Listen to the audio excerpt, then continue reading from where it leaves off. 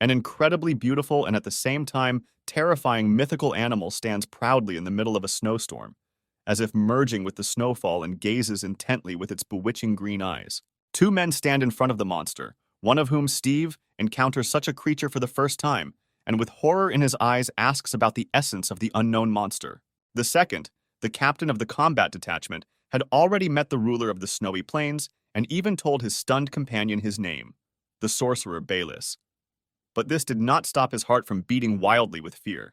And to understand how these three met, let's go back half a day to our civilized world, where an unsuspecting Steve stands in the middle of the street and watches a new message from his boss. After a while, after reading another stupid task from his boss, the angry young man begins to scream and complain at his phone as if he were talking to his stupid boss.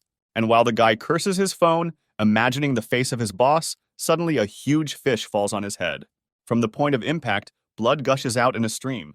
Before Steve has time to understand what happened, he suddenly loses consciousness and falls on the spot.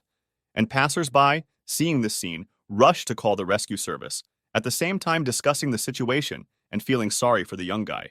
Losing consciousness, Steve and his phone fall into a time rift. Suddenly, a loud voice is heard saying that the corrector has been detected. Hearing an unfamiliar voice, the hero tries to open his eyes but fails. Consciousness slips away, and he again falls into a deep sleep. Suddenly, a huge creature appears in space, the color of the starry sky and with mystical violet eyes, which at first glance resembles a huge cat or fox. Passing through some portal, the creature finds itself next to the guy and accidentally clicking on the phone, starts the installation process. Suddenly, a spatial rift appears again. This was unexpected even for the mythical cat. Suddenly, a crack begins to suck Steve along with an unknown creature. And as the guy gradually disappears, another notification is heard with words about the spirit star. In an instant, Steve, shrouded in a purple aura, falls from the sky from that same rift and finds himself in the snow-capped mountains. Not far from where the hero fell is the Snow Plains Disaster Relief Headquarters. The appearance of the other world does not go unnoticed. A staff member, noticing energy fluctuations that increase the norm, immediately reports this to Mr. Zuo, and with his permission sends a combat group there. At the same time, our hero is still lying unconscious in the snow, and next to him is our unknown mythical creature guarding him. A pack of wolves runs up to the guy with the obvious intention of getting enough of him. But as soon as he sees them, the mystical creature immediately imitates their appearance, only with the size of much larger wolves, and drives the entire pack away from Steve. After the wolves leave, a group of rescuers appears. Rescuers quickly find the guy with the help of a four-legged detective. When they find a person unconscious, the guys professionally refuse first aid, and when they see a huge wolf next to him, they are not even surprised. Having seen traces of predators, rescuers assume that this snow wolf is the guy's spiritual beast, and it is thanks to his protection that the young man is still alive and unharmed. While the squad members discuss the situation among themselves, Steve wakes up and feels terrible pain in his body. Having opened his eyes, the hero gradually begins to come to his senses, gradually remembering his past. Among the memories, there were clear and blurry memories. After some time, Steve, seeing that there is a lot of snow around, realizes that he has been transported. And the first thing our smart guy thinks about is that in such a situation, he should have received some kind of superpower, cheats, or special skills. But without feeling any special changes in his body, he begins to scream at the sky, where, in his opinion, it is believed that there are gods or unknown forces that sent him here. Seeing this scene from the outside, the rescuers begin to think that the young man is not bright enough or that he hit his head when he fell. While some are in deep thought, other members of the squad inform the captain that the identity of the victim has been established. After reading the dossier, they find out the name and age of the boy, namely Steve, 18 years old, as well as his place of registration, school, college, where the high school student was going to go. And most importantly, the squad learns that Steve is the orphan of a fallen hero, and it was with his appearance that all people, the victims of the Beast Uprising, have been identified. Which means only one thing: this boy needs to be protected. Seeing such a special person, one of the rescuers succumbs to a surge of curiosity and asks the guy how he was able to survive Centipede. But before Steve has time to answer, that huge creature appears behind the interlocutor's back, the sorcerer Bailey's. Seeing the beast, the captain explains to the surprised boy who it is and assumes that he cannot write on them. Until the beast attacks, a rescue team takes Steve back to the city. Upon arrival at the headquarters, the victim is given the necessary assistance and all his wounds are bandaged, and only after feeling pain throughout his body from countless wounds does Steve come to the realization that this is not just a dream, but reality. And he really has found himself in another world. After rummaging around in his pockets a little, the guy finds his student card and little by little begins to remember that this is one of the best schools on the continent. To better understand the essence of this world, Steve turns on the TV and starts watching the news, trying to compare what he saw and heard in the program with his memories. And suddenly, unexpectedly, the news shows the main daytime wanderer, Sean, who was in the same place where the guy was found. But the most amazing thing is that he is sitting astride that huge monster, the ruler of the snowy plains. Seeing this, Steve jumps to the TV in surprise, and as if not believing his eyes, he furiously tries to see if there really is a person on the monster. Gradually, the memories become clearer, and Steve begins to remember the structure of this world, namely that there is a profession that controls spirits. And judging by the memories, these are people who can enter into spiritual contracts with the spiritual animals of this world and control them. Namely, engage in battles, conduct reconnaissance. Remembering everything, Steve comes to the conclusion that he is not yet a spirit manager, but in his heart, he is simply delighted that he has entered the world of fantasy. And suddenly, a familiar loud voice is heard in the air, announcing that the proofreader status has been confirmed. Hearing a voice out of nowhere, the high school student jumps from his seat in surprise. Having looked around and made sure that there was no one nearby except the big wolf, Steve begins to suspect that it was the wolf who spoke and expresses all his suspicions, asking the animal if he has become a spirit and reminding that animals are no longer allowed to become personal spirits, and seeing a smug face and arrogant wolf, loses his temper and screams, clarifying that this was not praise. In a fit of anger, the hero accidentally drops the phone and notices that the inscription 99% is displayed on the screen. Seeing the blue screen, the guy looks in surprise at the phone he took from Earth and realizes that something has changed. Suddenly, the download completes, and one after another notifications begin to appear with the guy's personal information, where it is written that the owner of the phone is Steve, his race is human, his status is a proofreader. Then there is a list of skills, including the passive skill animal language, which helps to communicate with spiritual animals, and the active skill golden hands, which allows the owner to stroke the contracted spiritual beast and use spiritual power to develop its abilities. The last notification issues a task for a beginner, namely, it tells you that you need to enter into a contract with a spiritual beast, and for completing it, a system function will open, a camera. After reading all the notifications, Steve is delighted with the understanding that he has a system. Rejoicing with happiness that he actually received the cheat, the hero shouts that he wants to become the kami of the new world. Having calmed down a little, Steve begins to think about the information received, looking at the wolf. He thinks about the golden hand skill, namely how this skill works. Will the wolf become bigger if he just pets it? In order to test his theory and become a manager of spirits, he hugs the wolf with all his might. It's not clear why he makes a terrible face, and squeezes him so hard that the poor fellow's tears well up from hopelessness. Suddenly, the room is covered with a veil of night, and a notification is heard that the task has been completed. Our hero is now a novice controlling spirits, and therefore the camera function has been unlocked. Having heard the notification, the guy lets go of the frightened wolf and looks at his hands with confusion, noting that he doesn't feel any special changes. To make sure that the task is completed, the boy checks his phone, where he sees that, as expected, the information has changed. Among other characteristics, 2 more have been added, one of which is the rank of Novice Spirit Manager, and the second is Spiritual Strength, which, judging by the indicators, is 100/100, also a newly acquired camera skill, is now in the list of existing skills. Naturally, Steve decides to test his new skill and turns on the camera and points his phone at the wolf to take a photo. Suddenly, the wolf takes on his true form. In surprise, the hero screams at the same time, asking whether he is the beast of the void, and whether he was with him in that empty space. Hearing the spiritual beast's answer, Steve understands why he was able to complete the first task so quickly, although in order to conclude a contract, you need to get the approval of the beast. In his case, everything went quite smoothly, since they were initially together. And obviously, the wolf was not against the contract, but also he realizes the power of the animal's language, since he is now talking to the wolf and fully understands what he is telling him. After talking with his spiritual beast, Steve learns that the void beast itself does not know how it ended up with the guy and why they came to this world together. So in order to find out the answers to his questions and go home, he was not against their contract after hearing story of the wolf. Steve promises to take responsibility and take care of the beast. Having heard the guy's promise, The wolf happily licks his contactor, and he, in turn, decides to test the skill of golden hands. While petting the dog, the boy recalls the classification of spirit beasts, namely inferior, ordinary, good, excellent, and superior, according to the memories. This is equivalent to a human IQ. Analyzing the data obtained, Steve understands that this is an unusual dog, and he has excellent natural characteristics. While the hero is enthusiastically stroking the husky, he does not notice how, using the golden hand skill, he has used up all his spiritual power and loses consciousness. At this time, standing at the entrance of the other world, Sean learns from his spiritual beasts that something unknown is arising in the depths of this other world. This something grew from countless tentacles similar to branches. They intertwined together, forming something between a tree and a rock. And then it completely took on a human form. Or rather, it was something very similar to an overly realistic statue, with white hair, creepy eyes, and a smile, the very sight of which makes you shiver.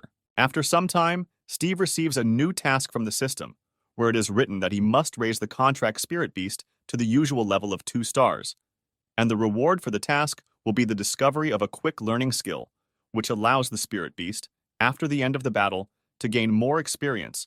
After reading the notification, he is also surprised to discover that the husky has become an application, and compared to the camera shot, there is much more information in the application.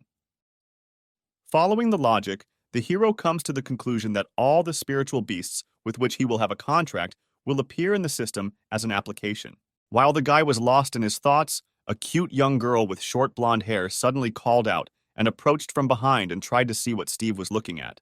Out of surprise, the guy abruptly pulled his hand back and hid the phone behind his back. It turned out that she was the daughter of friends of Steve's parents. Her name was Yuna. A spiritual beast was melting on her shoulder. Naturally, she and Steve had known each other since childhood, so this guy's reaction greatly surprised the girl. Suspecting something was wrong, Yuna abruptly snatched the phone from her friend's hands, and despite his objections, began to look at what her friend was so furiously trying to hide. In her phone, she found a photo of a dog and was surprised to learn that Steve got a dog because she didn't know that he liked animals. In order not to arouse even more suspicion, the hero decided to show off his husky. He also realized that no one except him could see that strange system, and most likely the reason was his strange status as a proofreader. While stroking the dog, Yuna decided to ask her friend how he was feeling, since she heard that he had recently encountered a fracture in the other world. Trying to explain the situation as naturally as possible, Steve only said that he was fine, and the husky saved him from the wolves. Yuna was surprised to see a smile on her friend's face when talking about such terrible events and thanked the husky for saving Steve, promising something tasty as a reward next time. Suddenly, it dawned on the guy. He asked his friend for permission to take a picture of her fluffy furry, and having received permission, he took a picture, and thanks to the system, he received complete information about the animal, according to which the object is a snowy, starry night fox, has the usual level of 4 stars. Spiritual power is 240, also has excellent natural abilities and 2 skills, namely Snow Blast and Star Capture, also according to the information in the system. After reaching adulthood, cubs close to humans, in addition to the ability to control snow and ice, can borrow the power of stars. But the most unusual thing in all this was how skillfully the fox posed for the camera. Remembering all the cute poses that she taught her little animal, Yuna blushed with embarrassment and began to demand that Steve immediately delete the photo. Having calmed down a little, the girl remembered that after the shooting, the guy had been looking thoughtfully at the phone for some time and decided to find out the reason. Steve had no choice but to tell part of the truth. He said that he had signed a contract with a dog at night, and now he was thinking about how to promote it to 2-star. After carefully hearing his friend's story, Yuna was very surprised that he became a spirit manager. But she was even more surprised that Steve entered into a contract with the wolf of the snowy plains. Since these animals are not particularly suitable for a contract, they have comparatively low natural abilities, and the limit of spiritual strength is not high. After listening to his friend, the guy did not know how to explain his action without revealing the secret that his husky was not a husky at all, and simply justified his action by the fact that it was this wolf who saved him that day. Realizing the awkwardness of the situation, Yuna decided to cheer up Steve by telling him that sometimes wolves of the snowy plains can awaken very powerful skills of a companion, although she herself understood that the likelihood of such a development of events was extremely small. This was the first time Steve had heard of the companion skill, so he decided to ask what it was. The girl calmly began to explain that these are skills that can only appear in spiritual animals that have entered into a contract. For example, her fox has a chance to awaken such a skill. Snow dance, which allows the furry, due to the expenditure of spiritual forces, to move faster on snow and ice.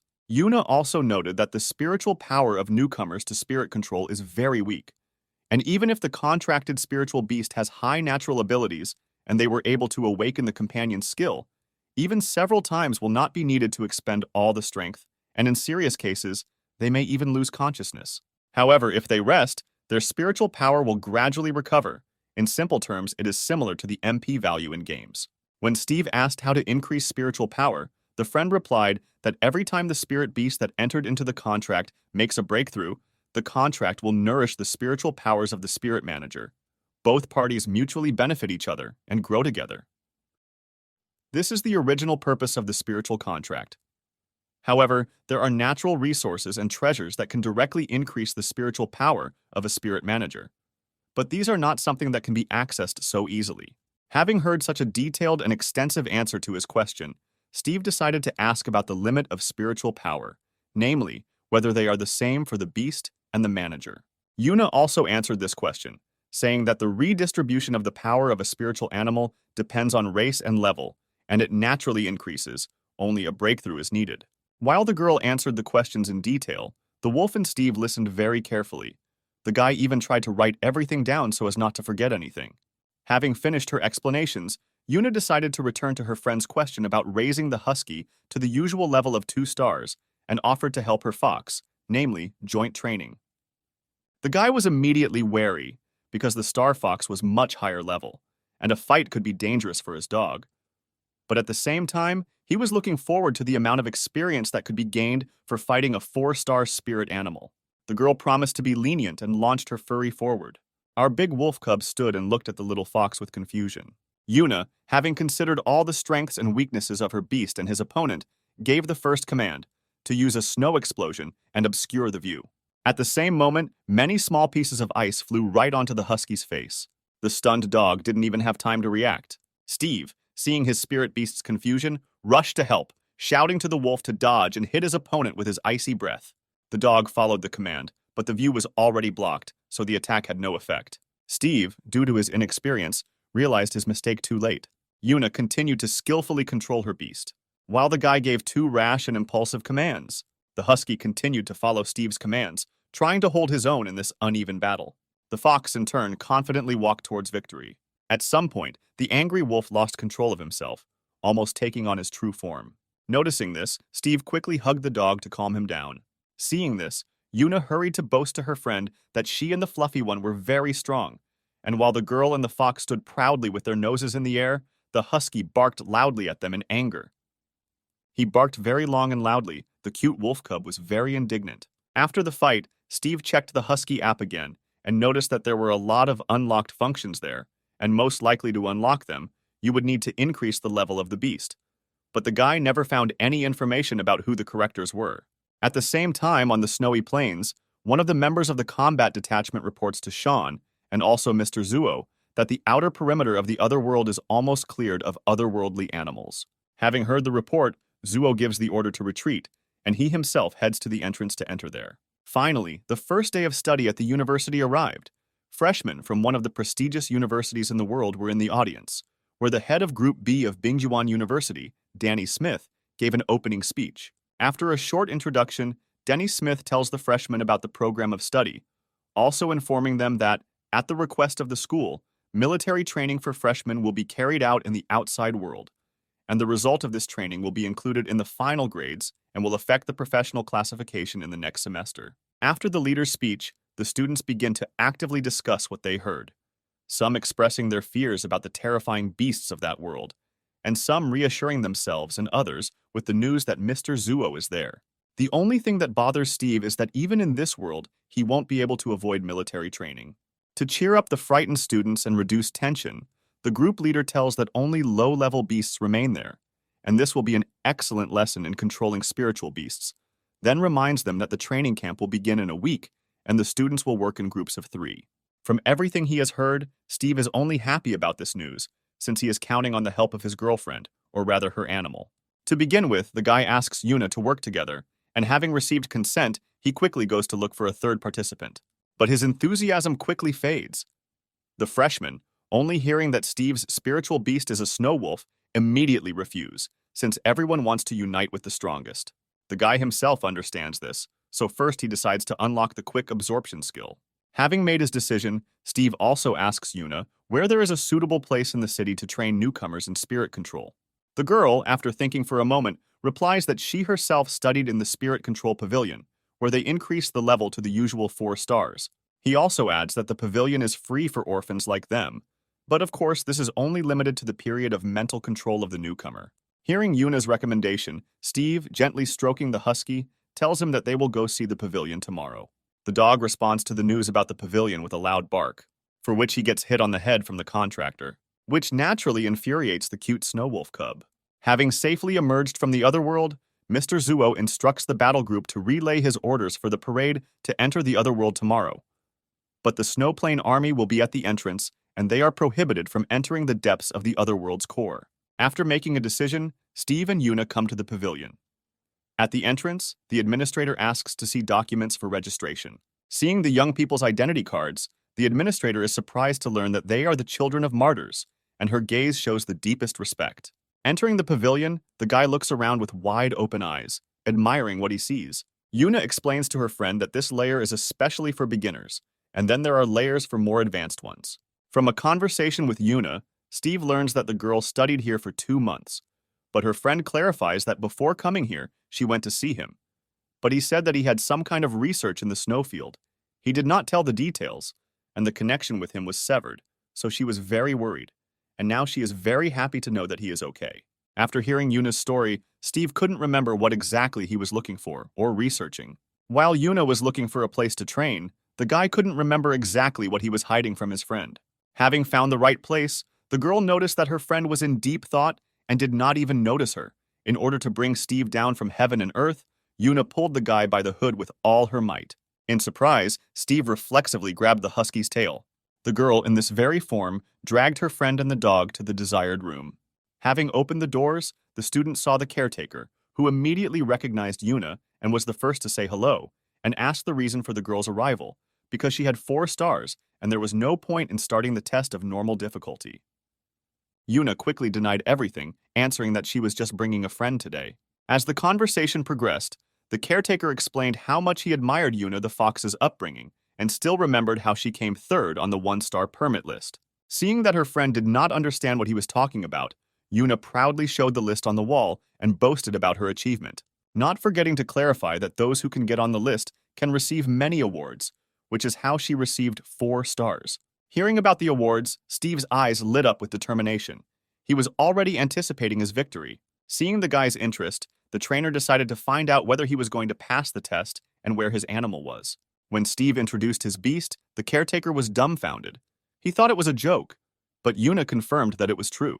Realizing that this was not a joke, the man read a long tirade about how low the chances of winning with such a spiritual beast were. What he heard angered Steve, and he responded with only one phrase, decisively stating that only by trying they would find out. Reluctantly and worriedly, the caretaker allowed the boy to take part in the test, notifying the medical staff in advance. Seeing Yuna's look, the coach asked her if she was worried about her friend, to which he received a quite laconic and clear answer that she believed in Steve. The hero and the wolf entered the test simulator. Soon the first snowball appeared. Steve immediately ordered the husky to jump up and attack the enemy in the neck, and also reminded him not to show his true appearance. The wolf understood everything and agreed. Immediately after the contractor's command, the dog rushed into battle.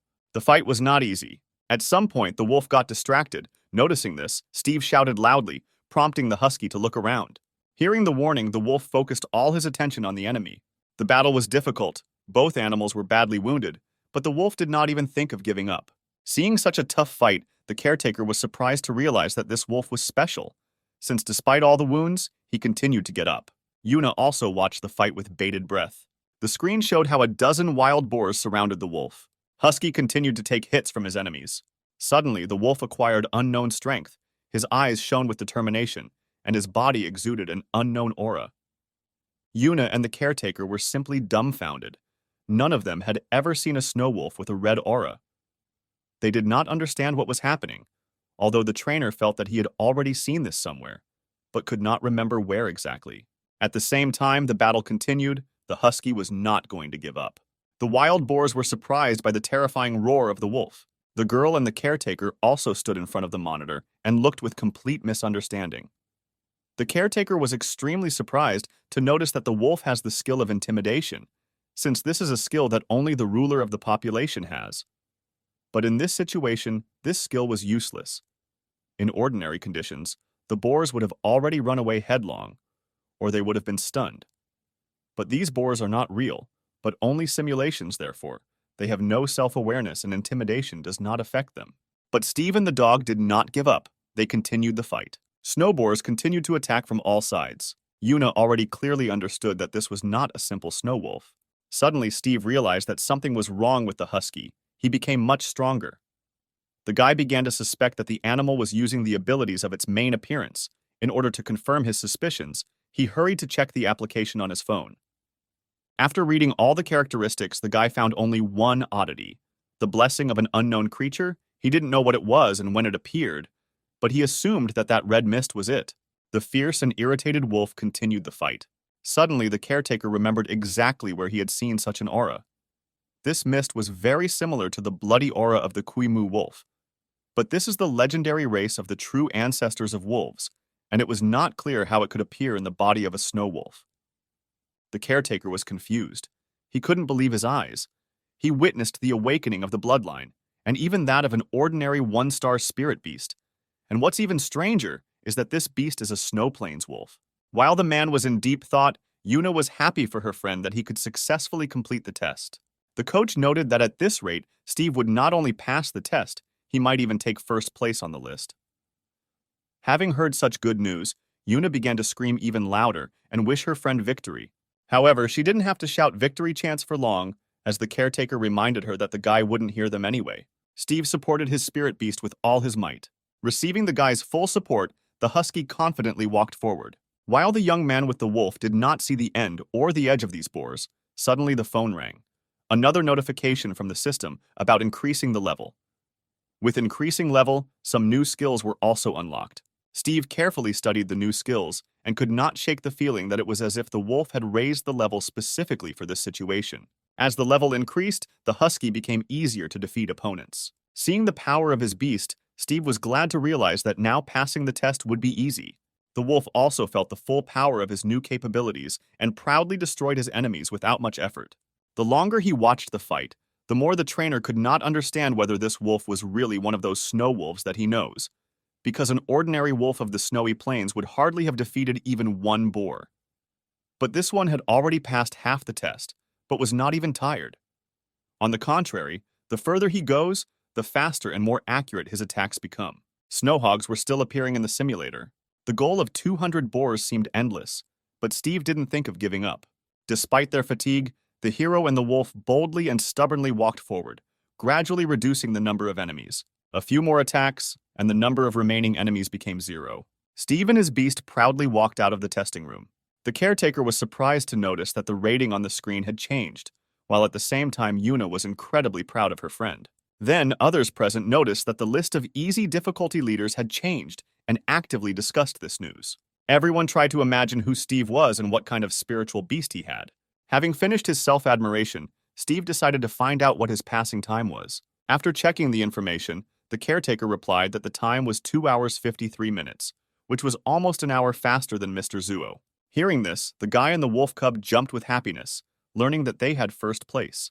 Having learned that he had first place, Steve began to think about the reward, secretly hoping that it would be money. A lot of money.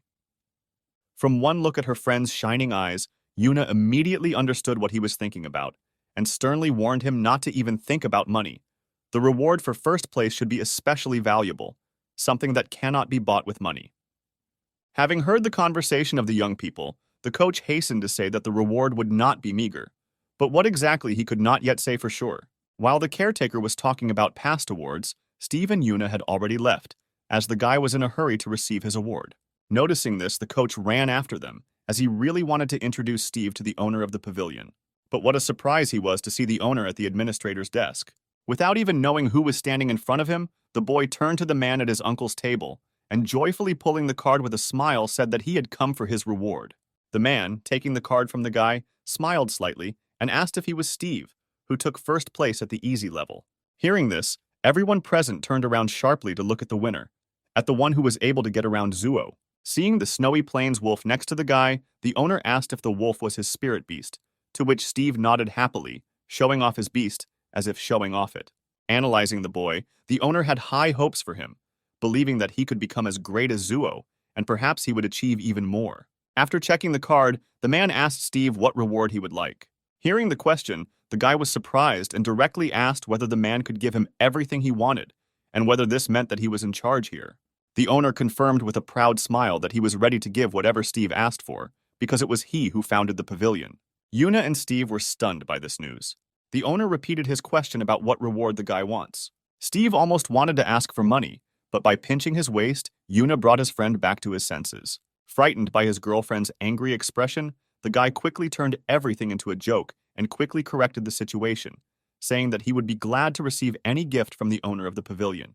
After thinking a little, the old man made a decision. As soon as the owner opened his mouth to speak, the young guys immediately froze, listening to what he had to say.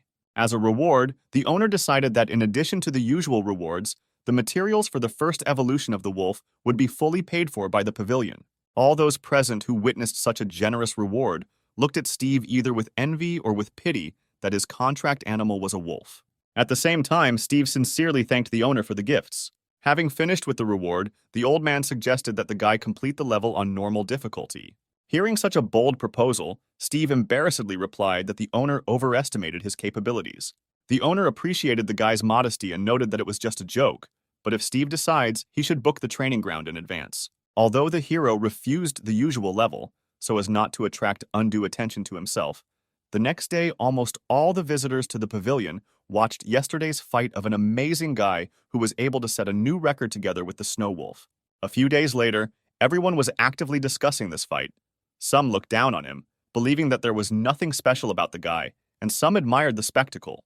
All these days, while others watched and discussed the test, Steve calmly trained with his wolf, tracking progress in the application and calculating the time required to obtain 3 stars. On the 5th day after receiving first place, the guy already had his own fan club, which consisted of pavilion participants who came every day just to look at Steve and his wolf. They actively cheered for the hero and the Huskies, shouting supportive chants. Analyzing the progress over the past days of training, the hero was almost sure that he would quickly achieve 4 and even 5 stars. While Steve sat quietly, the wolf trained as hard as he could, chasing and defeating snowboarders. At this time, Louis, one of the strongest among the freshmen, with 5 stars, was calmly watching his favorite program on the computer. The freshman was completely captivated by the cute girl on the screen. At the same time, one of the workers from Louis's mansion entered the room without knocking and handed over a report. Out of surprise, the young gentleman abruptly closed the monitor and, with his face flushed with embarrassment, cried out, reminding him that before opening the door, you need to knock. Having received a report on Steve's success, Louis was extremely surprised, because the report spoke specifically about his classmate, with whom no one wanted to form a group. Finally, it was time for military training. Steve was pleased with his training and the progress of the husky. He assumed that the wolf would soon reach 3 stars. Suddenly, a teacher approached Yuna and Steve and said that their team was complete, which greatly surprised our couple, since they had not yet found a 3rd member. Hearing this, the leader was extremely annoyed, since according to his lists, the 3rd member of the group was Louis. Louis hastened to justify his action by saying that he forgot to submit an application. Then he approached Steve and extended his hand and asked to take him into the group. Seeing that the guy was in no hurry to answer, Louis introduced his 5-star snow elf. Taking this opportunity, Louis planned to test the strength of the first in the ranking, since he always trains at home, and there was no opportunity to visit the pavilion. Before the guys had time to finish speaking, one of their classmates called Louis and was indignant that he had previously said that he was already in the group. In order to get out of the situation, the guy hastened to explain himself, saying that at that time he had business, and now only Steve has a place in the group. Hearing this, all the participants were alarmed, because everyone wanted a 5-star guy in their group. Some even began to kick out their partners to make room. Some even voiced complaints against Steve. Steve naturally did not accept them. Seeing the growing aggression, Yuna quickly agreed to accept Lewis into the group. Hearing this, Steve proudly told everyone that the list had already been given to the teacher, and Lewis was now in their group, which greatly angered the applicants for the group for the best freshman. Seeing that the issue with the group had already been resolved, the leader ordered to take their seats on the buses, and the students hit the road. On the way to their destination, the guys chatted happily. Louis talked with admiration about Zuo, who for 10 years held all the existing records in the pavilion. He also added that Steve was the first to break her record at the beginner level. After the story, Lewis suggested that Steve, upon arrival at the training site, head deeper and arrange a sparring session. The hero agreed with pleasure. Yuna was annoyed that the boys decided everything without asking her, but she agreed to go with them, on the condition that the boys would not ignore her. Lewis and Steve instantly agreed. Suddenly, the hero noticed that the other students did not have contract animals with them and asked in surprise what the reason was. Yuna explained to her friend that everyone keeps their animals in the spiritual domain and calls them during battles. The spiritual domain is a kind of portable space that allows contracted spiritual beasts to rest and recover. It can be opened by all spirit managers. After finishing her explanation, she began to demonstrate what it looks like. After hearing the explanation, Steve tried to imagine what it looked like. To help her friend open it, the girl once again called her fox from there, while simultaneously explaining the algorithm of actions. Steve gently stroked the husky, tuning in to open the spiritual domain as instructed. The girl was sure that the guy wouldn't succeed the first time, but before she could finish speaking, Steve and the wolf started the process. Yuna and Louis were dumbfounded by the situation. The process was completed successfully. The husky was able to enter the spiritual domain. Steve was absolutely delighted, and the girl could not believe her eyes. Not only Yuna, Louis was also surprised and admired his partner at the same time. Finally, the buses reached their destination, where there were military vehicles everywhere. The military carried the corpses of killed monsters in cars. Some soldiers were unhappy with the arrival of the students, as they considered them not serious. At this time, in the mountain of killed monsters, something began to rustle and move. After the bus came to a complete stop, the students got off the transport. Coming off the bus, all the students looked around with admiration and interest, and Steve admired his spiritual domain. Not far from the students, the military who were transporting the corpses got out of the car to report their arrival. After the report, the soldiers did not have time to unload the carcass, as some surviving monsters jumped out of the mountain of corpses. The students began to run away in panic. The soldiers quickly ran up. Some were busy destroying the monsters, and the rest were ensuring the safety of the students. The military called in their contract beasts to protect children and destroy the creatures. However, many have already suffered. Otherworldly scolopendras attacked everyone. The military realized that they did not have enough people. At the moment when one of the monsters was preparing to attack a student, the husky attacked the centipede and pushed him away from the girl. Steve's group joined the fight. While the hero and Yuna dealt with the monster, Lewis helped his classmate get up. Steve and his wolf were determined to fight. The husky rushed into battle, and now there was a low-level wolf cub with 2 stars against a huge centipede of a regular level with 7 stars. The wolf struck first. Lewis and Yuna with the fox also helped in the battle. Steve resolutely gave commands to the huskies. The wolf used his best skills, but the blows had no effect. While the brave trio of freshmen fought, risking their lives, the rest of the students ran away in horror. Finally, the strongest student in the group sent his elf into battle. In order to defeat an enemy that was much superior in strength, the spiritual beasts united and decided to fight together to strike the enemy with joint forces. For the sake of protecting the students, the leader also summoned his spirit beast. During the battle, the hero and his friends realized that these creatures do not know how to attack at a distance.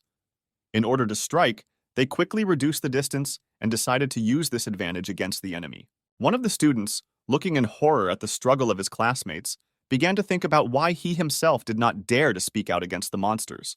The fierce battle continued. Along the way, Louis watched the husky and tried to understand what kind of skills he used.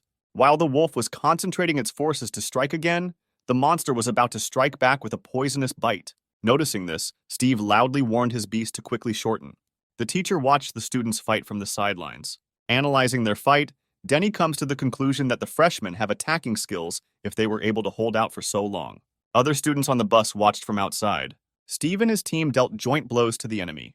Their spirit beasts were also combining their attacks. While the guys were focused on the fight, one of the centipedes sneaked up unnoticed and grabbed Yuna. Seeing this, Steve gave the command to use the intimidation skill. The terrifying aura and loud roar had an effect. The monster relaxed its grip. Freed from the grip, the girl collapsed to the ground. The leader watched the battle with surprise and noticed that the low-level snow wolf had the intimidation skill. Noticing the monster's confusion, Yuna shouted for the guys to quickly attack using this opportunity. Hearing the command, the husky struck again at the enemy. Having made sure that everything was in order with the contractor, the fluffy one also rushed into battle. Joint attacks continued. Steve and Lewis developed a joint attack. The plan was for Louis to strike before the Scolopendra came to his senses. After such a long battle, the monster weakened a little. After a series of powerful blows, Steve noticed that the monster's weak point was the abdominal cavity, and hastened to warn his friends to hit exactly this point. Having discovered the enemy's weakness, the spirit beasts charged with renewed vigor. The monster received blows from all sides, hitting its weak point. The leader, watching the battle, was pleasantly surprised that the freshmen were able to discover a weak point and launched an effective attack. Finally, the battle was successfully completed, and the monster fell dead. But the girl could not calm down so easily. She took out her anger on the corpse, posthumously kicking the terrible monster. At this time, the snow elf Louis reported that he no longer felt the life force of the centipede. Seeing the guy's grand victory, someone envied their courage, and someone sincerely admired. After the battle, one of the soldiers ran up to the students to find out if everything was okay and if there were any injuries. Yuna answered with a smile that everything was fine, only the spiritual beasts were very tired and needed rest. Hearing her answer, the soldier looks in surprise at the wolf sitting next to him, who does not look tired at all. Carefully watching the battle, Denny understands that although the work was a team effort, it was the snow wolf who played the decisive role in the victory. Steve joyfully praised the Huskies for their victory. Suddenly, the guy received another notification from the system, with a message about raising the level to 3 stars, increasing soul power, and improving some skills. The military man hurries to thank the students for their help and apologizes for the omission that the soldiers made. The class teacher joins the conversation and says that he will definitely report their achievements to the university. The military man also reports that another part of the army will be brought here to ensure that such an incident does not happen again. At this time, the soldiers continue to remove the corpses of monsters. After destroying the centipedes, the leader allows the students to get off the bus. Getting off the bus, frightened first-year students vying with each other to ask the leader about the terrible beast, and some even complain that they want to go home. Denny Smith answers in a stern voice what kind of creatures these are, and also notes that although these monsters are strong, as they have already noticed, they are not invulnerable. They also have a weak point, and by working in groups they can be defeated, just as Lewis did and his team. One of the students did not believe the teacher, justifying this by the fact that Louis had 5 stars, and they had a maximum of 3. At the same time, another student's competitive spirit awoke. In response to the first student's question, Denny Smith said that at the time of the battle, the snow wolf only had 2 stars. For the students, this information was a complete surprise. Everyone looked at Steve and his dog with surprise and misunderstanding. Suddenly, the hero realized that the power of the otherworldly beast was different from the power of the spiritual beast. Then Steve decided to ask Mr. Smith whether the gradation of the beast differs from the gradation of the spirit beasts. The teacher replies that the gradation is the same, but for some reason, otherworldly beasts of the same level are usually a level higher than those on the spirit star. And of all the otherworldly beasts compared so far, although the difference between individuals and races different, they were all better than the spirit beasts on the spirit star. In his answer, the leader also mentioned the fact that there are 7 classes of spirit beasts on the spirit star, namely, Ordinary Elite Overlord Monarch Legend, Holy Spirit Disaster. And if the first 4 can be met, even though the Overlord and the Monarch meet very rarely, the last 3 levels practically never occur. Even the teacher himself has never encountered such in his life. Further, Mr. Smith says that according to legend, the appearance of a catastrophic animal spirit is accompanied by a great disaster. For example, a tsunami, drought, or even volcanic eruptions. According to the story, it is a force that human beings simply cannot resist. Having heard the answer, the students had a completely reasonable question. Is it possible to conclude a contract with such a powerful beast of a catastrophic level? The sensei, also relying on the content of the legend, replied that the human emperor of the ancient spirit beast era united the spirit planet with the help of a catastrophe-class spirit beast he bred. However, it is worth remembering that if the soul is not strong enough, it will not be able to withstand the power of the soul contract of a high spirit beast level. According to the classes of spirit beasts, there are also 7 levels of spirit control, namely Beginner, Journeyman, Professional, Master, Patriarch, Glorious, Hall of Fame. Also, after passing the exam through the Spirit Control Association, you can obtain the corresponding spirit control certificate. On the other hand, spirit beast controllers can use the perception of their spirit beasts. Then the leader told the students about the emergence of the other world, about their duty to protect themselves and their world from the invasion of otherworldly monsters. The sensei's long speech, seasoned with emotional overtones, had its effect. The previously depressed and frightened first-year students were now enthusiastically and boldly shouting that they could do it. Only now, having made sure that the students had come to their senses, was the tense leader able to breathe a sigh of relief. Only Steve, standing not far from the teacher, was thinking about whether he was an animal that fed on people, if he himself came from Earth and probably also fell through a time rift. In order to test his incredible theory, the guy decided to bite his best friend, who was nearby. After waiting a little for the students to calm down, the sensei reminded the guys about the dangers of the other world. But without receiving any response, the leader only hoped for the prudence of his charges. Some groups were already actively looking for a place with a lot of monsters to show off their skills, and some were just discussing a plan of action. Suddenly, Yuna walked up to her group with several vials of super powerful restoration potions that the Snow Plains army had given her. Seeing the potions, Steve's mouth began to water. He assumed that it was a tasty drink, and the wolf cub was not far from his contractor, but the girl quickly removed the potions away from her friend, warning that this drink was only for spiritual beasts. Louis suggested that his group go deeper into the forest, since no one had directly designated the area beyond which it was prohibited to go. Yuna quickly gave the husky a potion, since the elf and Fluffy had already taken their share and regained their strength, and agreed with her classmate's proposal. Steve also agreed with his friend's idea, and also expressed his suspicions that perhaps the incident with the centipede was not an accident, and there seemed to be something wrong with the army. There were too few people. Hearing the guy's suspicions, the team members also began to express their opinions. Yuna suggested that the military was not happy with their arrival, and therefore was deliberately causing trouble. At the same time, Louis expressed that in his opinion the teacher did not know about all this. Steve, in turn, clarified that this is the best possible option, but he suspects not the army itself, but that rift into the other world.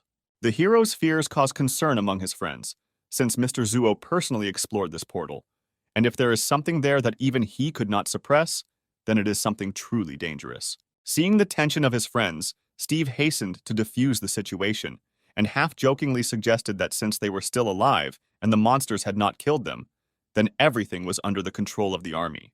Having said everything he wanted, the hero headed towards the forest, reminding them that the stronger the beast, the more points they will receive. Yuna and Louis ran after. At this time, another group of students was intensely looking for monsters, but strangely enough, during all the time, they did not meet one. One of the group members turned to the leader, who stood out with red hair and a bad character, saying that they would soon leave the given territory, and the other suggested setting up an ambush right there. Hearing this, the irritated leader became even more enraged, and almost in a commanding tone, said that this was all just a trick by the university, and if they found and killed the monsters of the abyss, they would receive a lot more points, finally ordering the group to silently follow him. Frightened classmates almost mechanically agreed. At the same time, Yuna was angry with Steve, not understanding what he was doing, because they came to the abyss for glasses, and Steve was busy with a very serious matter. He was sculpting a bait for the beast. But it seems the girl didn't appreciate her friend's efforts and threw a snowball right in his face. Louis tried to calm Yuna a little, and it seemed to work, since Yuna also decided to help Steve with his art. An unexpected bark interrupted the fun. Husky told Steve that he felt some movement. The girl looked around in surprise, but saw nothing. Louis was the first to notice where the sound was coming from. Suddenly, a white frog ran out of nowhere. Yuna was delighted to see a white frog with copper pupils, a snow toad, because she thought that these spiritual animals only existed in myths. The girl's eyes sparkled with admiration, and the guys continued to ask questions about the toad. While the guys were discussing the incredible find, our wolf cub watched the frog with sparkling eyes. According to the information, the toad had a weak fighting ability, but its peculiarity was different. Firstly, they themselves are rare creatures. Secondly, they have a keen sense for valuable objects. With the help of this ability, they easily find jewelry and artifacts, but often they simply cannot take them themselves. But thanks to this ability, they do not have to think about evolution, because they find the objects necessary for this themselves. Thirdly, they have the ability to stealth, so they are very rare in their natural habitat. Looking at the snow toad, Yuna remembered a legend about a spirit tamer. According to legend, he traveled to the snowy plains with a group of adventurers. However, due to a snowstorm, he was separated from the group and was left alone. While he was wandering across the snowy plains, he found a half-dead snow toad. With the help of a special medicine, he saved her life and went with her to a mysterious place. And after the toad helped him find treasures, she showed him the way to his comrades. And after his contract beast of elite rank absorbed this artifact, he immediately received rank monarch, bypassing lord. Steve listened to the legend with delight, imagining how quickly he could raise the level with the help of the toad. Louis also confirmed the authenticity of the story. Hearing this, the hero's eyes immediately sparkled. He happily ran towards the frog to catch it. However, the frog turned out to be voracious and quickly jumped to the side. As a result, Steve buried his face in the snow. Although the toad did not allow itself to be caught, it told the guy that they were chasing it. Hearing this, Steve stood up abruptly. Suddenly, a pack of gray wolves appeared out of nowhere. Seeing the animals, Steve was happy that he could get points. One of the wolves attacked the guy, but he immediately reacted. Lewis asked the elf to support the husky with the ice song skill. At this time, our wolf pounced and hit the gray wolf with his ice-piercing claws. The guy was proud of his wolf's victory.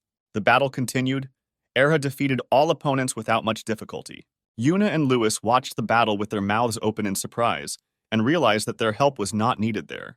Erha quickly dealt with all the enemies of our toad. Having defeated all the offenders, the husky proudly stood in front of the frog. Steve also ran up to the animals and joyfully praised his dog for his brilliant victory and for protecting the frog. Before they had time to rejoice at the victory, suddenly someone attacked them. There were no animals around, and the animals were not able to attack the target so clearly. Noticing his classmates, Steve got angry and said that normal people don't greet friends like that. It was a group of 3 students. They calmly walked up and started a conversation with a stupid smile. One of them realized that since Steve was strong enough to withstand his attack, then it was not worth fighting with him openly, and abruptly began to pretend that it was just a greeting. The second one, also smiling forcefully, supported his friend's legend that they were just passing by. Steve was too lazy to deal with this, so he ignored everything, only telling them to leave since they didn't need anything from them. But a group of impudent students did not want to leave so easily. They said that they had come for the toad. With a smile on his face and anger in his soul, Steve suggested asking the toad himself if he would like to go take it off. After talking with the toad for some time, Steve began to suspect that it was these guys who set the wolves against the frog. For some time, the hero simply looked at the impudent group. Suddenly, the leader of the group asked Steve if he was going to attack them. To which the guy, making a funny grimace as if mocking them, replied that he was not as shameless as they were. Apparently, the response angered the group, so much so that the third member of the group wanted to attack again. But the leader of the group stopped him, saying that first he needed to take the frog. Seeing this, Steve continued to mock and make faces.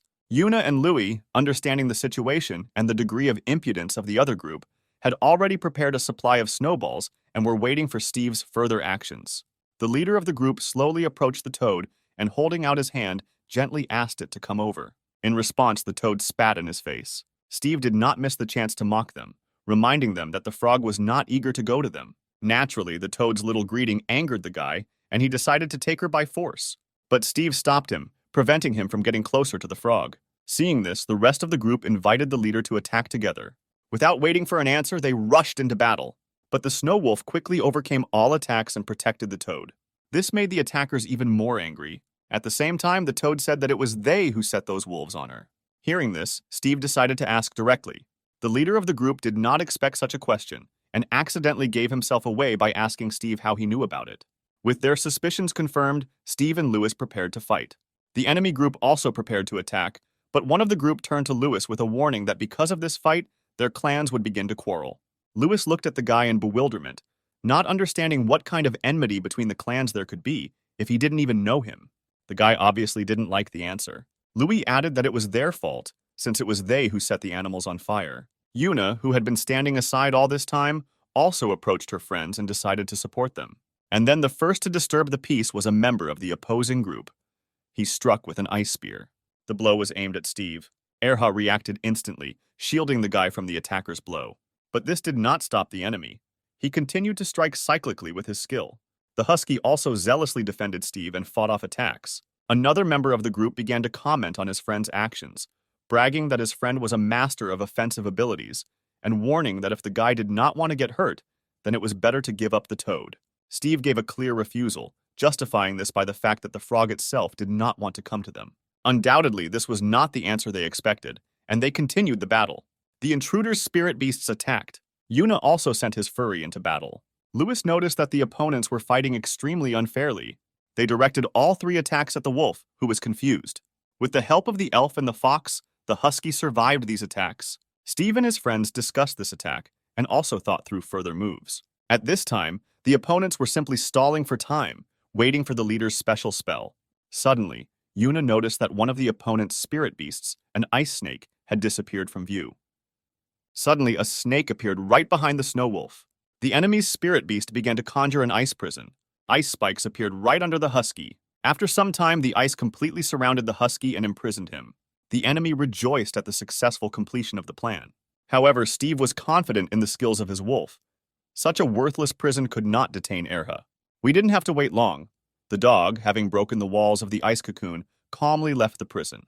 Suddenly, the once proud husky lost his balance and could hardly stand on his paws. Rejoicing with happiness, the opponent said that it was all thanks to the skill of his brother, who created a slippery ice surface so that the spiritual beast could not move. But imagine their surprise when Steve responded to their praise with only a grin. The guy replied contemptuously that there was nothing to brag about because only one of their group had attacking abilities.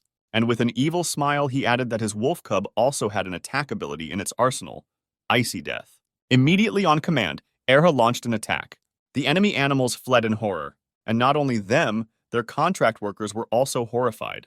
Lewis was also extremely surprised. While the opponents were confused, the wolf and the elf joined forces.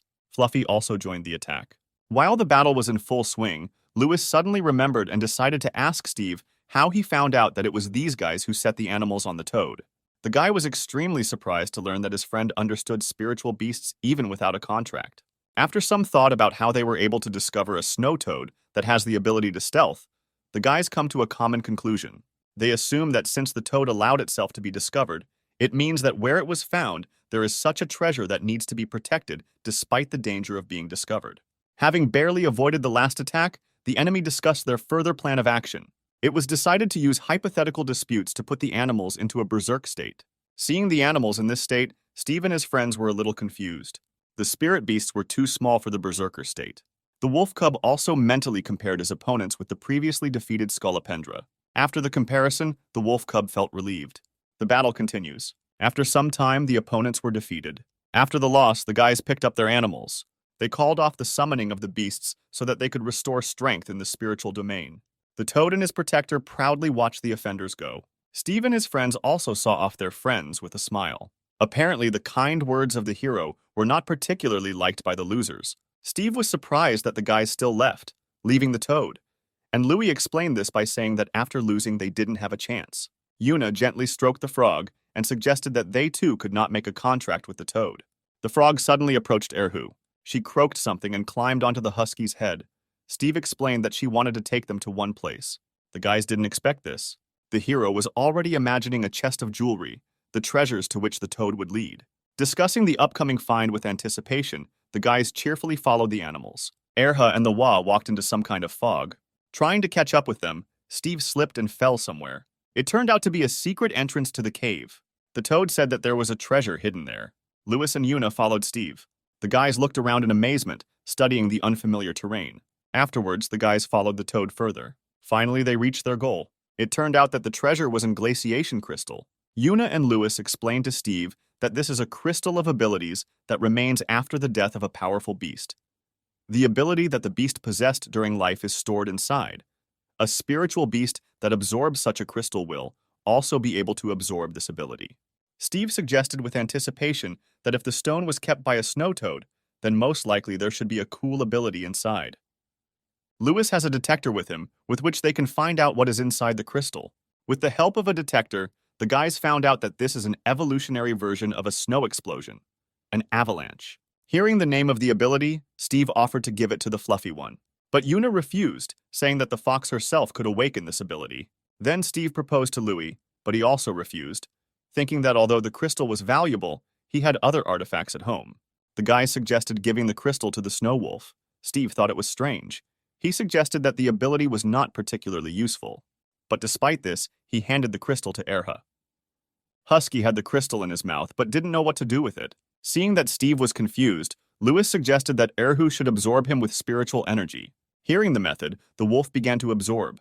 And since the process would take about an hour, Yuna suggested that they rest a little and then go earn points. After the girl's proposal, Steve suddenly jumped, which greatly surprised his friends. He angrily remembered that he had to force those three to leave the thing from the animals.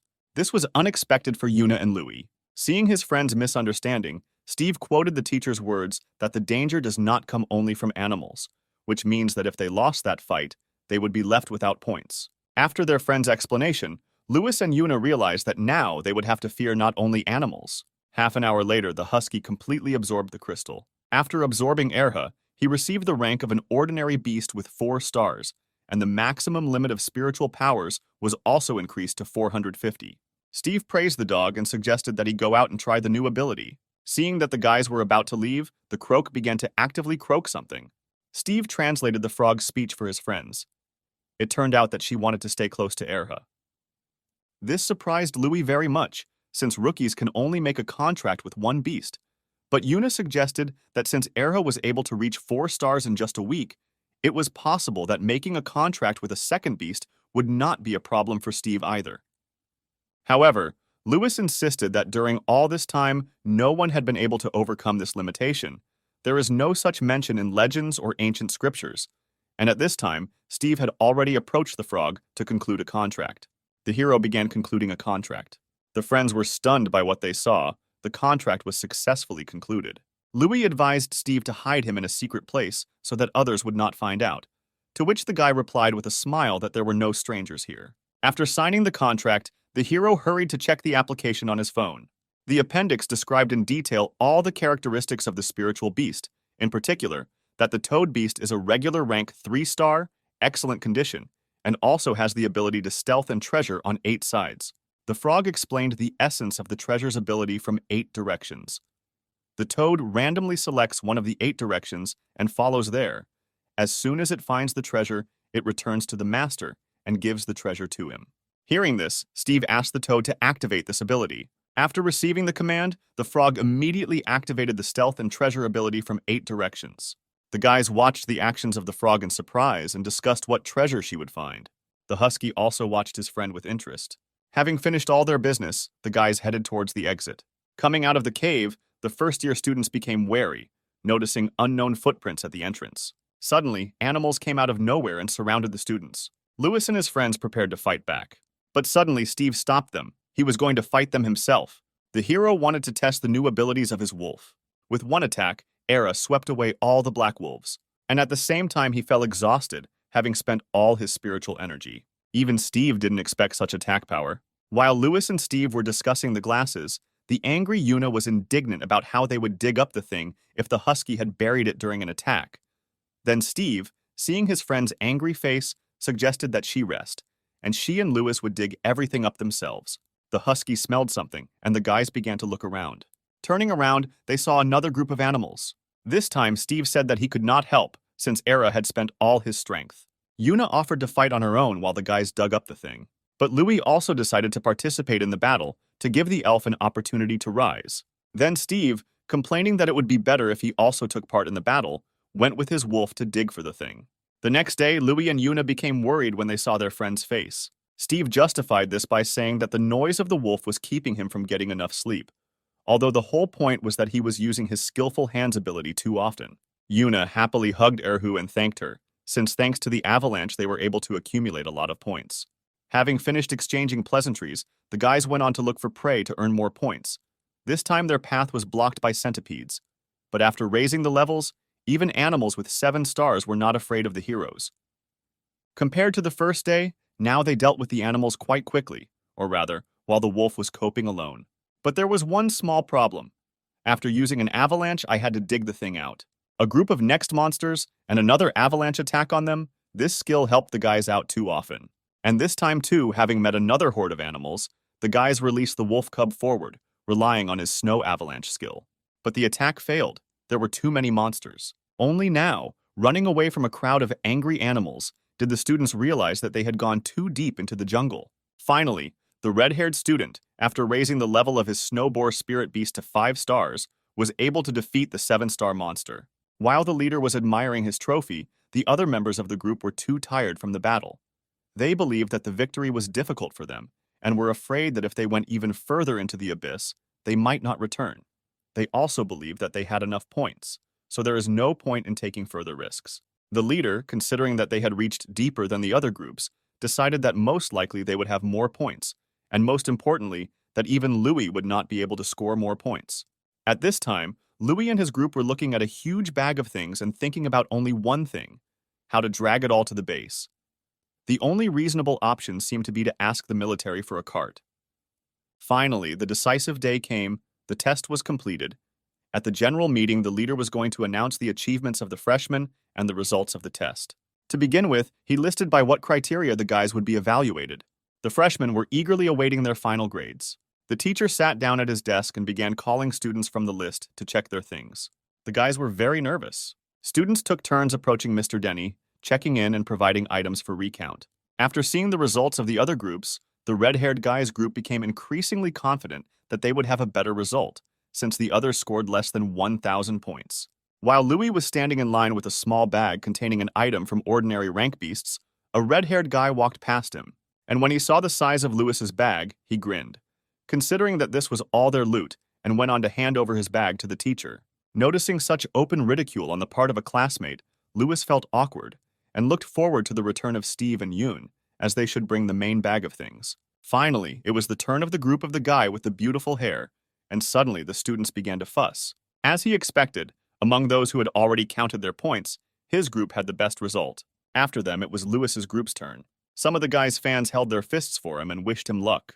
After looking at the list, the teacher called the guy. Although the friends had not returned yet, Louis came up and handed over the small bag that he had. The leader was surprised but began counting. All this time, the guy was nervously waiting for his friends. Thinking that they would not make it on time, he asked the teacher to wait a little. But suddenly there was a loud sound. Everyone turned around sharply. It was Yuna and Steve, with a huge bag of things on a cart. The children proudly pushed the cart towards the teacher's desk. Seeing such a huge bag, the guy with red hair, who considered Louis his main rival, was speechless. In surprise, the leader jumped up from his seat and hurried to clarify whether the resources from the animals they had hunted were inside the bag. Having received a positive answer, Mr. Denny became slightly irritated, because now he would have to start the calculations all over again. Louis and Steve had great difficulty dragging the thing to the counting table. Seeing the contents of the bag, the leader could not believe his eyes. And he wasn't the only one. Louis's self-proclaimed rival was also shocked. The guy couldn't understand how this was possible, but he didn't doubt Louis's honesty either. At this time, Steve's group was waiting with anticipation for the results of the count. Having finished the recount, the extremely surprised teacher said that they had counted 260 animals of the lowest level, 155 of the average, and 5 of the highest. And in the end, the guys earned 23,100 points. Hearing this, all the students were shocked.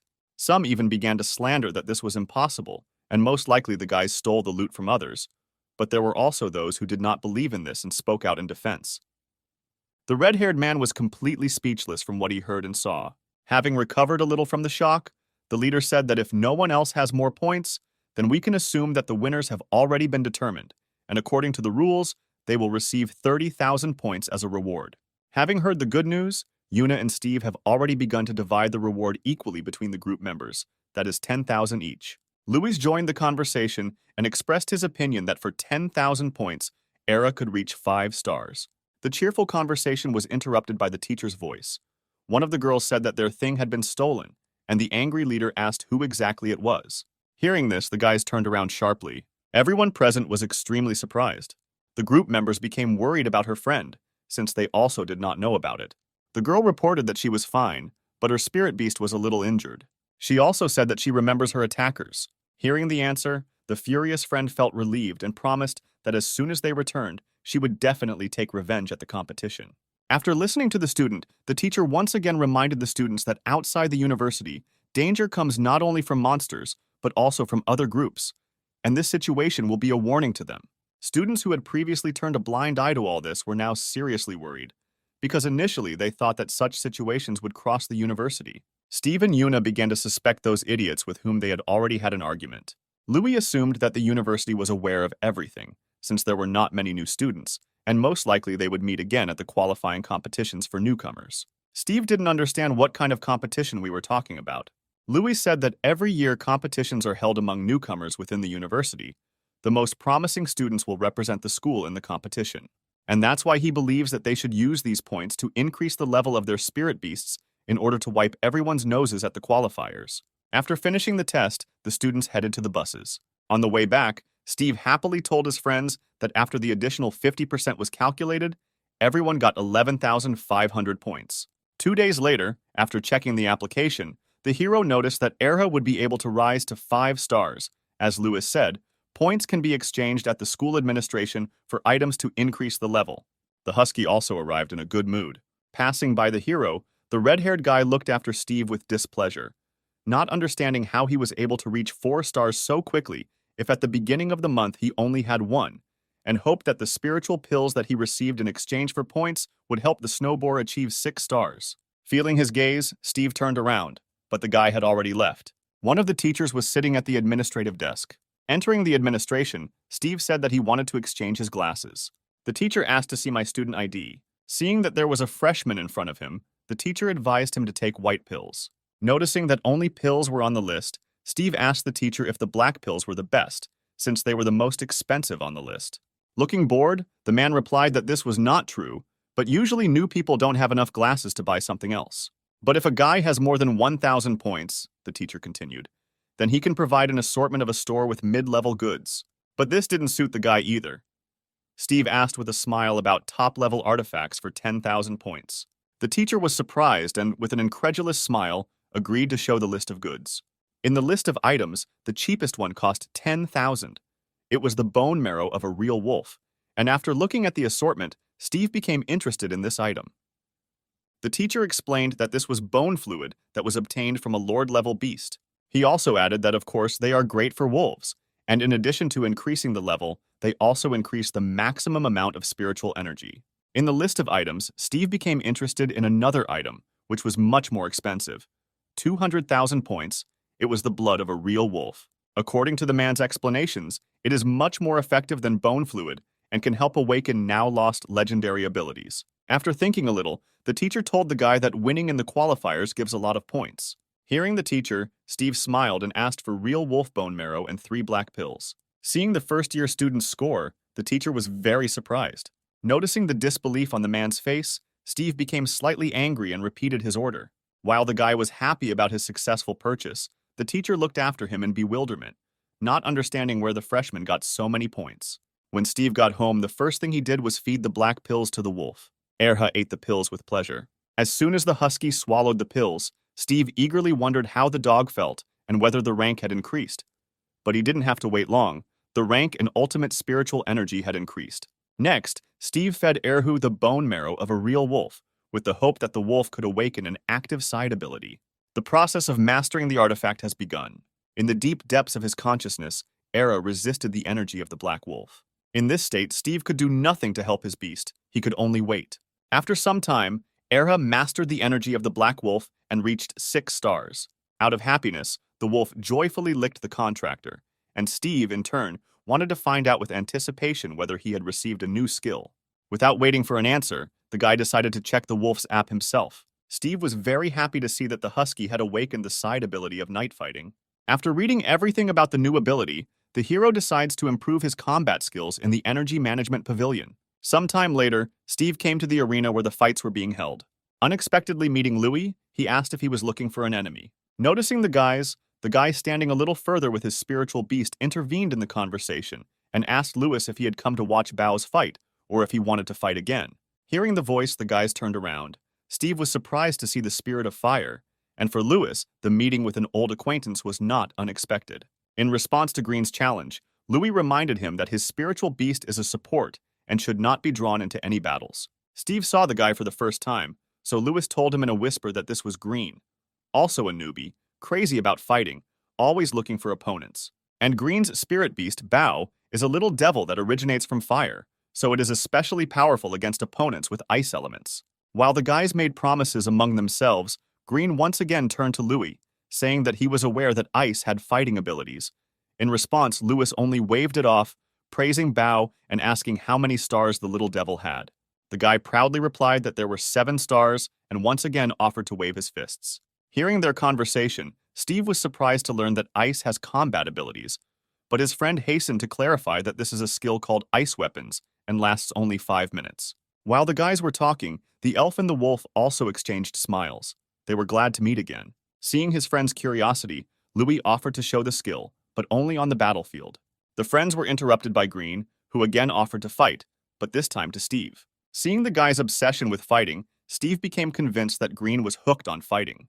However, Steve had no experience in fighting one-on-one with another tamer, so he considered this a great chance to test his abilities. Green and Lewis didn't expect Steve to agree so quickly, and now the rivals are standing in the arena. From the first seconds of the fight, Green underestimated Steve, seeing that he had a spiritual beast, a snow wolf. Already almost confident of victory, Green warned Bao to restrain himself and not hit the wolf too hard.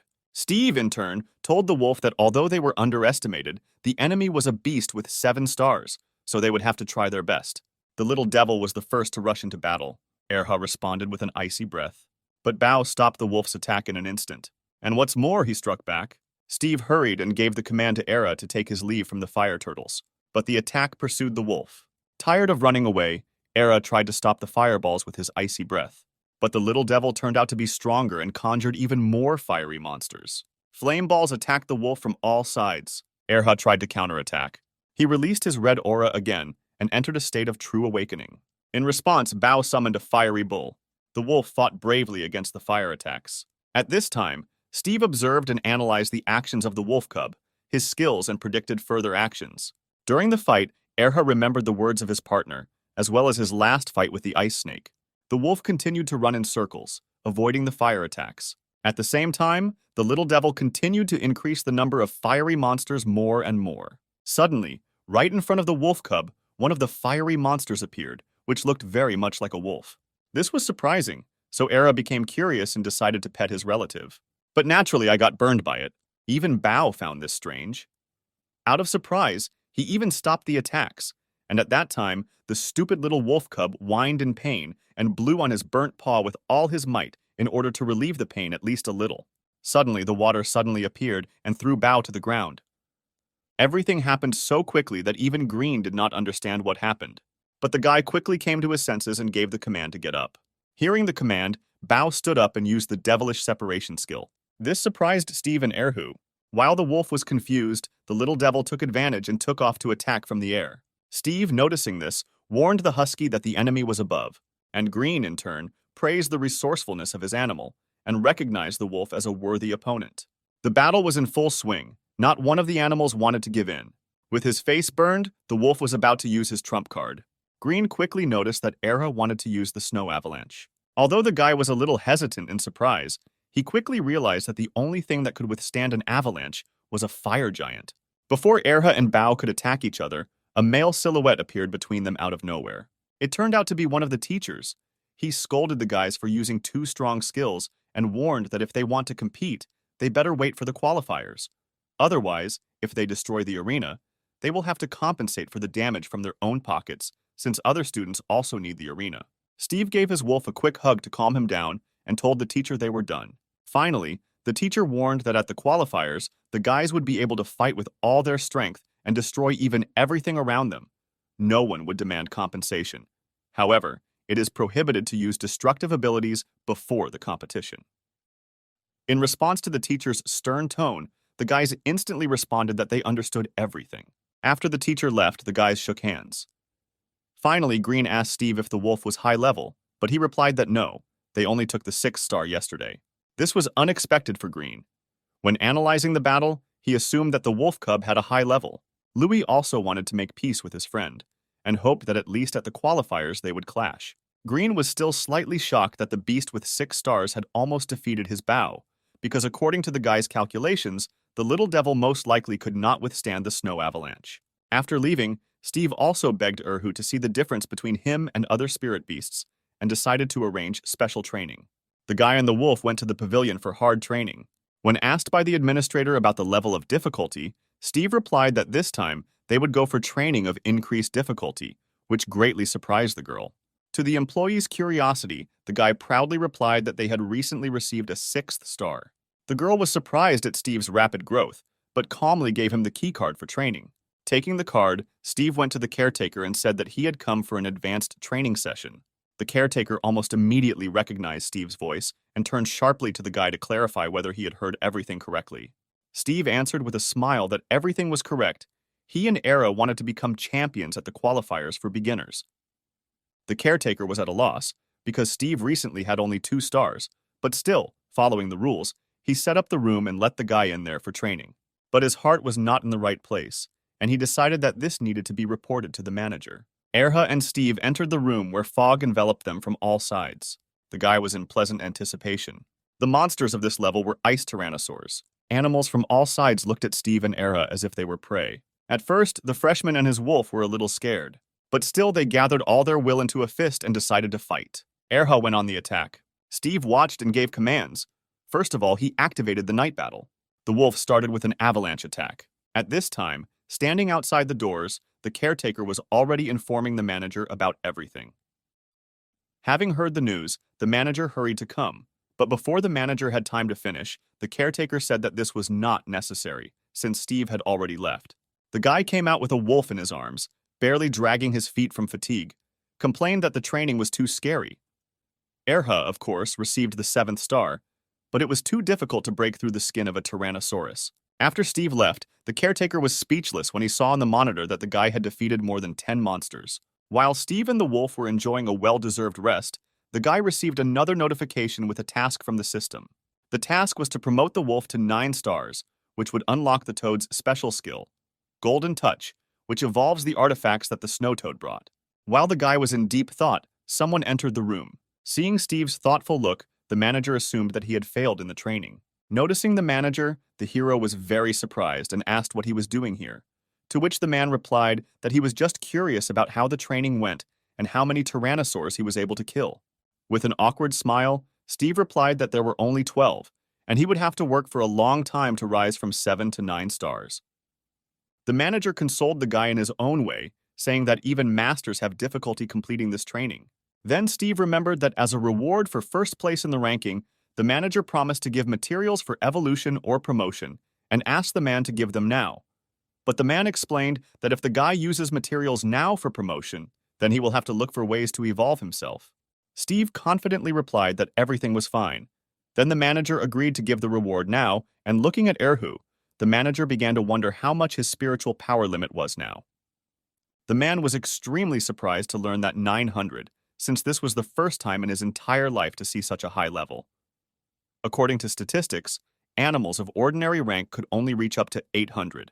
Based on his experience, the manager suggested that the beast has special techniques for developing spiritual energy, or that this wolf is special. Steve decided to change the subject by asking about how previous snow guards had gone through this training. Then the man told about a girl who had a beast with fire magic and 8 stars, but she could not pass this training, and one day she spent a whole week in the gym. Then her beast received the 9th star and increased spiritual energy to 1200, and only then she was able to complete this training. But after it, no one could repeat this. Finally, the manager promised a reward if Steve could break her record, to which the guy happily agreed. At night, Steve and Era carefully looked at the crystal they received from the manager. After thinking a little, the guy threw the material to the wolf so that he would eat it and increase the level.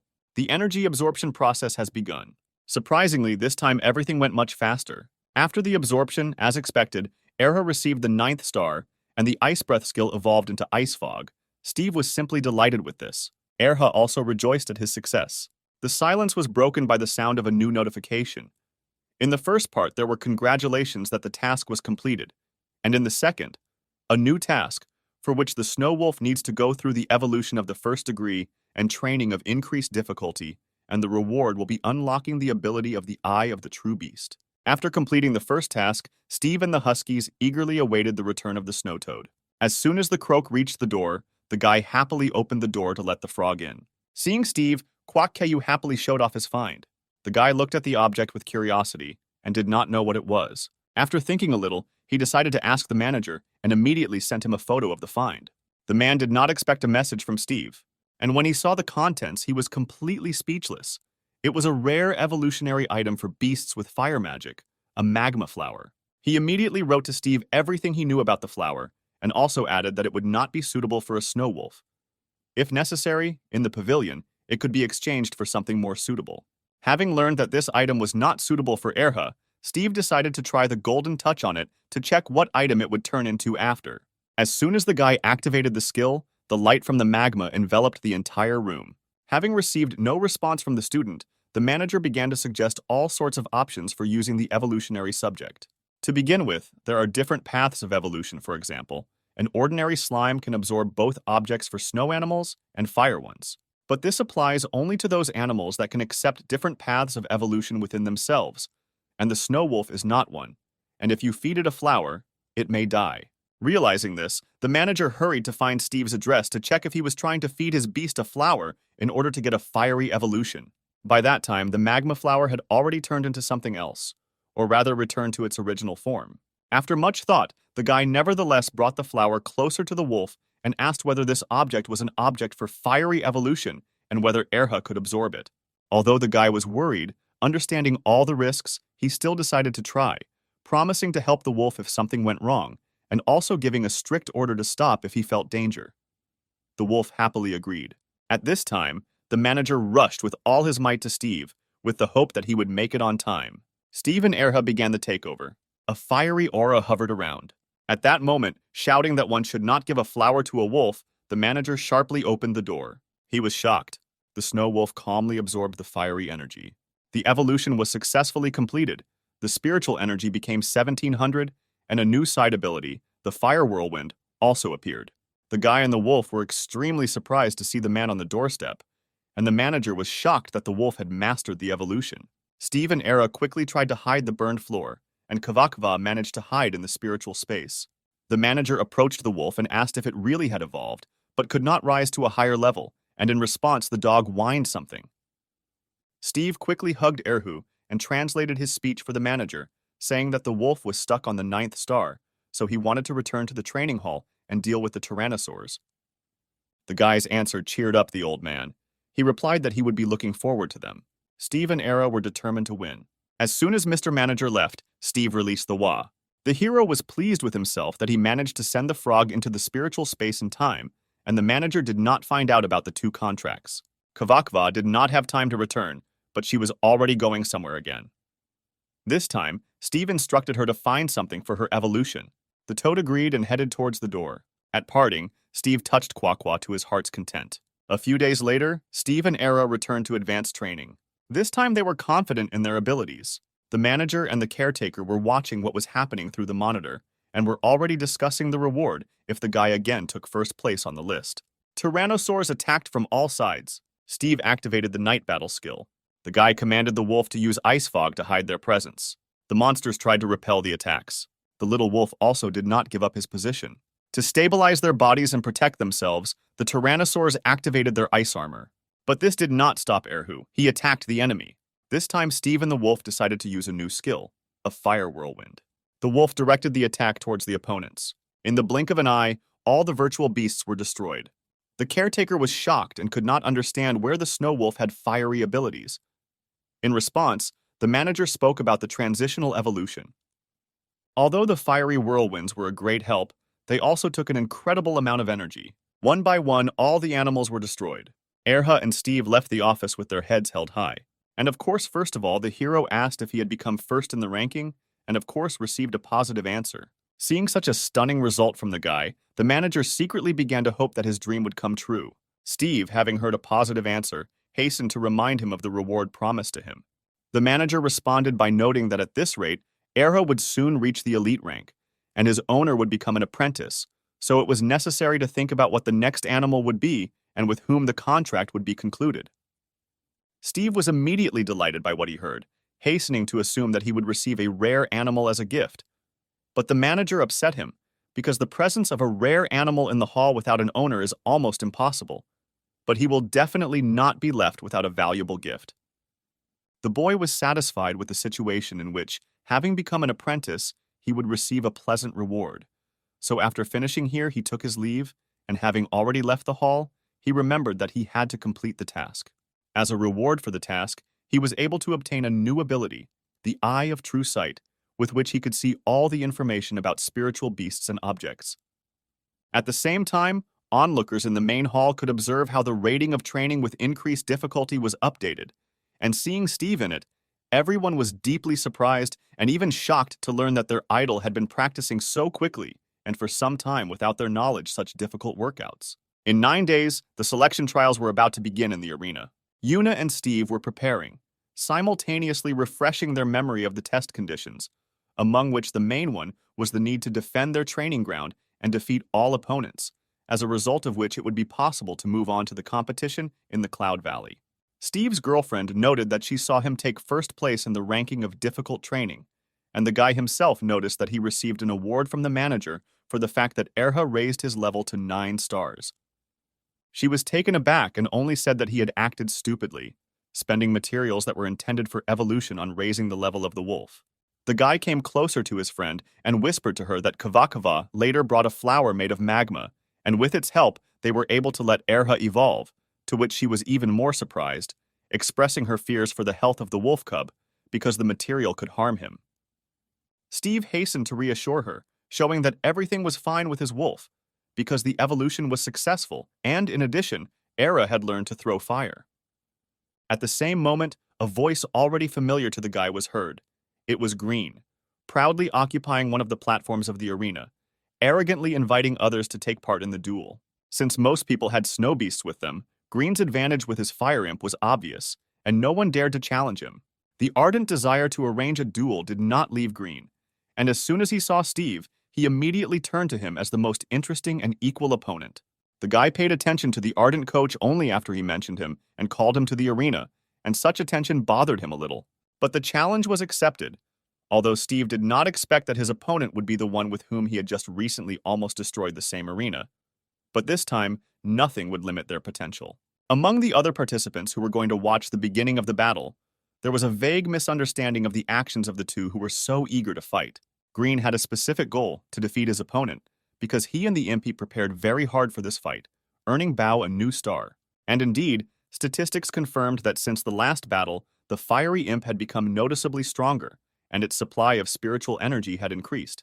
Steve almost didn't react to this, because he and Erha had prepared a different tactic, designed to end the battle quickly and clearly. The air around Ares suddenly began to heat up. Small flames began to fly around, and a small bright light appeared on his head. A second later, the small flame that surrounded the wolf was replaced by a huge, fiery whirlwind circling around him. This discovery greatly hurt Green and especially the imp, because they wanted to take advantage of his own element against him. The imp, on the orders of his master, used the ability of the fire giant, from which his exact copy of the flame appeared behind the small animal, but tens of times larger than himself. Ares' whirlwind very quickly overtook the imp and his copy, from which it began to suck all of its flames into itself. In a matter of seconds, the fire giant Bao was consumed by the fire whirlwind, and Green could only watch helplessly as they lost. Yuna, who was watching the battle along with the rest of the participants, was shocked by the power of the fire whirlwind that the snow wolf summoned. The fiery wave from the whirlwind was so powerful that the streams of hot air reached even the spectators furthest from the arena. The flames completely consumed the imp. His small silhouette was barely visible among the raging tongues of flame. Poor Bao could not resist the heat of the whirlwind and lost consciousness right in Green's arms.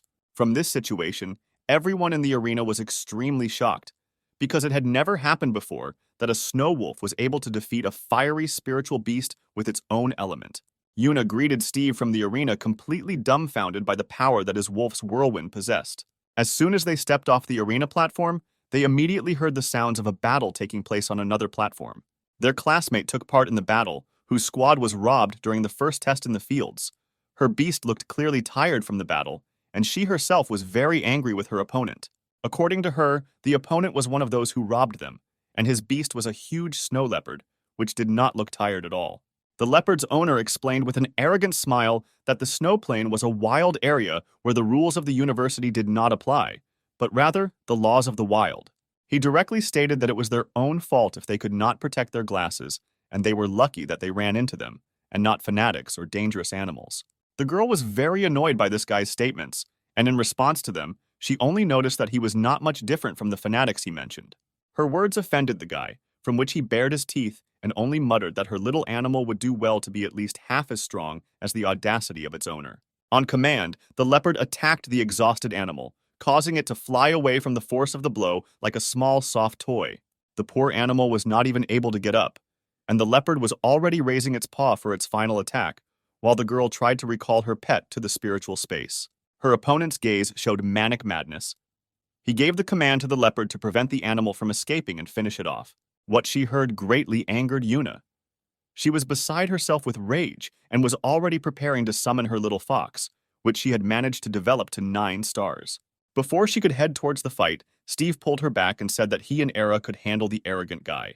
Analysis of the leopard showed that it was an elite-level beast with 1 star and a large reserve of spiritual energy. The leopard made a control strike, but did not have time to reach the target, because the animal disappeared right in front of him. The animal was saved by Erha, snatching it at the very last moment, after which he handed it over to his owner. Steve entered the arena in front of her, replacing her on the battlefield, which she was very surprised by. He understood perfectly well that, replacing his classmate, no one would stop him, because her fight was clearly already over. The arrogant guy was surprised by the situation, but without expressing any objections, he only thought who was opposing him. Without having time to really look closely at who his opponent was, he saw Erhu, from which his slight interest gave way to indignation, because he believed that such a weak beast was not worthy of his attention. Having lost all his interest in the battle, he ordered the leopard to quickly end the battle, and he headed away from the battlefield. His comrades said that if they did not leave him alone, they would help him figure it out. The arrogant guy in response only said that he would sort it out himself, but behind him the wolf was already preparing his fiery whirlwind, and the leopard felt that something was wrong and became nervous. The flames once again enveloped the wolf, heating the air around him to incredible temperatures. Arrogant quickly noticed the huge surge of power that felt more powerful than a leopard's, and was shocked by the strength of an ordinary rank 9 beast. The atmosphere around was heating up, and along with it, the wolf's fervor quickly grew. From what he saw, the arrogant guy realized that Steve was stronger than the girl before, but still did not perceive him as a worthy opponent. The behavior of such arrogant fools greatly irritated Steve, because such people can only attack the weak, fearing battles with worthy opponents. Leopard took advantage of his primal hunting skills and ice armor, greatly enhancing his defense and offensive skills. Steve's classmate, who had fought before, saw the leopard's techniques and was able to understand why they were never able to hit him and do any damage. This did not bother him in any way and rather provoked him, because together with Era, they had already had time to properly train with opponents who used it. Having completed its strengthening, the leopard rushed to the attack with a ferocious roar. The fiery whirlwind flared up with incredible force, blazing with flames of various shades. The fiery flashes kept blazing with increasing force, causing the leopard to slow down its advance to the point of simply standing still. The flames beat against his armor, preventing him from concentrating normally on the attack. The arrogant guy again ordered the leopard to attack, because he believed that this flame could not break the elite-level ice armor. The leopard continued to advance, and everyone who watched the battle and Steve himself was amazed at how daring the orders this guy gave, because even Green's fiery demon could not withstand Era's fiery attack. It was obvious that the snow leopard would not be able to withstand such an attack. As soon as the whirlwind dissipated, it could be seen lying unconscious on the battlefield. Not realizing his loss, the guy tried to continue the fight, giving commands to the leopard, but he was already completely exhausted. His comrade replaced him, asking him to forget about what happened and rest, simultaneously freeing his clay beast. As soon as the clay beast appeared, it immediately got closer to Era, and its summoner proudly reported that fire was not afraid of them. Although the beast was not afraid of fire, it was obvious that it was extremely clumsy, which Steve noticed, so he immediately commanded Era to use ice fog. Visibility noticeably decreased, causing the beast to randomly wave its huge arms, trying to reach the dodgy wolf with them. The beast's hands quickly froze, which further slowed its movements, making it an almost motionless target. After waiting for the right moment, Era attacked the beast, delivering a crushing attack, but without causing too much damage. The beast summoner understood that the advantage was not on their side and that it was impossible to continue, so he ordered the beast to use the quagmire ability. At the same moment, the soil under the wolf's paws gets wet and becomes viscous mud, which also slows down its movements. This move did not please Steve at all, because it took away their advantage in speed, and they could not count on a fire whirlwind, because it was ineffective and they had very little spiritual energy left. Following the quagmire ability, opponents used the clay wave ability, bringing down a huge pile of viscous brown slurry onto the wolf. At the same time, a squad appeared in the arena that was trying to compete in the first test. They were discussing how their leader had raised the level of his boar to 8 stars. He said that he was going to deal with the upstart Steve, but their dialogue was interrupted by an unprecedented sight. A huge fire whirlwind appeared before their eyes, caused by the very wolf they had just wanted to defeat. This sight shocked them. Although the whirlwind was not effective against the clay beast, it was still able to stop the attacks, because the clay had hardened due to firing. The clay beast summoner was amazed that his opponent was still not exhausted after so many powerful attacks. In order not to run out of energy, Era used the ability of a carnivorous predator, which gave him the strength to continue making attacks. However, an incomprehensible ringing echoed through the wolf's ears, preventing him from concentrating on attacks. The attack was sure to reach its target, but the wolf still missed, which greatly surprised Steve. The answer to what happened was not long in coming. It was the ability of another elite beast of another summoner, the Cursed Bell, which was a rather large bell that had the ability to fly above the ground. This ringing caused the wolf to get lost in space and see hallucinations, which greatly interfered with the conduct of the battle. The hero's girlfriend, seeing such an outrageous picture, rushed to his aid with curses and indignation.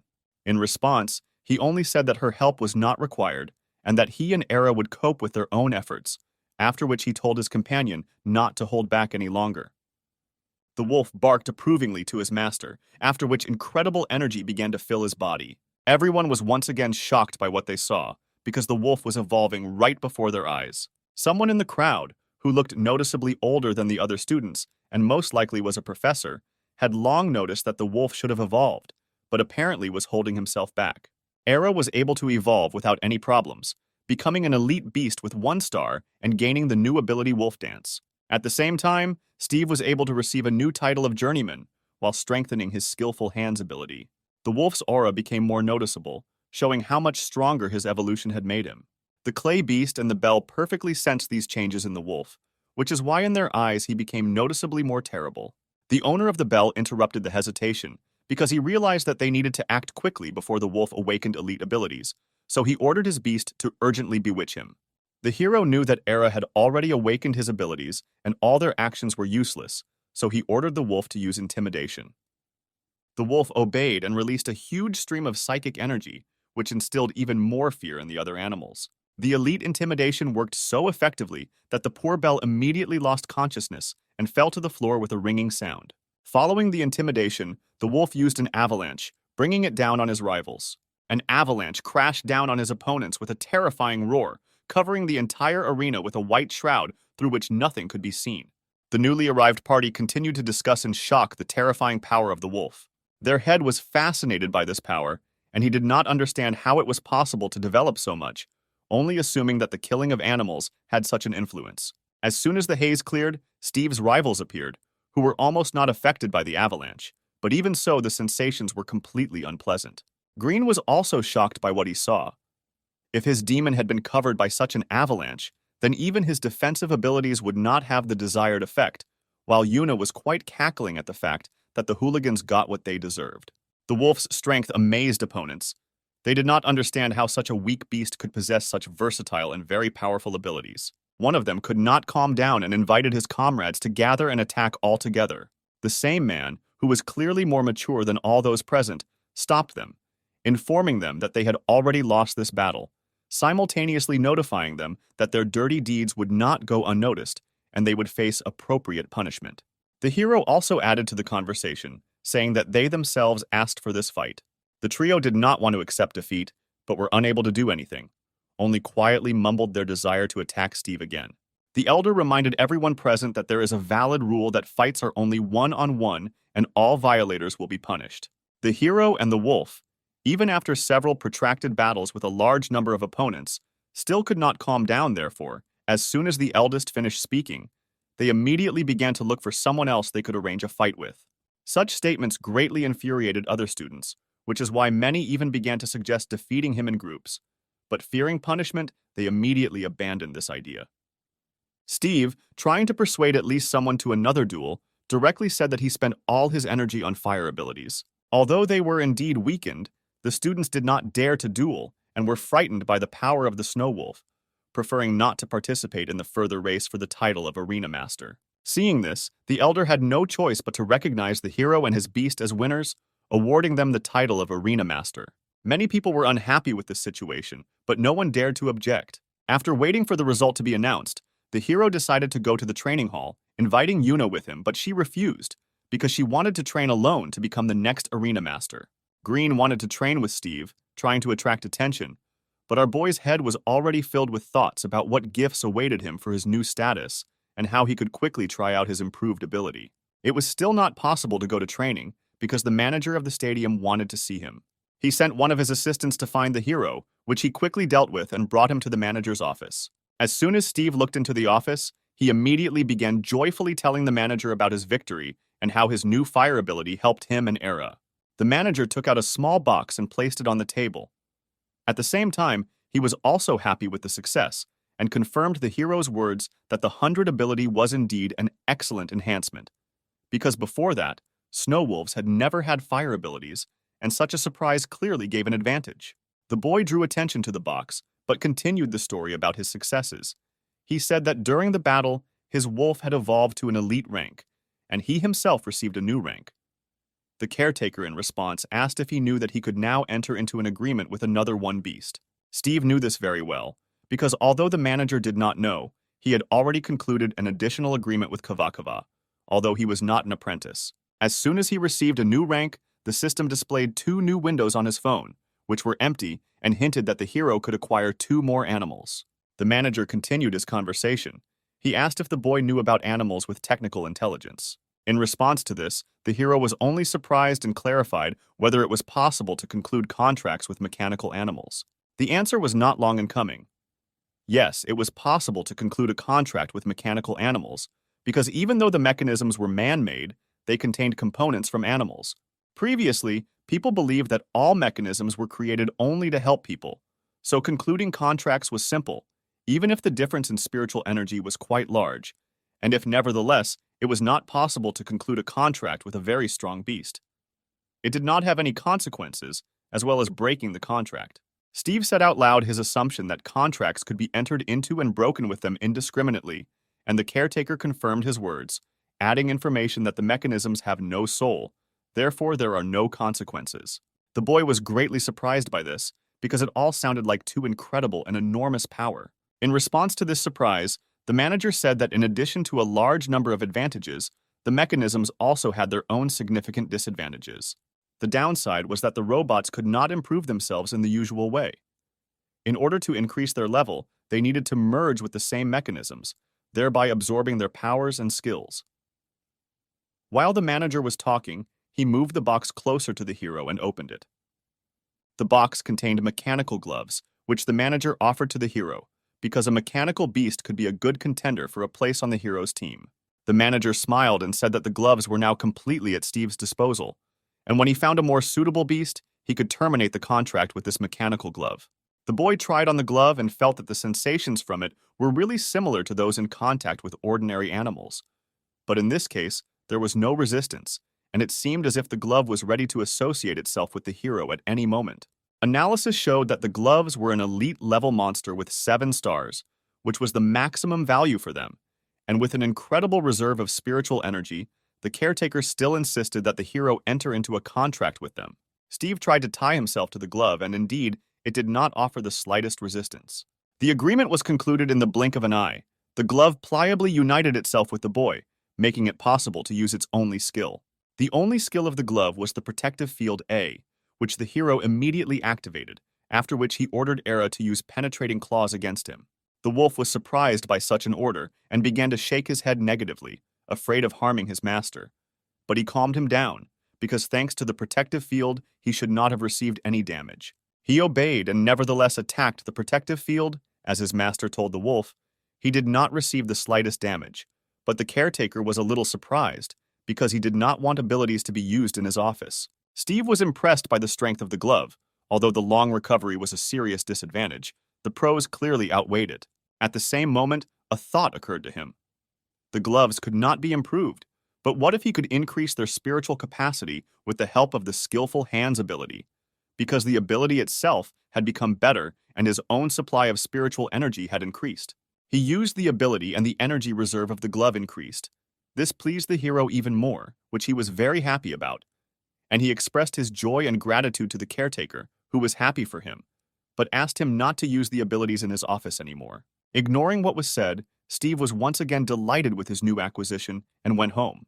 Already at home, The hero thought that since he managed to increase the spiritual energy of the gloves, then maybe he would be able to evolve them. In addition to the gloves, he also talked about the increased supply of his own spiritual energy. In the current conditions, he did not have the opportunity to spend it all on improving his beasts, because the energy was also used for side abilities, such as a fire whirlwind. In the current conditions, more opportunities have opened up for him, since Erha will no longer need to worry about not catching his master with his attacks, and traveling outside the university will not be so dangerous. The boy's mood was excellent, because having received his new rank, he was closer to experiencing a real fight between tamers. After some time, he went to the university. Arriving at his class, Steve was greeted by the teacher, who informed him that he was supposed to be awarded points for winning the qualifying competition. He was indeed awarded 50,000 points, but he was not very happy, because this amount now felt very small. The boy was called by his friend, who was standing nearby with Louis. They informed him that they also passed the qualifiers, taking the places of those guys whom Steve had defeated and greatly weakened. And thanks to the points they received for the victory, they were able to develop and even evolve their beasts to elite ranks. Green approached the hero from behind and, putting his hand on his shoulder, said that he had also passed, because after he was defeated, his imp quickly came to his senses, and they were able to defend their platform to the end. Other students listened to the conversation. They heard the boy's name and immediately remembered that it was he who completed the training with increased difficulty, setting a new record, and was able to defeat 3 opponents at once. The boys quickly surrounded him, asking him to take them with him on his next trips so that Steve could protect them when they went to other lands. None of this interested him, except the mention of new lands, which aroused in him a strong desire to quickly find out more about these very lands. The teacher confirmed that all 10 who passed the qualifiers would be sent to other territories of the Snowy Plain, along with other newcomers from 6 more universities. The fire guy asked what they needed to do to go to other territories. The answer was not long in coming. The main requirement was to increase their own combat effectiveness, because the animals in the new territories were many times stronger than the local ones, and they would also face tests between 7 universities, as a reward for which the winning teams would receive large prizes. Lewis hurried to check with the teacher about what they would have to compete with other students in. The teacher answered his question, saying that they would have to go to an incompletely explored territory, where they would go down into a tomb, where they would have to defeat monsters of 3 different levels, and for defeating the monsters, crystals could be removed from their corpses. The crystals of animals from the upper levels are transparent, and the deeper they go down, the darker the crystals will become, and the task will be to collect these same crystals. But at the same time, all the students will be scattered throughout the dungeon, so the primary task will be to find a partner. At the same moment, the hero received a task from the system. It demanded that he perform a certain task in the tomb, after which the glove would receive an improvement in its ability, allowing it to transfer the protective field to other animals. The teacher also noted that since all those present were apprentices, they must have been aware of the danger of the competition, and then also noted that they would leave in 2 days from the same place, to which everyone unanimously replied that they understood it. 2 days later, everyone gathered again in the same place. Yuna and Louis looked around and tried to figure out where the transport was that could take them to the right place, and the teacher himself. At the same moment the teacher appeared, he was freeing the beast from his space, so in order not to catch anyone, he asked everyone to make way. A techno beast appeared before the guys, which was called the aircraft carrier, on which they would fly. Steve, seeing this, hoped that he would one day be able to develop gloves to such a level. The door of the aircraft carrier opened, after which the teacher called everyone inside, simultaneously informing them that the flight would last only 10 minutes. When everyone sat down, the techno beast took off into the air, and within a matter of minutes, the entire group of students was already close to the desired place. Approaching the place they needed, they crossed a dome of incomprehensible haze, dark as night. Inside, the techno beast sat down on the rocky surface without any problems. Having landed, the students began to quickly leave the car, finding only rocks and stone wastelands around them. Once outside, the students immediately felt different symptoms and ailments. Some simply had a headache, and others almost felt like they were turning inside out. The teacher explained to the students that this particular place affects their well-being. Due to unknown anomalies, people can only stay here for 5 days. So after 3 days, they will have to return back to the university, so as not to get lost. Everyone will be given warning devices, according to the signal which teachers can come to the rescue, and the test will end. One of the students asked what would happen to them if they stayed for more than 5 days, to which the teacher replied that because of this place, they would simply start to go crazy over time. Erha was also not happy with this place, as evidenced by their relationship with the owner. Suddenly, a huge flying beast appeared out of nowhere. The teacher quickly calmed the students down, explaining that these were students from other universities. A teacher from another university greeted the teacher. He was clearly glad to meet him and was surprised at how persistent his colleague's students were, and he also mentioned that he would like to meet someone who was able to break records in the training room. The students of this teacher, in turn, felt noticeably worse than their comrades from Steve's university, which the teacher himself noticed. Of the entire squad, only one blonde girl looked intrigued and also expressed her desire to meet the hero. The guy himself was about to introduce himself in front of everyone, but his teacher didn't even let him say anything, telling him that it would be better for everyone to just see him in action when the competition starts.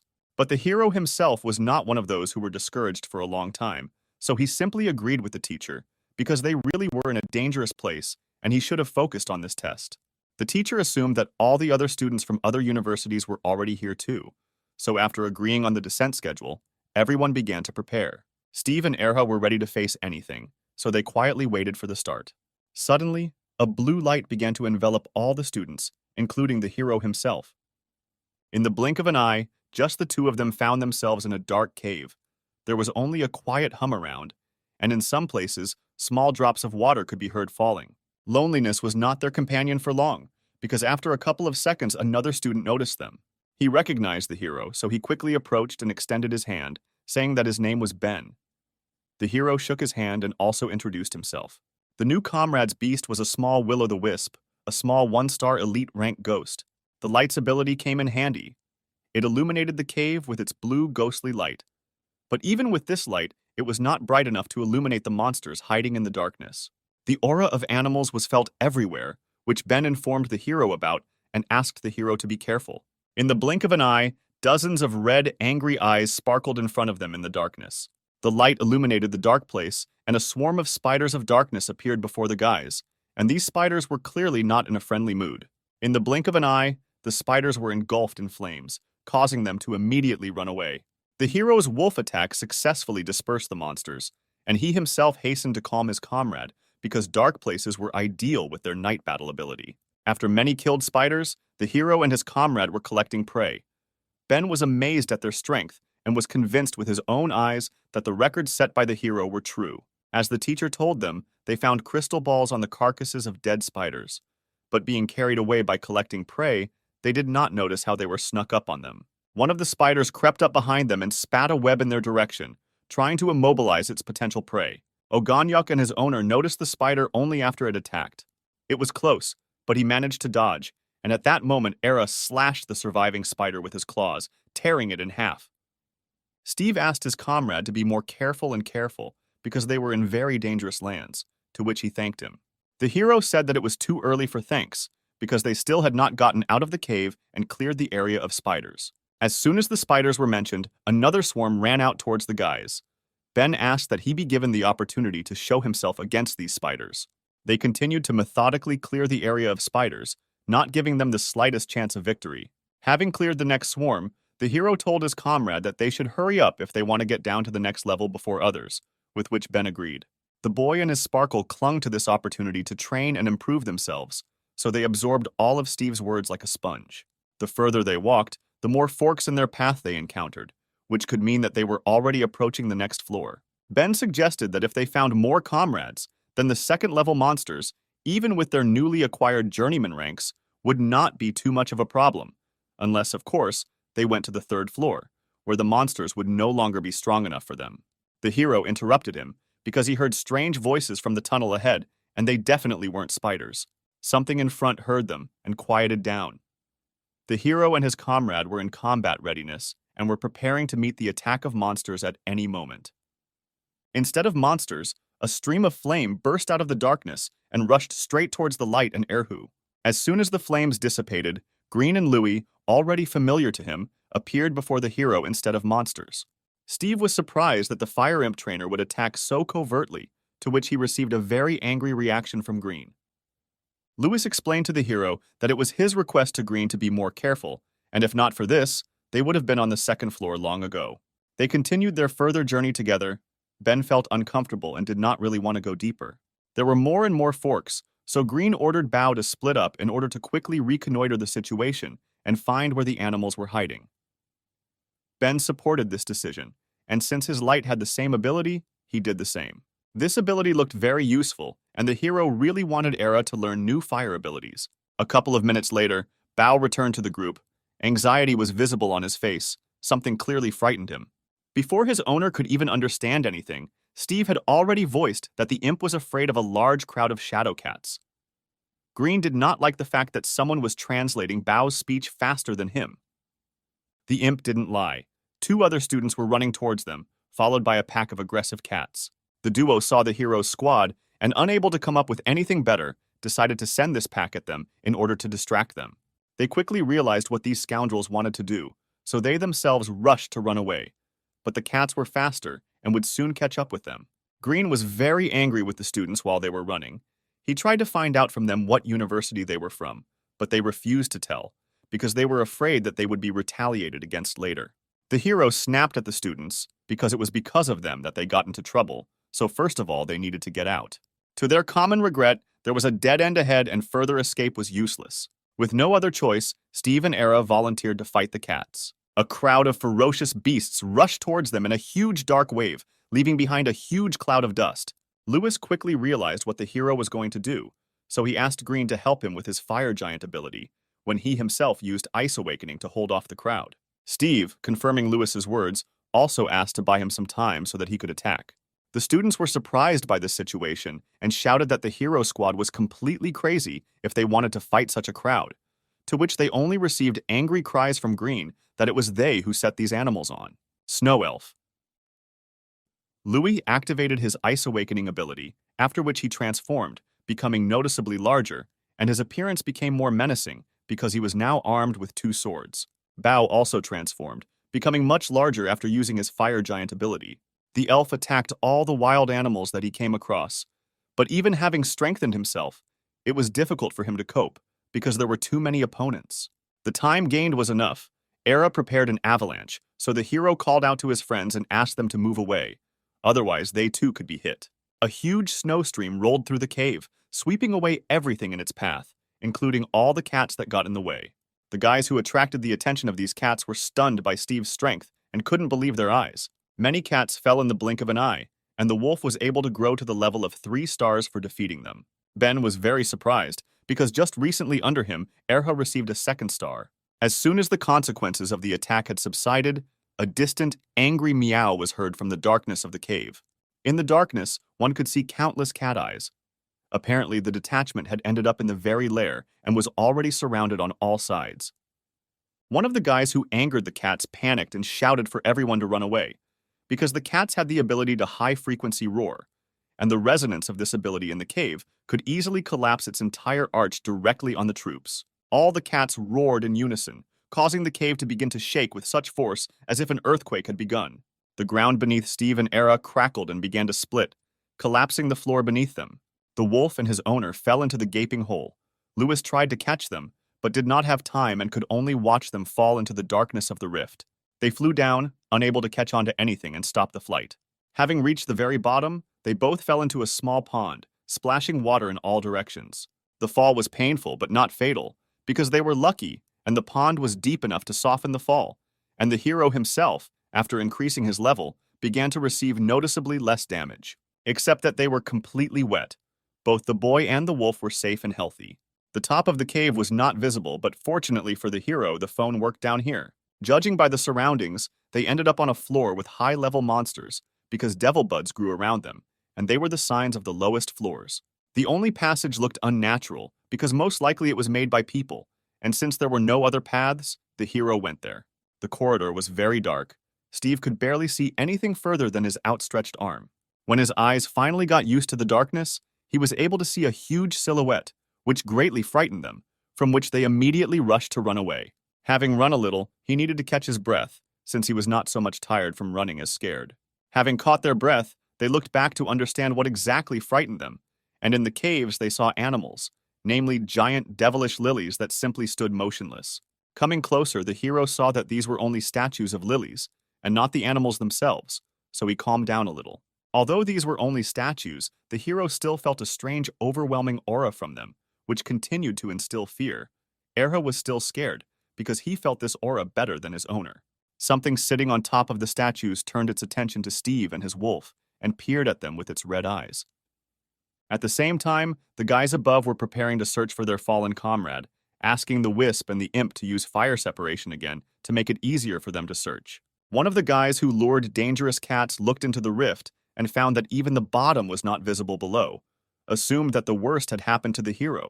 The guy's words infuriated Green extremely, so he walked up to him, grabbed him by the t-shirt, and demanded that he keep his mouth shut. Otherwise, he would fly down. Either from his own stupidity or from his fearlessness, the guy continued to talk and said that below there was a den of devilish buds, and if Steve was smart enough, he would hide somewhere and wait for help. To which the ardent Green only replied that he couldn't, his comrade should not be underestimated. The descent of the light and the imp did not bring any results, since something below immediately destroyed the copies of the guy's animals. Their only option was to wait for more guys so that they could all find the way down and help their friend, because all this time he had been helping them, and it was impossible to leave him. The guy who caused everything to happen was well aware of his guilt, so he volunteered to help, but warned that even though they were all strong, a fall from such a height was difficult to survive. At the same time, something was creeping up behind Steve below, but he managed to notice it in time. Something attacked him from behind, but he managed to turn around in time and activate his gloves, so the entire blow went into the shield that appeared. The blow was so powerful that it threw the hero away and onto his back. The guy was glad that the manager gave him these gloves, because if the blow had hit him directly, the damage he could have received would have been very serious. A devilish bud appeared in front of him, which looked exactly like the statues in this cave, but its size was no longer as large. The bud's rank was elite, and the level was 7 stars. The hero immediately realized that the opponent who appeared before them was not an easy one. But no matter how dangerous the bud looked, the only thing they could do was fight. So the guy immediately gave the command to the wolf to prepare and use the night battle and the wolf dance. A huge bright ball appeared right above the bud. It used the scorching sun ability. The hero covered himself with a shield, so the hot rays from this fireball could not cause any serious damage. Luckily for them, Ares' icy breath evolved into an icy fog, so as soon as the wolf used it, the environment became noticeably colder. The bud became more angry and, using the ability of wild flora, lashed its sprouts towards the wolf. The wriggling sprouts of the bud were already flying towards Ares, overtaking him from all sides. Steve knew what they should do in this situation, so he commanded the wolf to use a fire whirlwind. His guess turned out to be completely accurate. The fiery attack caused colossal damage to the grass beast. At that moment, he thanked Quaqua for being able to find the necessary materials to develop Erhu. Therefore, in gratitude, he would then like to evolve the frog itself. Bud began to move away from the fiery whirlwind, as the fire frightened him greatly at the level of instincts. The result of the attack greatly pleased Steve, but he knew that he would not be able to use this ability too often due to the waste of his own spiritual energy. The prolonged attack enraged the bud, so he himself began to prepare a new attack. He concentrated a large amount of spiritual energy and then sent it directly into the ground. Giant vines erupted from the ground. This was the result of using the wild fauna ability. With the plant control ability, the bud pierced the whirlwind, thereby dispelling it. The hero saw that by blocking the fiery whirlwind, the bud spent a huge amount of energy, which made it look weaker. To avoid the attack, the bud only had to dodge, so the guy assumed that this beast was protecting something or someone from the whirlwind. Behind the bud, there was another statue, so the hero assumed that it was them he was protecting. To confirm his theory, he instructed Era to dodge the vines and attack the statue behind the bud. The wolf deftly dodged all the attacks, after which, using piercing claws, he rushed at the statue. The guess turned out to be correct. The bud exposed itself to the attack in order to prevent it from hitting the statue. Steve gave another command to the wolf, ordering him to attack the statues with all his might. Erha dodged and used his wolf dance ability again to strengthen himself. The hero gave the wolf a command to use a fire whirlwind and then covered himself with icy fog, while the bud lit up with a bright light, charging an incomprehensible attack. Just a couple of seconds later, the bud exploded, sending beams of energy in different directions and pushing the wolf and his abilities away with the force of the explosion. An explosion of incredible power threw the wolf away from the statues and forced the hero to cover himself with a shield and stay on his feet with all his might so as not to fall. A prolonged battle with a strong enemy caused the wolf's level to increase to 4 stars, as a result of which the ability of piercing claws developed into the wolf's soul, allowing the use of shadow claws against opponents. The hero was very surprised by what happened. He did not expect that in order to protect the statues, the bud would decide to blow itself up. The burnt bud fell dead in front of Steve, confirming his guess that the beast had blown itself up. From the corpse of the beast, the hero was able to obtain the very dark crystals that the teacher told them about. Steve was still wondering why the bud was so zealous in protecting these statues and what the statues themselves were. He suggested that if all the buds really protected the statues, then by finding the statues themselves, he would easily find them too, which would save him a lot of time and effort. The hero's task was still the need to solve the mystery of the devilish buds, and the statues became the first clue. But it was still unclear what kind of statues they were and why they were so important for the buds. At the same moment, another bud appeared and rushed to attack them. The guy and the wolf were not at a loss and already knew how to fight such animals, so they were ready to meet him in battle. At the same time, on the floor above, there was another battle of children against aggressive cats. Green and Bao fought with an enemy who was poorly affected by the fiery abilities of the imp. Unfortunately, Louis could not help his comrades with the boost, since it only affected snow-type beasts, so he was worried that they would take too long to fight their way to help their comrade. The guy who followed the guys was nervous that they had gone too deep and would soon not be able to get out of these places on their own. And about Steve, he assumed that he had already clearly interrupted his test. The assumption was quickly dashed by the fact that the hero was not one to give up, as he was the one who raised his beast's rank from a regular 1-star to a 3-star elite and broke several top records in training. The guy continued and did not believe that at least someone would survive on the lower floor because they were all at most 1-star elites, while below there were 7-star elite beasts. Ben hastened to remind this pessimist that it was Steve who was able to raise the star level on the outer floor to the 2nd, killing hundreds of spiders, and later, in a battle with cats, received a 3rd star. He continued to play his record about high-ranking beasts, while Louis thought about their current situation, realizing that they would not be able to get further and they should find another way. At the same time, Steve covered himself with a shield from the fiery whirlwind of the wolf, who was fighting with another bud. Despite the fiery attacks, the bud did not retreat and zealously defended the statues from all attacks. He showed with his whole being that he did not intend to retreat and would fight against the invaders to the last. Knowing that the statues were the weak point of the buds, the hero ordered the wolf to attack one of them with the new wolf soul ability. Erha jumped towards the nearest statue. Behind him were giant dark claws that looked very menacing. The claws accidentally touched a rock nearby, shattering it into pieces. Bud, seeing the attack on the statue, rushed to intercept, exposing his grassy body to the wolf's claws. He didn't make it in time because the ox rushed past, almost catching a living plant. The blow hit the statue, causing it to be severely cracked, and the bud was terribly shocked by what happened. At that same moment, the beast flew into a rage and screamed deafeningly loudly with such force that it could easily block the ears even at a great distance. Steve realized that the bud was about to explode, so he ordered the wolf to urgently move away from the plant, and he used his glove to cover himself with a shield. The bud instantly began to charge a huge amount of energy above itself, forming another fiery sphere, from which rays scattered in different directions. The second bud, like the first, undermined itself with its own ability, throwing Steve and Erha away. The shockwave from the explosion reached the detachment searching for the hero and his beast. Green noticed that the explosion was coming from underground, but for some reason he raised his head and looked up, which Ben noticed and noticed the strangeness of this act. The cowardly skeptic again began to express doubts about the need for further searches, since the explosions below were greatly annoying him. Green was very annoyed by his whining, but he answered him that they needed to look for their comrade further, because Steve was not afraid of any explosions, and now this guy would go first. The hero and his wolf came to their senses after the explosion. It was clear that it was better not to damage the statues, because of this, the buds instantly undermined themselves. The guy patted the wolf on the head, asking if he was feeling well, to which he received an approving bark from Airy. The explosion gave them trouble. Steve hoped that it would not attract more animals, but they found another cloudy crystal, and they also realized that for now, they could only fight these monsters one-on-one. Noticing this, to their misfortune, a group of buds immediately appeared, which foreshadowed many problems. All the buds rushed to attack at the same time, but the guy still managed to dodge and run away from them. Together with their wolf, they were seized by panic, because they could not survive against the whole group, so the guy began to think that this was their end. The group consisted of 3 buds, but they were all dangerous and aimed at killing the hero and his beast. The numerical advantage was clearly not on the hero's side, but they still knew about the weakness of the buds.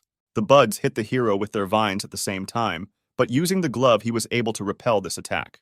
Erha lay on the floor scared, expecting to be killed by these angry weeds, but he discovered that he was still alive, so he simply stood up.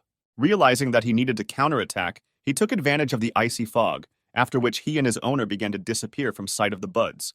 The plants simultaneously hit the place where the hero and his beast had just been. After the fog cleared a little, they discovered that there was no one in the place where they hit. Steve and Era were already standing on one of the statues that these buds treasured so much, letting them know where they were.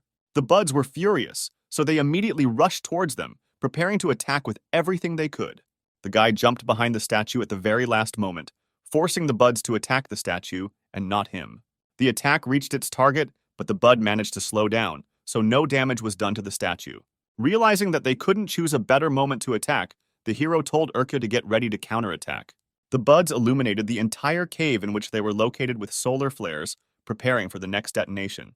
An explosion and 3 more weeds left only smoldering remains, and Erha was able to immediately grow by 2 stars for such an unequal battle, becoming a 6-star elite beast. The next tremors from the explosions again reached Steve's group. The skeptic continued to deny that the hero fought such a fierce battle and was still alive. However, the entire detachment did not know what to answer him, since they themselves did not understand what exactly was happening under their feet. Multiple more explosions shook the entire tomb and illuminated the vaults of the caves in which Steve was located. The roar of these detonations did not go unnoticed. A 1-star Lord-rank beast, the leader of the Devil Buds, awakened in the caves. After many repetitions of his strategy, the guy and his wolf once again fell off their feet from the shaking. Having made sure that they were intact, they began to rise to their feet. The force of the explosions was incredible. Because of them, more and more buds were running towards them. If not for Era's protective glove and abilities, they would not have been able to hold out for so long. In these battles, they both took a lot of risks, because if something went wrong, they would simply blow themselves up. But all the risks were worth it, because the wolf's characteristics grew by leaps and bounds.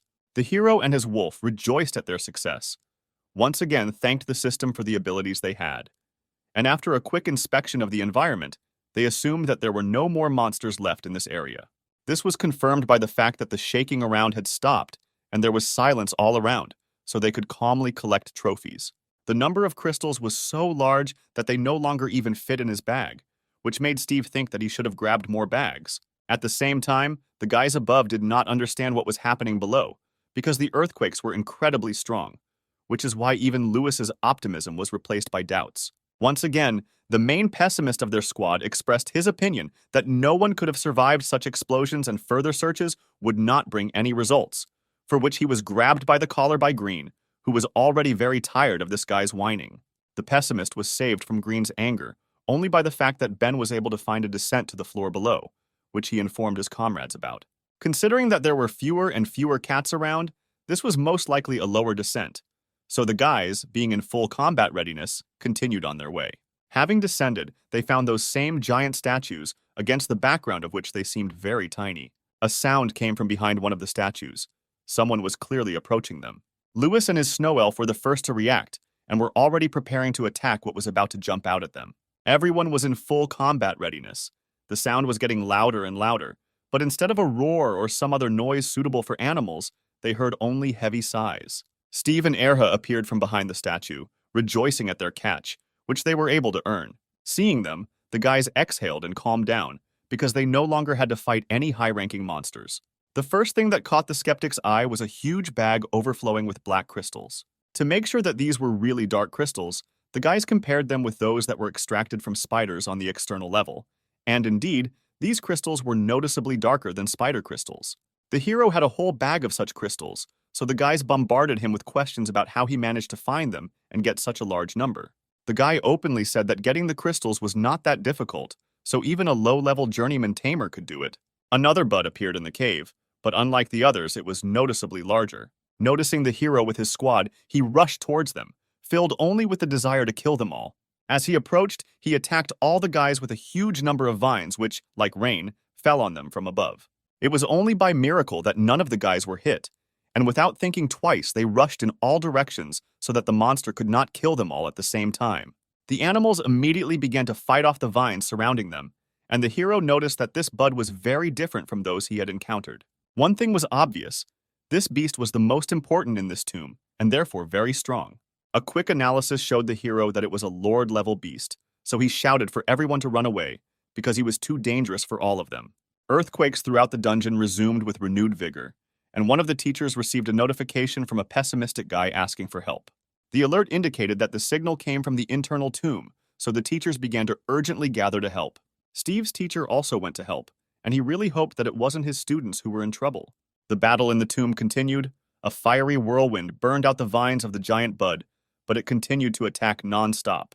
The hero informed everyone else that they needed to hold out and get closer to the statues as soon as possible. By order of his master, Erha strengthened himself twice with the wolf dance and rushed to attack the statues. A large number of bud vines switched to protecting the statues instead of attacking. All the other guys in the squad noticed this, and realizing what they needed to do, they also focused their attacks on the statues. A flurry of attacks fell on the statues. The bud did not have time to protect them all, so it was furious. Steve was glad that there were many of them, because altogether, due to their majority, they could repel even a beast of lord rank. Having sent all the vines to protect the statues, the bud opened itself, so Era was preparing an avalanche attack to inflict colossal damage on it. Bud understood that he was in a hopeless situation, so he began to accumulate energy in order to create an explosion of incredible force. It was not possible to protect against such an explosion with a protective glove, so the guys rushed away from the living bomb.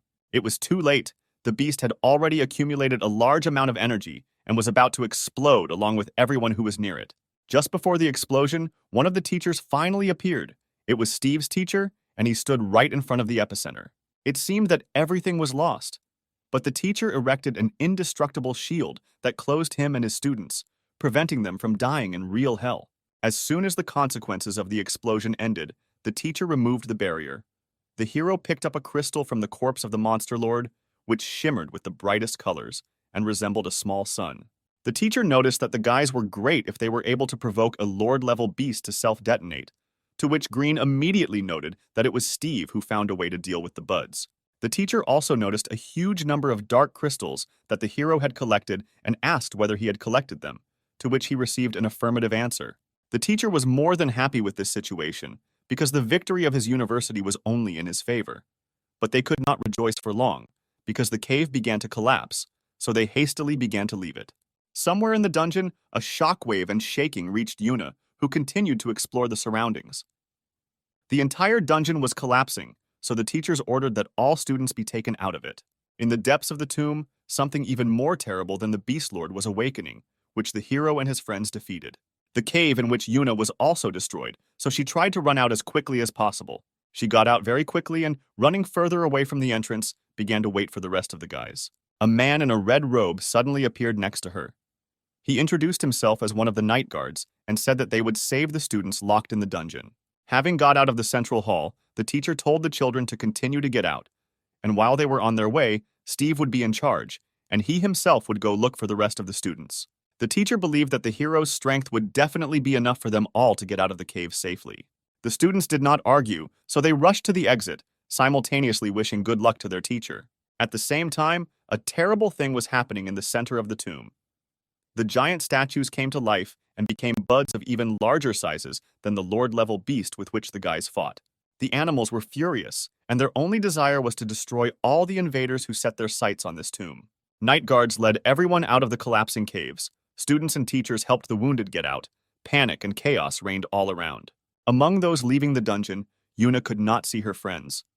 She was tormented by disturbing thoughts, and not understanding what was going on in the caves only aggravated her anxiety. In addition to people, monsters were also fleeing from the caves. The snow elf Louis reported that she felt a terrible aura from underground. Green immediately assumed that some kind of monster had awakened underground. Hearing this, Steve immediately realized that most likely those giant statues that they saw below had awakened. He warned everyone about his guess, including the teacher, but the fact that he did not understand immediately worried him. While running away, he also realized why the buds were guarding these statues, namely in order to protect the animals inside. Checking his phone, he noticed that the condition of the task that the system had set for him was fulfilled. He was able to unravel the mystery of this dungeon, so he concluded that those statues were the true bosses of this dungeon. The cave continued to collapse. Some wild animals did not have time to escape and were hit by debris.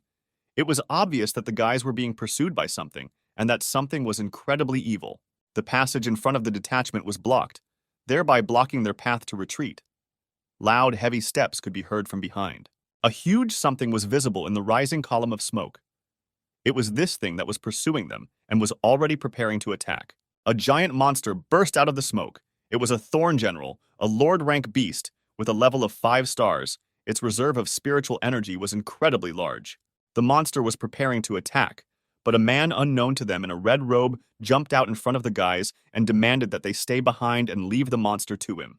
This unknown person was a Night Guard girl, one of the special unit of the snow troops of the Night Guard. She called upon her beast for help, which was a giant demonic bull that was either the same size as the Thorn or was even larger than it. Giant monsters rushed towards each other with terrible screams, preparing to fight to the death. Steve was shocked by this sight, because before his eyes 2 of the Lord's beasts clashed in battle, and the tamer of one of them was a professional who could use the abilities of his beast. The Thorn attacked her, but the girl parried the monster's attacks with her own hands, while her beast chopped the embittered monster with its axe. The hero was even more shocked, because in front of his eyes, an ordinary person repelled the attack of a Lord-level beast, while apparently not receiving any damage. The monster used the Thorn Prison ability, sending a huge number of thorny vines towards the tamer and her beast. The bull grabbed the vines flying towards him and cut them all off with one precise blow. The monster did not stop and, using the ability of the Gift of Trees, turned its hands into sharp scythes and rushed into a frontal attack. The bull slashed at the monster with even greater force, forcing him to cover himself so as not to receive a fatal blow. The guard gave the order to the bull to accompany the students to the exit, and she would take the monster upon herself, to which the bull hummed approvingly. The cave continued to collapse, and a huge boulder fell on top of the girl, which broke off from the roof of the cave. Steve noticed this boulder and tried to warn the guard, but it was too late, and the boulder was about to cover the girl. However, to everyone's surprise, the girl stopped the boulder with one hand, after which she continued to calmly hold it. In a completely calm voice, and without showing any tension or anxiety, she informed the students that the night guards and teachers were now dealing with the monsters on the lower levels. Throwing the stone aside as if it weighed nothing at all, she told the students to continue to get out of the cave, because it was too dangerous here to continue the task. The guys didn't even think about arguing with her, so they simply continued their escape, as the guard demanded. Having got out, the guys were met by a guard at the exit, and one of the teachers, the guard asked to double-check the lists and make sure that everyone got out alive. For their salvation, the guys thanked the guard with all their hearts and bowed low to him. Yuna was finally able to find the guys, she scolded Steve, because she was worried about him and even thought that he died there. But she was interrupted by Lewis, saying that it was the hero who worked the hardest in the dungeon. Determined to prove that he had not wasted his time in the dungeons, he pulled out a bag from behind his back and invited his girlfriend to guess what was inside. She immediately guessed that there were crystals inside, in her opinion. Although Erha could defeat many strong beasts, they should not have taken such risks for the sake of the crystals. When she opened the bag, she expected to see Shadow Cat crystals inside, but instead what she saw shocked her. Inside the bag, she saw many dark crystals of monsters from the central rooms of the tomb. She could not realize how many buds Steve managed to defeat. Seeing one rainbow crystal, she was even more surprised, because during the entire test, she had heard or met only 3 types of crystals. He explained that it was a crystal that he removed from the corpse of the Monster Lord, whom they managed to defeat, which plunged his girlfriend into even greater shock. Before she could comment on what she had just been told, they were interrupted by one of the teachers, saying that the test was completed. But this did not cancel the awards, and after counting the crystals of all students and universities, the winners would be announced. Steve's girlfriend continued to sit, not understanding how he was able to collect so many crystals, but understanding that he would once again take first place. Green intervened in their silence and invited the teacher to count all the crystals that the hero had collected. It is unlikely that she would be interested in counting the crystals of some random student, but in the name of the hero, she recognized the very same person who was able to break records in training that no one could surpass for 10 years. Looking into the bag, she, like the hero's friend, was shocked to see inside a huge number of dark crystals and even one rarer one. Recovering slightly from her surprise, she asked Steve to wait while she consulted with other teachers about the rare stone he had collected. One of the professional class teachers, seeing a rare crystal, was also very surprised, because he did not expect this from students who had just moved to a new level. He asked if it was she who got inside the tomb and killed the boss of the floor, to which she replied that it was not her, but one of the new students, a participant in the test. The teacher still couldn't believe that any of the students were able to climb so far and even defeat such a serious opponent. After some further reflection, he decided that the teachers would not count this crystal, since in their opinion, it could not have been earned in an honest way. In addition, if they count this crystal when calculating the points earned, then there will be no competition and the one who got this crystal will win. The teacher returned to Steve with the crystal and approached him, asking him where he could get this crystal from. The boy honestly answered that he pulled out the sphere from the corpse of the boss bud while on the central floor. The entire crowd around them trembled, because no one believed that the students could really defeat the boss of the inner floor. The teacher approached the guys and began questioning them. He still didn't believe the students, so he assumed that it was the night guards who defeated the beast and gave them the crystal. Steve didn't understand what they were talking about, but the teacher snatched the crystal from the hands of another teacher and said that if it wasn't the hero who killed the monster, then they wouldn't count the crystal. The hero did not dispute the words of the teachers. On the contrary, he agreed with them, saying that in fact it was not he who killed the beast.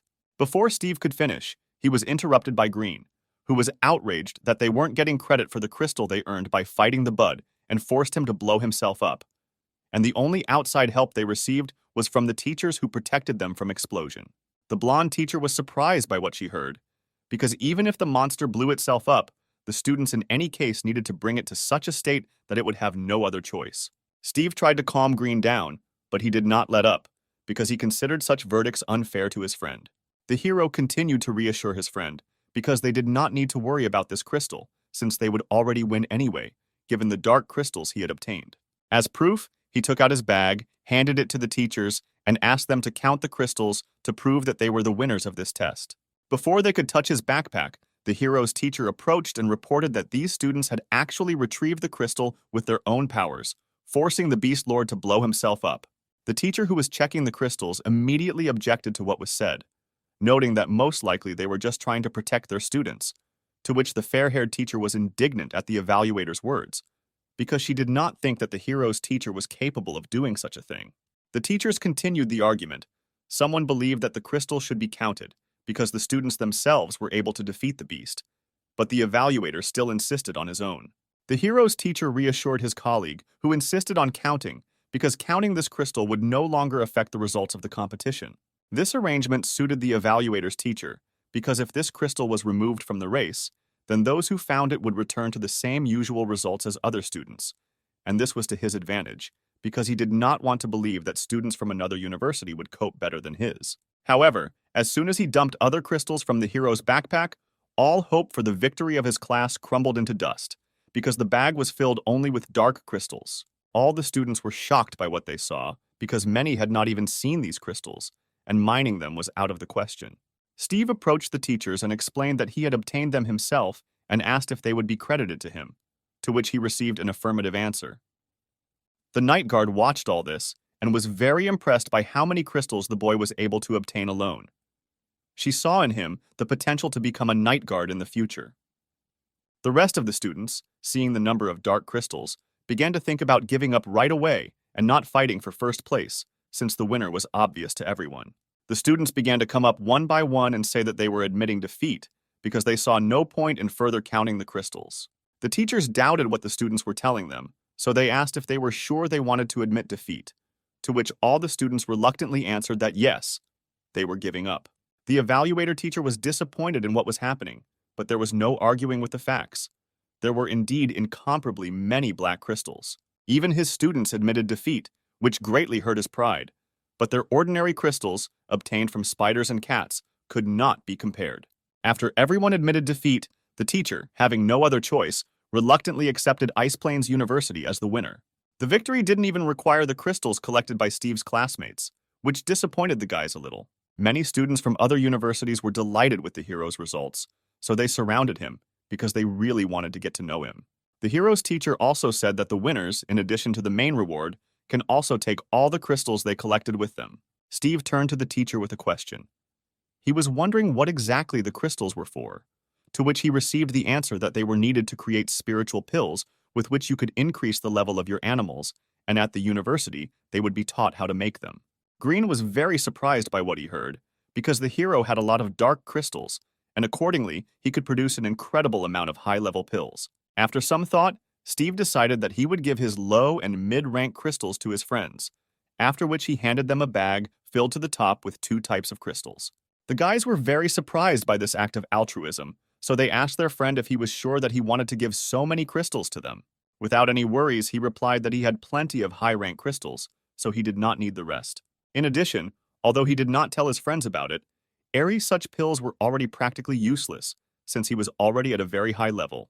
Many students were amazed by such an act of altruism and aroused even greater admiration for the hero, and someone said that everyone should learn from the hero, which he immediately regretted, because he was offered to share his crystals to follow his example. The same girl from the night guards approached the hero and his classmates and called out to him. Steve was glad to see the night guard, which she noticed. She introduced herself as Triss, and the boy kindly introduced himself in response and asked if she had any business with him. Triss immediately asked him, without any further digressions or explanations, if he wanted to become a night guard. The boy was surprised, because this was a very unexpected offer for him. The guard explained that if he was able to collect so many dark crystals alone, it means he was not deprived of power. Steve justified himself by saying that they were simply lucky to find the weak point of the monsters, and besides, his snow wolf was only a 6-star spirit of the elite rank, which in his opinion did not meet the criteria of full-time guards. Triss was very surprised. Yes, his beast was a 6-star elite, taking into account the fact that among the other students there were barely 2-star elites. But the fact that the beast was one of the weakest species was the most surprising fact for her. Although his species was one of the weakest, one thing was obvious: the wolf was special for being able to break the best records in the training courses.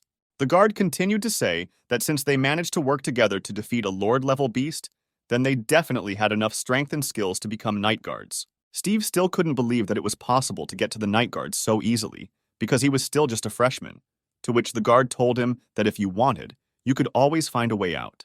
Their conversation was interrupted by the teacher. He asked the guard if they had problems with a lack of people at the moment, to which Triss replied that they never had a shortage of people. Hearing this, the teacher, in a more irritated tone, asked her why she was then trying to recruit his student, especially one who had just become an apprentice. Steve himself noted that serving as a night guard promised considerable benefits, but was quite dangerous. The teacher only agreed with his words, noting that this is why they have few people in the service. The guard continued to insist on her position, saying that all doors and roads were open to the night guards, literally and figuratively, because he would be able to move to different countries completely freely, without filing petitions, and also asked him to think about this proposal. The boy found the offer tempting, so he promised her that he would think about the offer. The guard's proposal sounded really interesting, but it was still military service, and military service requires discipline, and in this very service, most likely, he would have almost no time for his searches and research. The guys had already been in the anomalous zone for quite a long time, so their teacher summoned a techno-beast, which was a giant transport plane, and reported that they were returning. The students were glad to finish their school day and leave this strange place. Before leaving, the teacher checked with a nearby guard about what was happening now in the tomb, to which the guard replied that alien creatures of the Lord level had been discovered below, but at the moment, they were kept under control. He also asked if it was possible to find out the reason why the animals below were so aggressive, to which he received a negative answer, but these animals were definitely looking for something. Already on the way back, many of the guys were sleeping in the plane, but Steve was immersed in his thoughts. The system informed the boy that he now had a main long-term task, namely to find out the truth about the alien kingdom, and he also received a side task to get a 4th beast into his squad, for which he could receive a new skill, the body of a pseudo-beast. Steve suggested that with this skill, he could disguise himself as animals, which would greatly help him in research in foreign lands. Since the guys were flying back on another techno-beast, the journey took a little longer, but they got there without any problems. The hero was about to go home to rest, but his girlfriend stopped him and called him with her, because their teacher already wanted to give them all awards. The guys followed the teacher to the logistics department, where they were told that the reward for the tests would be skill crystals of their choice. Green asked the teacher what crystals they had, because most likely only fire crystals were available to him. The teacher replied that they had everything, and smiled lightly. Entering the room, a huge table with a variety of stones appeared in front of the children. As the teacher said, they were all collected here as a reward, and the children could choose one of them. Green immediately had his eye on the fire skill magma eruption, so he immediately stated that he would choose it. However, besides him, Ben also wanted to get this stone, because his beast was also of the fire type, so a dispute arose between the guys over the stone. Louis, seeing that the couple was about to quarrel, suggested that one of them simply choose a different skill. Yuna was interested in what Steve would choose, because thanks to him they won. She invited him to choose the stone first. The guys who were arguing nearby immediately realized their mistake, because their friend was right, and they were not the first to choose the reward. They quickly calmed down and also suggested that the hero choose his reward first, even recommending that he take the stone over which they had just almost quarreled. The teacher was pleasantly surprised by this attitude of classmates towards each other. Steve, by common decision, went to choose a stone from among the huge variety that was in the room.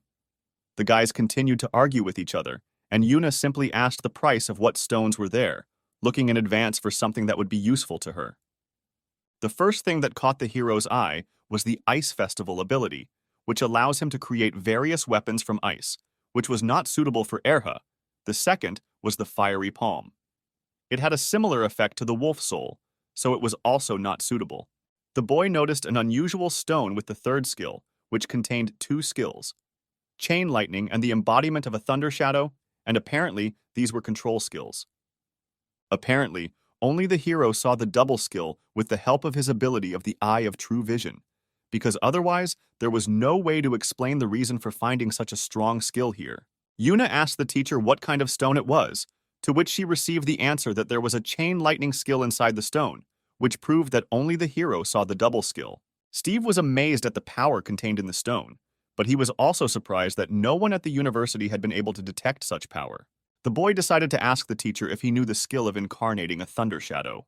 According to the teacher, Thunder Shadow embodiment was a rare skill that a very small number of Thunder Spirit beasts possess. The skill creates a very strong clone of the Lightning Beast. The strength of a clone depends on the level of the Spirit Beast, but a Spirit Beast can also combine with a clone, thereby increasing its strength, but reducing the lifespan of the clone itself. The hero understood that this was exactly the skill that he and Era needed, so now they needed Era to evolve again, but through the element of thunder. The teacher asked Steve if he was confident in his choice, because there were many more suitable skills for Erha. Without the slightest doubt, he said that it was this stone that he needed, to which Yuna was once again surprised by the actions of her friend. The choice seemed very strange to her, but at the same time she already knew her friend well, so she could expect anything from Steve.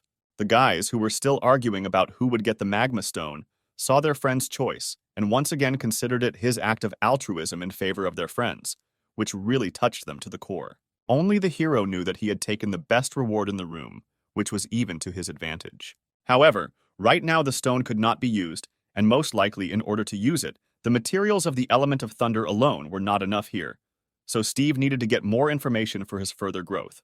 In search of answers, the guy decided to go to a specific person, namely the manager, who was not too happy with him, but still accepted him in his office.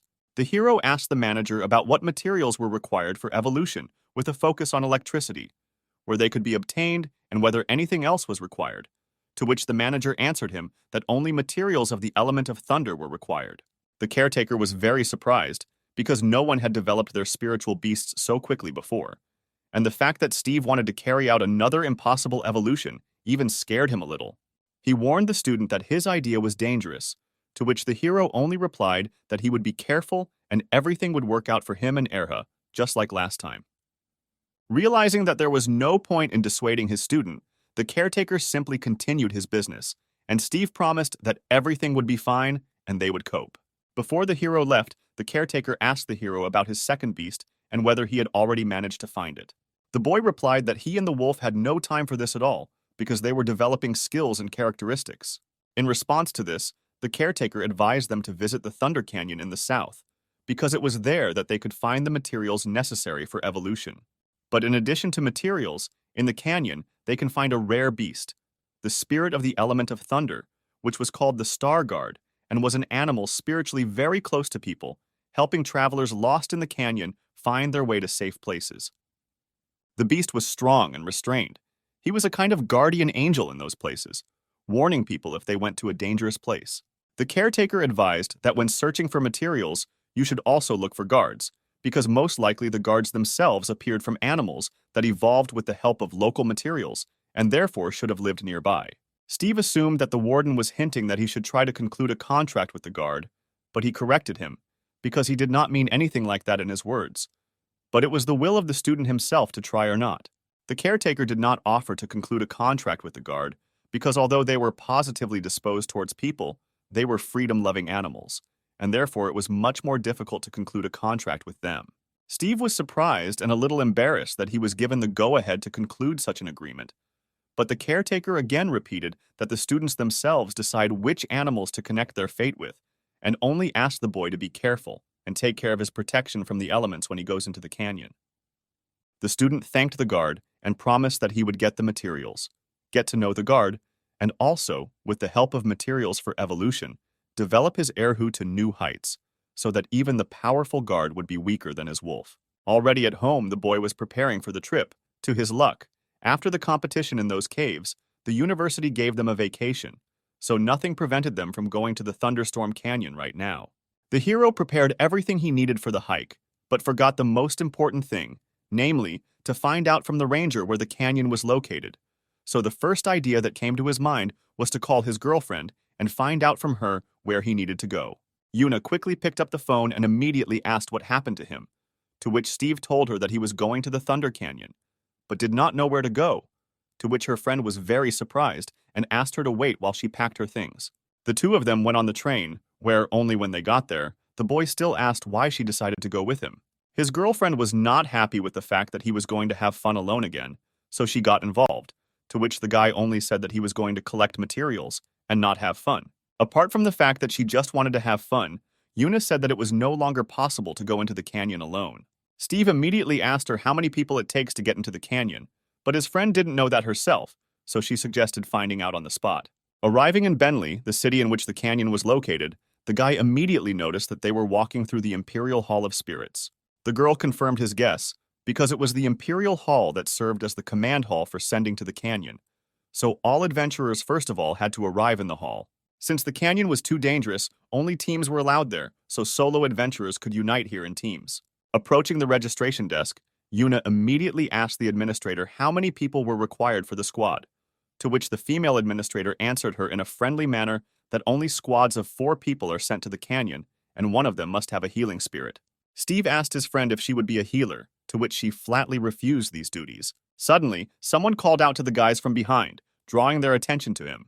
2 twins, brother Simon and sister Gwen, approached them, and without even saying hello, they immediately offered to join them in a squad. The sister immediately noticed that they needed a healing spirit on the team, so she introduced her partner, a jellyfish spirit named Shui, who had similar skills. Shui was an ordinary type and 8-star level aquatic spirit beast. Gwen was proud that she was able to raise it to such a level. Simon's spirit beast was a muscular golden turtle named Jinji, a regular rank and 8-star level, and his brother was very proud of what a wonderful protector his beast was. The administrator interrupted the greeting of the guys, reminding them that in order to go to the canyon, they needed to register. The twins ran off to fill out the necessary documents, and the administrator decided to tell the hero and his girlfriend a little more about this duo, saying that these two constantly returned to the canyon to find their missing father. Due to the fact that they got into trouble every time, none of the local adventurers wanted to join forces with them, so all they can hope for is visiting adventurers who are unfamiliar with them, which is why they stuck to Steve and Yuna. However, the guys were not bad because they tried to help all the newcomers who went with them, not sparing their strength in themselves. Literally, a couple of minutes later, the twins returned with completed documents. In addition, Gwen also completed documents for Steve and Yuna, which caused everyone sincere surprise. The hero was not against it, but he checked with the twins about how soon they would go to the canyon, because he didn't really want to wait, to which he received the answer that they could go right now. The administrator was worried that the boys would get into trouble because of the twins, so she tried to suggest choosing more experienced adventurers, but the hero said that they were happy with everything, and they quickly left. Rechecking the profiles, the administrator read Steve and Yuna's profile more carefully, after which she was very surprised. In their profiles, she saw that the guys had elite animals, so she began to worry a little less about their group, because it already had experienced participants. After some time, the guys were already at the entrance to the Thunderstorm Canyon. Even here, the lightning struck with great force and without stopping. The blows were so powerful that even the stones split into small rubble after each lightning. Even standing below, Steve felt the full force of the blows and thunder. Yuna expressed her concern about whether they should have teamed up with these guys, to which he only replied that the twins were clearly not here for the first time, and they needed a guide familiar with the local roads. Although the level of the animals was lower, the twins definitely had more experience in visiting the canyon, since they went there so often. Simon turned to the guys and asked what they wanted to do when they arrived at the canyon itself. The hero's girlfriend quickly answered them that they were looking for evolutionary materials, and if possible, would like to meet the Star Guardian spirit beast. What they heard amused the twins, so Gwen told them that most non-local seekers come here with the same idea, and unfortunately for them, the guard was not a legendary beast. According to the sister, the guards used the canyon as their natural habitat, so once they entered it, they would have a chance to see them. Lightning struck very close to Steve's squad, indicating that the weather was getting worse. The twins noticed this, so they assumed that the weather would only get worse further, so they should have given up the idea of going to the canyon today. Simon suggested that everyone rest until the weather calmed down, and luckily for them, there was a house nearby. The twins told the guys not to worry, because they knew where to look for materials. So as soon as the weather calmed down, they would immediately take them to the right place. They led them to a house that their father had built especially for adventurers who were caught in bad weather. But now, few people knew about it, so they themselves could use it without any problems. Already inside, the hero remembered the guards and decided to ask the twins if they really help adventurers in trouble. From this question, Simon became noticeably angrier and replied that it was all just inventions of those who had not even met them. His sister was very surprised by what his brother said, because according to her words, the guards had already helped them more than once, to which he agreed, but noticed that they did not help their father. Yuna asked to clarify who their father was, to which he replied that he, like many locals, made a living in Thunder Canyon, working as a climber. He searched for rare materials in the canyon for sale, and also served as a guide, helping adventurers avoid getting lost in the area. It was thanks to their father that the twins navigated the canyon so well. Steve tried to ask the guys what happened to him. They couldn't believe that he could just get lost in a place that he knew better than anyone in the world, so they thought that someone had killed him. They could not be completely sure that their guess was correct until they found their father's body, which is why they forced themselves into the squads, as happened with the hero and his girlfriend, for which the twins apologized. Steve and Yuna had nothing against it after all. Everyone in the canyon was pursuing their own goals, so they were counting on the twins when they all got into the canyon. The twins just realized that they still hadn't gotten to know each other properly, so they all introduced themselves to each other, but this time more fully. The thunderstorm outside the window subsided, to which Gwen drew attention. She explained that the duration of thunderstorms in the canyon is very chaotic, so they can last from a couple of minutes to several days in a row. But from their experience, it was known that the pause between thunderstorms is at least half a day. Simon explained to the heroes that after the thunderstorm, some of the strong animals hid, because for now the canyon was relatively safe, and if they wanted to find materials, then they needed to look for places where lightning struck. They left the house. The brother asked the guys to follow him so that he could take them to the places where the lightning struck. He also noticed that these places are difficult to find, so those who find themselves in the canyon for the first time may not find them, to which the hero joyfully asked that he and his girlfriend be taken care of and taken to the right place. The whole group a few minutes later arrived at a section of the forest that was completely scorched. Simon said that the dead trees here were saturated with energy from lightning strikes, which is why these were the materials for evolution, but asked them to be careful, as there could be wild animals here who were also looking for it for evolution. The brother called upon his spirit and told him that their task was now to protect the guys while they collected materials. Steve noticed a branch that sparkled unnaturally and suggested out loud that this was the material they needed. Before the guys had time to start collecting materials, a thunder-winged tiger suddenly came towards them. Simon asked his comrades to hurry up and collect materials while he detained him. The fight promised to be tough, as he noticed that the tiger was on the verge of increasing its level. The tiger was about to rush at the guys, but before he could even move, the brother commanded his turtle to attack with a ram. The animals flew at each other, but before they collided, something that glowed brightly blue crashed into the tiger. It continued to deliver a series of blows to the tiger, not giving it a chance to budge. This something turned out to be Yuna's little fox, who was able to scare the tiger so much that he was already cowardly running away with his tail between his legs. Simon was shocked by what he saw, because even his muscular turtle could not cope with this beast. The little fox returned to its owner, and Gwen approached her with him and asked what rank her animal was, to which she received the answer that their rank was 2-star elite. The twins were shocked by what they heard, because they themselves were second-year students, and in their class there were only a few people with elite beasts, but Yuna only answered that her little fox was not very strong yet. Simon assumed that she was the strongest in their class, since her fox cub was an elite beast. Steve was looking for materials all this time and, having found a sparkling branch, asked the twins whether it was materials, but the guys had no time for that. The tiger returned, but he brought with him another, but already elite and seemingly more powerful relative. The monster did not stand on ceremony and immediately began to attack, charging a huge amount of energy in front of its face. The attack flew towards Simon and Steve. The twin brother managed to dodge the attack, and the hero used his shield and blocked the monster's attack.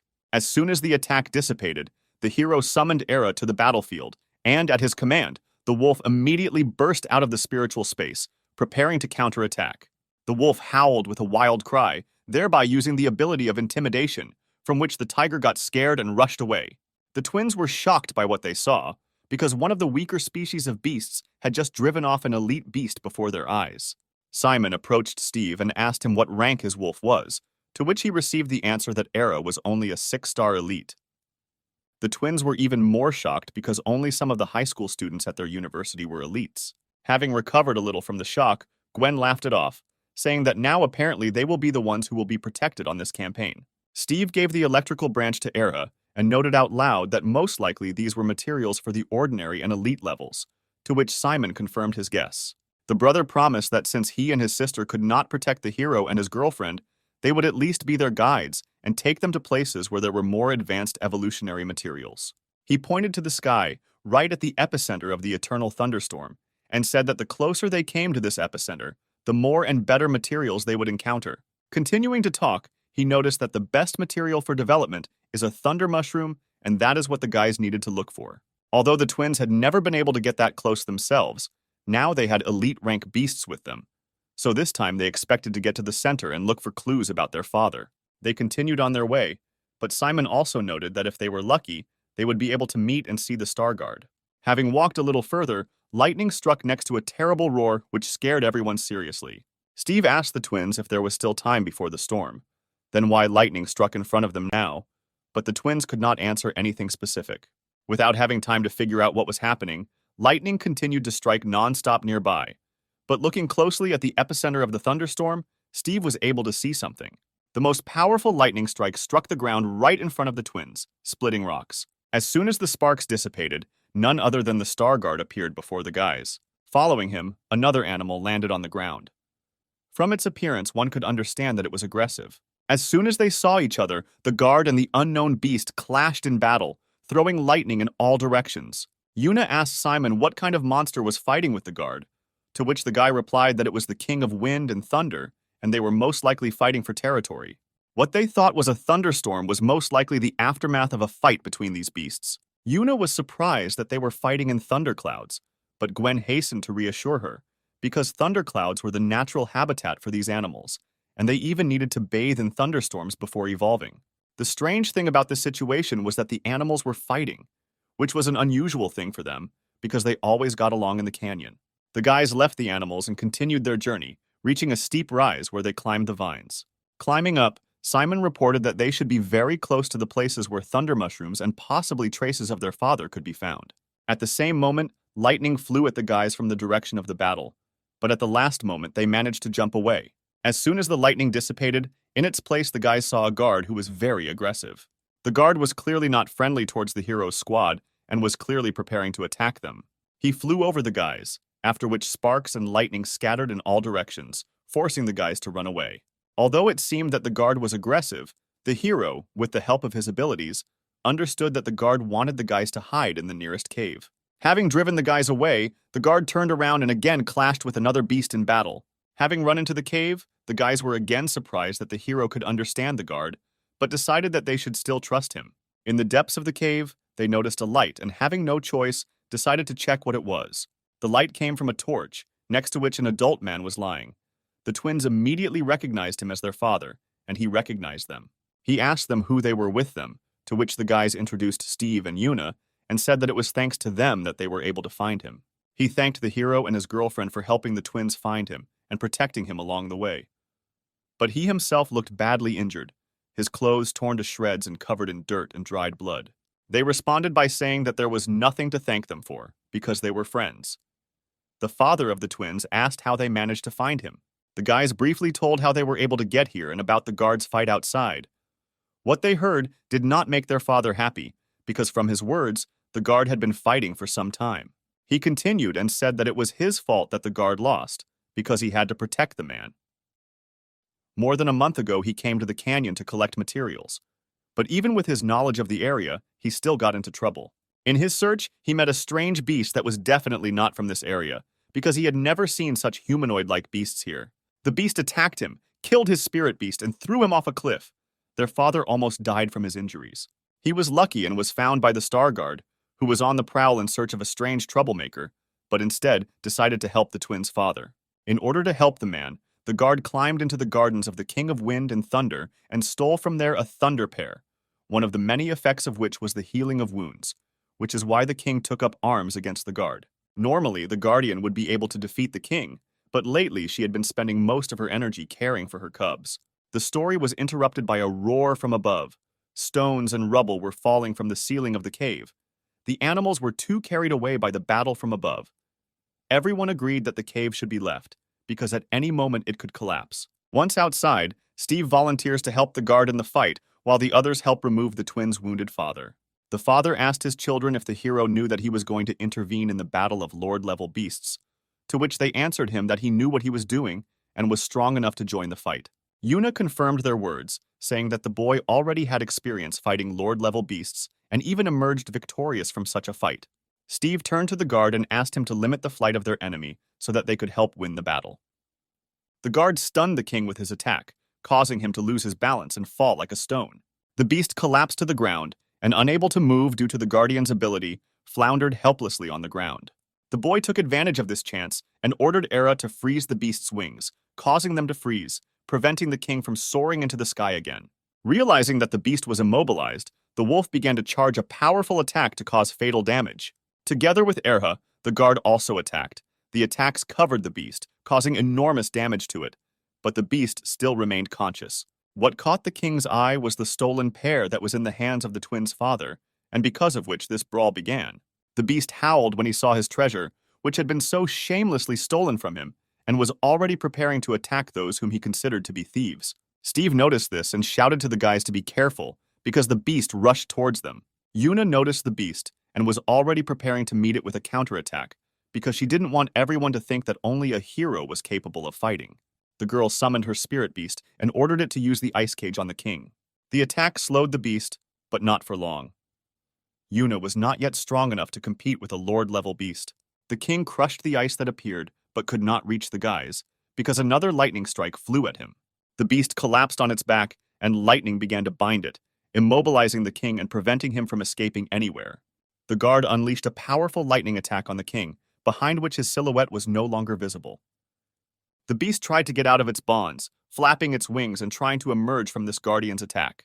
He gathered all his strength and will, and then dispelled the guard's attack. The beast broke his bonds, thereby finally freeing himself. He was furious. The king rushed at Steve and Erhu, but they were already waiting for him to launch a joint attack. The hero used a shield on his beast, and the wolf activated the wolf soul ability, preparing to knock down the beast. When the king flew up to the wolf as quickly as possible, Era's shadow paws fell on him, dropping him and pinning him to the ground.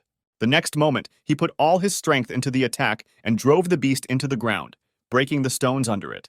The twins and their father were shocked by what they saw.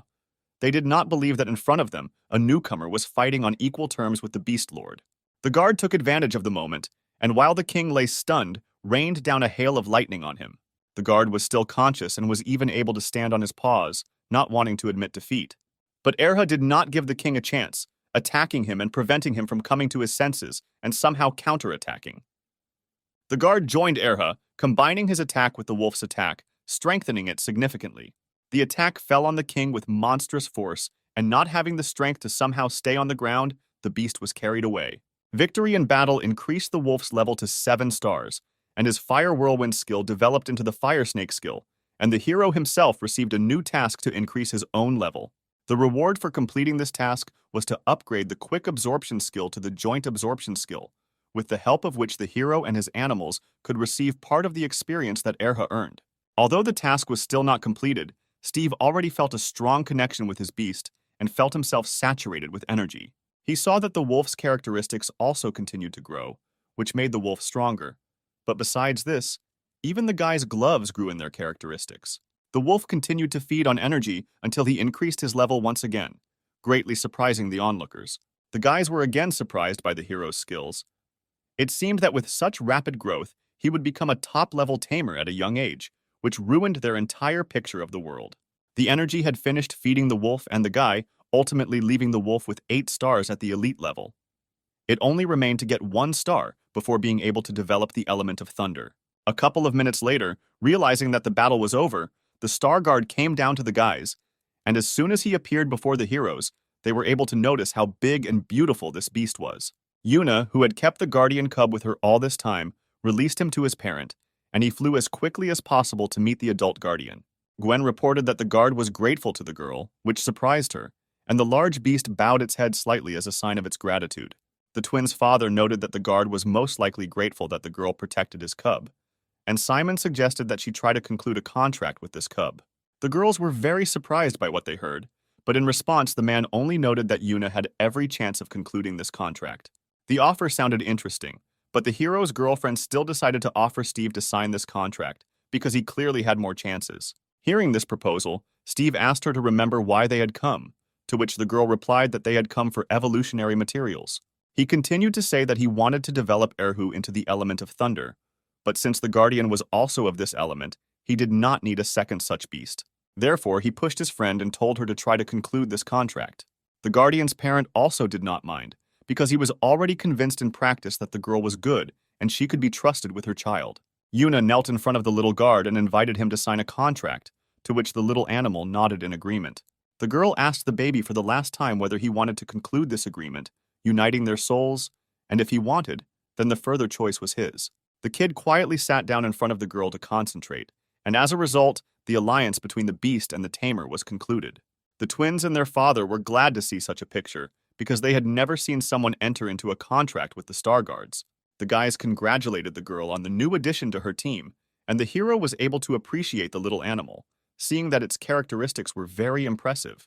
Yuna told the guys that they too would soon be able to sign new contracts, to which they told her that it was too early for them to have a second beast on the team.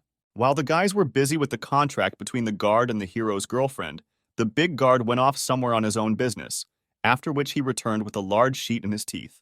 He placed the leaf on the ground and, as it turned out, thunder mushrooms were stacked inside. It was the guardian's parting gift to his child and his new friends, as a token of gratitude for their help. At the same moment, lightning struck with an incredible roar next to the guys. A flock of kings flew towards them, who wanted to avenge their comrade. The hero told his comrades that the guard asked them to leave the canyon because he was going to call a powerful thunderstorm. So the guys rushed to run away because the battle of a dozen beasts of the lords was too dangerous a sight. The entire party fled the canyon until they were able to reach the safety of the Bentley City Hall. The father of the twins, in gratitude for the fact that they were able to get to the city safely, gave the hero the pear that the guard had gotten for him, because he didn't need it, and the guy could use it to improve his wolf. The onlookers in the hall noticed that Yuna was holding a star guard in her hands, which caused a great stir among the people. Someone from the crowd decided to check whether the girl was worthy of this beast, so he called his own, preparing to join the battle. The twins asked the guy not to do anything dangerous, because the contract had already been concluded, and no one had to prove anything to anyone. Steve went to meet the aggressive guy halfway.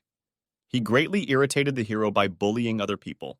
The aggressor did not adequately perceive the hero's desire to protect his girlfriend, so he ordered his beast to attack. However, before the fight could even begin, Era had already intimidated the poor beast of an aggressive guy so much that he did not listen to commands at all.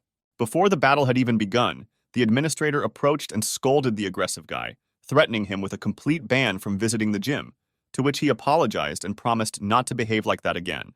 As soon as everything calmed down, Yuna approached the hero, and seeing a pear in his hand, she was glad that the hero was given it. The hero was also happy about the acquired item for evolution, because now he only had to increase the level of Eri to 9 stars. While the hero and his girlfriend were enjoying their new acquisitions, the twins and their father informed the administrator about the conflict between the Star Guard and the Kings of Thunder, which greatly surprised the woman, because usually these animals got along with each other. The administrator took this into account, so in the near future they will limit visits to the Thunderstorm Canyon and thanked them for the information. The father of the twins again approached the hero and thanked him again for saving him, after which he reminded him if he remembered his story about the humanoid beast. He asked Steve to be careful in the future, because he too might still meet this beast, and given how adventures attracted the hero, the chance that he would meet such a beast was not at all small. This mysterious beast was truly dangerous, and its reserve of spiritual powers was extremely large, so such a monster should be reported to the association. Placing his hand on the hero's shoulder, he wished him good luck, and believed that he would become a powerful tamer of spirits, and they would hear his name more than once. Having warmed up on this good note, the guys headed back to their city. Yuna checked out the mushrooms on the train that the guard had so kindly provided them with, and learned that this species was different, several times better than ordinary thunder mushrooms. The mushroom in the girl's hands sparkled. She could feel the power that came from it, and her hair stood on end due to the static. The boys' conversation was overheard by two brothers from places nearby, who were clearly up to something evil. The guy with the scar on his nose wanted to suggest stealing the mushrooms, but his brother stopped him, reminding him that they weren't done with their main task yet. Yuna was glad that she was able to find so many evolution materials, but she also wondered if they would fit with the hero's pair. The hero did not understand why the fruit was so valuable, but his girlfriend was more worried about whether Erha could develop into a spiritual beast with the element of thunder. The guy asked her not to worry so much, because the fiery evolution was quite easy for them, so this one should have gone like clockwork. The girl agreed with what was said, because doing something impossible had become quite commonplace for Steve and Erha. Although the brothers decided not to get involved in trouble, the pair that stood on the table of the hero and his girlfriend still caught their eye. These legendary pairs were very rare, and their prices were incredible, because one of these could develop any spirit beast, granting them the element of thunder. With the money received from the sale of this pair, they could live without any problems for about 5 years, and they would no longer have to poach in the snowy fields. The guy with the scar was worried that they would get caught if they tried to steal it, but his brother, forgetting about all the dangers, decided that the risks were worth the result. The criminal duo understood that they were freshmen, so they decided to follow them when the guys got off the train, after which they would rob them in a quiet place. The hero, thanks to his new ability, was able to notice that the couple was watching them and informed his friend about it. The girl assumed that they were interested in the materials that the guys had and asked Steve what they should do. The guy continued a casual conversation with her about their fun trip, but in the meantime, he told his friend in a whisper that for now, they would not do anything so that the robbers would not realize that the guys knew that they were being watched. The trick worked.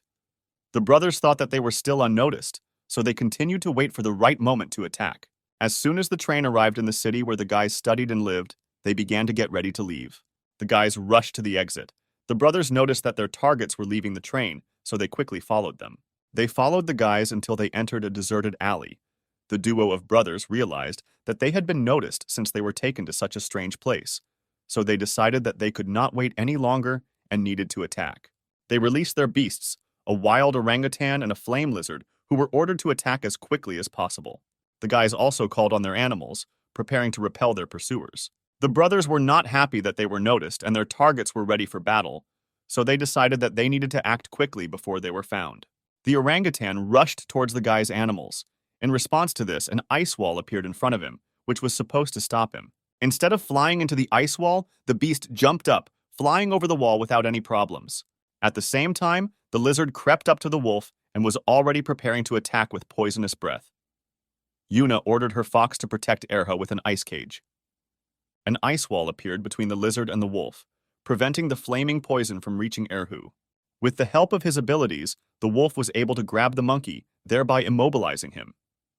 The robbers were surprised at this situation because their animals were of the level of a lord and the fact that an elite wolf could stop their beast. The robber ordered his beast to use gigantism, as a result of which the monkey noticeably increased in size and was able to escape from Ares' grasp. Next, the wolf used the fire snake ability, choosing the flame lizard as its target. The lizard was not idle and attacked in response with poisonous breath. This attack did not even slow down Era's fiery snake, which quickly continued to fly towards the lizard. The lizard did not have time to do anything, and the snake, flying into the poor lizard, caused an incredible explosion. The brothers were shocked. Not only was their fiery beast unable to repel the attack of the ice elemental beast, but this same ice beast also had fire attacks. Having defeated the lizard, the wolf switched to the monkey, using intimidation on it. Fear struck the orangutan, the will to fight completely left the poor beast, and the ability of gigantism ceased to function, causing the beast to return to its normal size. Realizing that the beasts could no longer continue the fight, the robber rushed into battle himself, and since he was a top-level tamer, he could use the abilities of his beast and used gigantism. The robber increased in size and was about to attack Steve, but he, using his glove, protected himself from the attack with an energy shield. At the same time, the night guard, already familiar to the hero, was on a mission. She and her assistant detected the movement of their target, whom they needed to capture alive. Seeing the orangutan, the guard and her animal rushed to attack. The frightened orangutan noticed them and immediately raised his hands, indicating that he was not going to fight, which greatly surprised the guard. Steve and his girlfriend noticed the guard. They were glad to see her, even taking into account the fact that the fight had already ended and the offenders had been caught. The guard was very surprised to see such a ferocious beast in normal times. In such a calm and depressed state, she asked the hero if this was his work. Before he could answer, a manager appeared who wanted to help the hero with his pursuers, but he arrived after everything was over. The warden was surprised to see the night guard here, but he was more interested in where the criminals were now. He was told that the criminals were here, after which they pointed to the criminal duo tied up and lying to the side. The caretaker believed that it was the night guards who had captured them, and therefore praised them for their quick work. The guardian was mentally amazed at how quickly Steve's wolf was developing. Hearing the praise, she corrected the caretaker, explaining that they themselves had just arrived, and the hero and his girlfriend did all the work for them. The caretaker was surprised that the guys were able to cope with the criminals themselves, to which they only replied that it was just self-defense and they would not have attacked first. He slapped the guy hard on the shoulder, even going overboard in his zeal, and praised the guy for doing a great job with the scoundrels. One of those who found out the identities of the robbers approached the guard and confirmed to her that these were the poachers they were looking for, to which the guard said to arrest them. The guard also praised the guys and promised that someone would take them home, for which the guys thanked her. The guard noticed that they were very lucky that the poachers they had been tracking for so long fell into their hands, because this couple tried very hard not to get caught in hot pursuit. She turned to the couple and her mood was not at all friendly. She was infuriated that these two, in addition to poaching, now decided to also engage in robbery. The unfortunate robber tried to justify himself, saying that he could not resist the temptation to get the thunder pair, but they did not want to harm the guys. The guard was surprised by what he heard. After all, these pairs were guarded by lord-level animals, and it was extremely difficult to get them. But the guard was amazed that Steve was really so serious about the evolution of his wolf. The guard noticed that the guard was very interested in the hero, and even personally came to help him, to which the guard himself noticed that the guard was also suspiciously actively following the hero, as if she needed something from him. Without hiding anything, she directly answered the warden that such talents as Steve should not be wasted, because while still only a freshman, he is already a worthy candidate for the night watch. She asked the caretaker what he thought about this, to which he replied that he would not interfere with her in any way, but reminded her that the boy was still a first-year student. What the caretaker said amused her. She reminded him that in the second half of the year, there would be a Yunjo League, and the hero could join the ranks of the guards, but at the same time, continue to study. This alarmed the caretaker. He told her that he hoped that they would not declare Steve as a representative of their city in this league. He did not want the guy to become acquainted with the cruel world of tamers too early. As he left, he reminded her that the hero acquired his spirit beast only a couple of months ago and advised her to familiarize herself with his biography. The caretaker was mentally amazed at the boy's success, because just recently he had just broken the record on the first floor of the Hall of Spirits, and now the night guard was already interested in him. The night guard ordered her subordinates to pick up the criminals, because they also needed to go. After some time, already in her office, the guard remembered the caretaker's advice to familiarize herself with the hero's biography. She ordered her subordinate to find all the information about Steve. The documentation indicated that the boy was a hereditary tamer, and his parents were tamers in the army and died while on duty 10 years ago. The guard was familiar with an incident in which the hero was able to survive, but she never thought that it was him, and besides, it was not customary for them to take orphans into their ranks. This information greatly annoyed the girl. She decided that he should not follow in the footsteps of his parents, and therefore she needed to do something to help the boy. Not knowing how exactly she could help him, she decided to ask the hero directly what he needed, under the pretext of a reward for helping him catch criminals. At the same time, Steve was sorting out artifacts at his home when he received a call on his phone. It was the night guard. The boy was very surprised by her call, but immediately found out if something had happened. She told the hero that the guys he caught turned out to be poachers, to which he replied that they immediately seemed suspicious to him. The guard continued to say that there was a reward for the capture of dangerous criminals and found out if he needed anything. Under the pretext that they could not refuse a reward, she said that if he needed something, he could tell her about it, to which the hero quickly came up with an idea.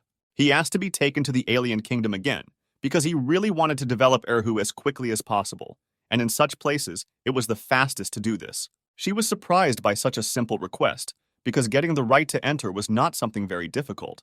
But the boy said that this was more than enough for him. She heard Steve's request and promised that she would fulfill it, to which he happily thanked her. After finishing the conversation, the guard suggested that it was precisely such zeal that was the reason for the boy's rapid growth, after which she thought about how she could obtain the right of entry for him. She instructed a subordinate to draw up a document to transfer her quota for a quasi-night raid to Steve, which her employee was very surprised by. He asked the guard if she was sure of this decision, because if she did this, the boy would be able to apply for her position in the future. She was tired of her subordinate's unnecessary questions, but she replied that this was her place, and she decided how to deal with him. She hurried her subordinate. She believed that most likely the guy would not even think about taking her place, so they would not replace her soon. But this way, she would at least be able to fulfill his request. Later that day, someone came to the hero's house. Indignant, he went to meet the uninvited guests. Army workers came to the guy to present him with an award, and how quickly the award was prepared for him was amazing. The envelope that was handed to him contained the token of the chief assistant to the leader of the Night Guards, which meant that the Night Guard Triss had appointed the hero as her successor. This news stunned the hero, because they were only defending themselves from the attackers, so the reward seemed to him too large. The army workers explained that this was a gift from their head. With its help, you can freely visit alien kingdoms and calmly leave them, and the guard also said that he would not accept refusal. The guy thanked the soldiers and asked them to convey their gratitude to the guards. It was unexpected for the hero that he could return to the kingdom so quickly, but he was incredibly happy about it.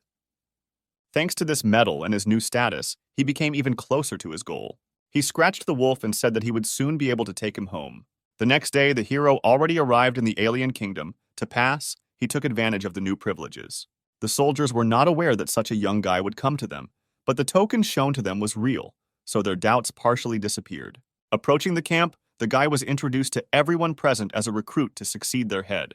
This was immediately followed by laughter among the soldiers, because in their opinion, the hero looked too young and weak. One of the soldiers took the guy by the arm and began to explain that such young guys like the hero had no place here because the rules here were very strict. There were no special privileges here, and only strength was respected. Otherwise, there would be no way to survive in these lands. The soldier brought Steve to the captain to introduce him to the newcomer, and at the same time asked permission to conduct their joint training. In the captain's eyes, the hero looked too young. He was not sure if he was even 18 years old, but he only asked about who sent him here. The captain was very surprised when the hero named Triss's name. He was also surprised that the main guard chose a successor for herself, and such a weak-looking one. He explained that for now they could not let him into the kingdom, even taking into account the quota, since they could not guarantee his safety inside, so they asked him to train with them for a couple of days. The hero didn't even think about arguing with the captain, so he agreed. But at that very moment, a tall guy in a black cape approached them and asked to register him to enter the underground palace of level A, to which the captain only said that he understood him and called him by name Bogart. This tall guy wondered where Steve came from here and why he was wearing a badge, to which the captain told him that it was Triss's successor who had arrived recently. Bogart was surprised by what he heard, but did not say anything. He was wondering why the main guard chose this guy and not him. However, questions about the hero did not bother him for long, so after moving away a little, he relaxed, not seeing competition in him, and went on about his business. The hero became interested in why this guy could move freely here, to which the captain told him that at the age of 20, he was already a professional level leader and had sufficient qualifications to freely visit dungeons. The captain called the boy along, saying that perhaps they would be lucky to see Bogart in action, and Steve thought that if he could show his strength, he would be recognized, and he would also be able to freely visit the dungeon. The hero asked the captain what a level A palace was, to which he received the answer that this is how they rank dungeons according to the degree of danger into levels B, B, A, and C, where B were ordinary, B were ordinary elite, A were elite, and special rank C were extremely dangerous. The Dark Maiden's Nest dungeon that Bogart went to was one of the most dangerous among the A-level. Only due to the lack of a monarch-level boss in it, it was still not recognized as a C-level. The boy noticed that he was already familiar with this dungeon, but even so, before going, he needed to prepare in any case. The hero was forced to obey the order, but he really wanted to quickly raise his wolf to the level of a lord, and this particular dungeon was a suitable option.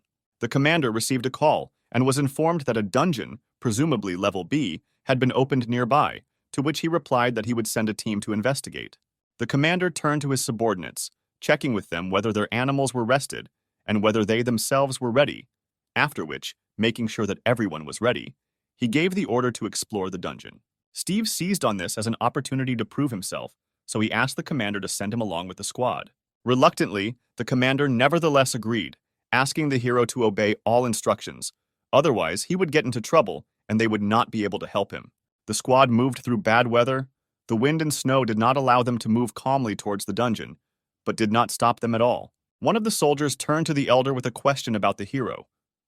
He wanted to know whether they should even take him with them on their further journey, because if they encounter danger, they will have to save him. Until this moment, the guy had not complained and calmly overcame difficulties. But it was still clear that he was not very strong yet, because he had recently turned 18, and at this age, people usually have only ordinary or high-level animals with them. The soldiers were interested, why he was chosen as a successor. In response, the elder only said that they would try to take care of him as best they could. After all, the chief guard Triss helped them a lot at one time. The elder summoned his beast Shachan to use his wind barrier ability. The hero noticed this, in his opinion. Using the beast to make his way easier was reasonable, but it must waste a lot of energy, so he assumed that the elder did this in order to help him. Steve immediately turned to the elder named Khan so that he would not waste spiritual strength on him. But the elder only told him not to worry, because the wind should soon end, and the boy should save energy. After some more time on the road, the squad safely reached the underground palace of Level B. Khan turned to the squad and outlined all their tasks, namely, determining the types of alien beasts, deeper penetration for detailed study. They had to avoid fighting, because if there was a clash with the enemy, the most correct decision was to retreat. The elder gave instructions to Steve to follow him. The boy did not contradict and simply replied that he understood everything. The detachment began their descent. But before even a minute had passed, the soldiers had already detected movements in the caves. A giant stone snake, Fang, appeared in front of the party. It was an elite 8-star level and was clearly not in a friendly mood. One of the soldiers reacted immediately, summoning his beast with steel claws, thereby taking on the enemy. With one swing of his paw, the beast smashed the snake's body into pieces, instantly killing him. Han quickly analyzed the situation and reported that since they came across elite stone snakes, then most likely there was a stone python lair somewhere nearby. The coherence of the soldiers' work surprised Steve very much. After all, it was not for nothing that they were called an army. At the same time, in the office of the head of the Night Guard, Triss was informed that her new successor had been sent on reconnaissance to the newly discovered Level B palace. The guard in general was not worried about his successor, but when she heard that he was sent to Dungeon B, she only said that there was nothing to worry about, because Steve would playfully cope with even a Level A dungeon. Returning again to the caves of Palace B, one of the soldiers reported to Khan that they were going to go deeper into the dungeon, and they had not noticed anything except Level B beasts. The elder ordered them to use special messengers to notify everyone about the end of the mission. Suddenly, the squad heard a prolonged cry. Khan immediately recognized this as the skill of crying sand, characteristic of rare desert animals. But this dungeon was the kingdom of stone, and sand abilities were unusual for local animals. A soldier from their squad volunteered to conduct reconnaissance, so he called on his beast with the ability to fly. Without having time to fully look around, the animal saw something large about to emerge from the sand right below it. Someone's giant mouth emerged from the sand, trying to catch and devour the beast hovering above the sandy field. Something closed its mouth in an attempt to catch and swallow the small animal, but it quickly dodged this attack using the high-speed flight skill. A gigantic something appeared before the squad in full growth. It was an incredible-size mythical rattlesnake, and it was a lord level with 5 stars, which shocked the entire squad. The soldier first decided to save Steve because he considered him scared, so he ordered his beast to drag him to a safe place. The animal grabbed the hero and began to try to drag him away, but at the same moment Airhub burst out of space. Distracted by saving the hero, the soldier did not notice how the snake had already rushed at him, ready to devour the poor guy. But Steve and his wolf were not weaklings. Then they decided to help.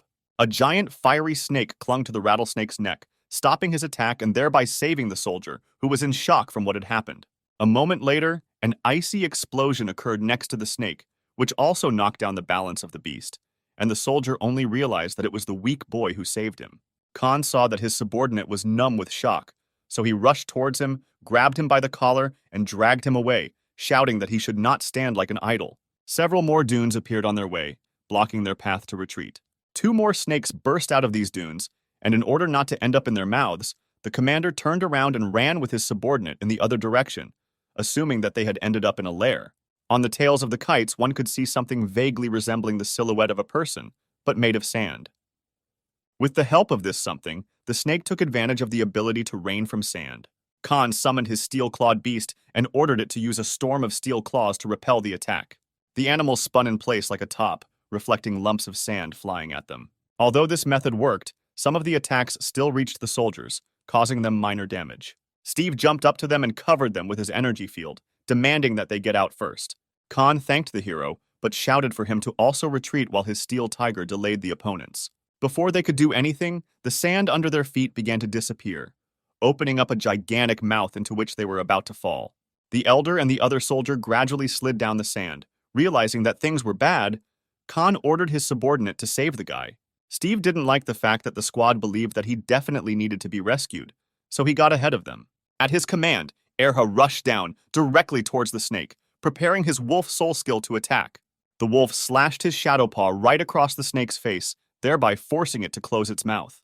Khan, seeing how the snow wolf was pushing back the snake lord, being only an elite rank, could not believe his eyes. Steve went down a little lower to the soldiers, shouting for them to get out, but they were unable to grab onto anything because the quicksand was an obstacle. Thinking how they could all get out, the guy ordered his wolf to use an avalanche on the sand. Before carrying out the order, Erha threw a fire snake directly at the snake at the bottom of the quicksand. The snake was severely scorched, after which he lost consciousness, unable to fight further. Realizing that the snake was no longer a threat, the wolf, as his master ordered him, used an avalanche directly under himself. To prevent the squad from being accidentally hit, the boy used his shield, and now, having the opportunity to cling to less viscous snow, helped the soldiers get out of the trap. Erha at that time soared into the air, and another snake attacked him from under the ground. The wolf, without hesitation, hit him right in the face with his shadow claws, not giving him a chance to attack. The squad was able to grab each other, thanks to which the flying beast of one of the soldiers was able to pull them all out of the depression. The animal lowered the entire squad to the ground, where they were able to calmly catch their breath, and the soldiers realized that they were very wrong about the new guy. At the same time, a flock of snakes surrounded the steel tiger and the snow wolf from all sides, closing all escape routes. However, the beast tamers did not even think about retreating, attacking all the snakes in turn, without giving them a chance to attack. The squad ran as fast as they could while the animals were making a meat grinder behind them. The soldiers were amazed that Steve's wolf could fight side by side with the Tiger Lord Elder and not yield to him in any way. The boy felt that his wolf could not cope with all the snakes, so he asked the elder to call off the tiger, since he had a plan. The tiger and the wolf, on the orders of their masters, rushed to run after them. But Erha still managed to throw streams of flame at the kites, which once again surprised Khan. Having finished throwing flames, the wolf took advantage of the icy fog, completely blocking the visibility of the kites. The elder noticed how, with the help of his abilities, the hero tried to slow down the kites. He was amazed at the guy's ability to improvise on the go. While running away, Khan asked the guys if they had contacted the remnants of the detachment, to which he was told that everyone had already gotten out of the cave and had not encountered any similar animals along the way. 2 other soldiers from the squad were peacefully waiting for their comrades outside and were already beginning to worry a little about the remaining squad, since they had been gone for quite some time. At the same moment, the elder with another part of the detachment appeared. The soldiers noticed that they were wounded. The soldiers rushed to ask them what happened below, because while they were waiting, the shaking reached them. They were even more surprised when they noticed that Steve was not injured at all, which led them to assume that their elder had been guarding him too closely.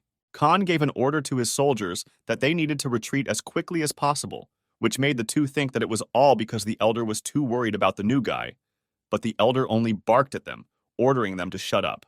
Without explaining anything to the guys, Khan only turned to Steve again, telling him to contact him if he needed help applying to explore the palaces. The 2 soldiers continued to grumble at the guy, even though he heard everything, for which the elder yelled at them again. After treating the wounds, the squad went back to base, and after some time they returned safely. Upon returning, Khan immediately turned to the commander, who first of all asked where the boy was who went with them, but Steve immediately responded himself. Having made sure that the guy was with them, he immediately asked about the dungeon, asking them if they had found out how dangerous it was. He was immediately informed that the cave was at least level A, but with a high probability it could even be level C, due to the presence of a cave with a pack of giant snakes of an average lord level. But even they, apparently, were not the strongest there. Hearing this, the soldiers who were engaged in external level reconnaissance were shocked because they only met a few elite beasts. They immediately turned to their elder, trying to find out from him whether these creatures had left him wounds, to which they received an affirmative answer. The commander asked them how they were able to get out of this situation with a couple of minor injuries, to which they replied that they were helped by Steve and his wolf, which greatly surprised the commander. The soldier who went down with Khan and the boy confirmed what was said, because the hero saved him and the elder several times during the battle, for which he was invaluable to him. The two soldiers who were checking the external level only now realized that the vibrations they felt were from the fighting of the squad below. Khan turned to the boy and said that they were very grateful to him, because it was thanks to him that they all got out alive and without serious injuries. The attitude of the entire squad toward Steve became completely positive, as a result of which they now offered to go on reconnaissance together next time. The boy was amazed at how quickly these guys changed their minds about him, and their commander finally noticed why Triss liked this nondescript child. After everything he had heard, the commander still recognized Steve, and therefore informed him that now he would not refuse his requests to explore the palaces, and if he had any specific ones in mind, he could report it. Before arriving here, the boy asked the guard which palace he should go to first, to which she told him that the best option would be the cave of crazy ants. He told the commander where he wanted to go, but Bogart came up with him again, and, in unison with the hero, said that he wanted to register. The hero heard the voice of a tall guy already familiar to him, and turned in his direction. The commander, hearing that they both wanted to go to the same place, suggested that they team up and go to the cave together. Bogart doubted the commander's proposal, coming closer to him and asking him if he was sure of this idea, to which he only replied that the guy had proven himself well. That's why he should have taken him with him. Although he did not want it, the tall guy nevertheless agreed, only hoping that he would not be disturbed. The hero himself was not against it. The most important thing for him was to quickly develop his wolf to the rank of lord. On the way to the cave, a conversation struck up between Bogart and Steve. The tall guy asked his forced partner if he knew what his title of night raid assistant meant.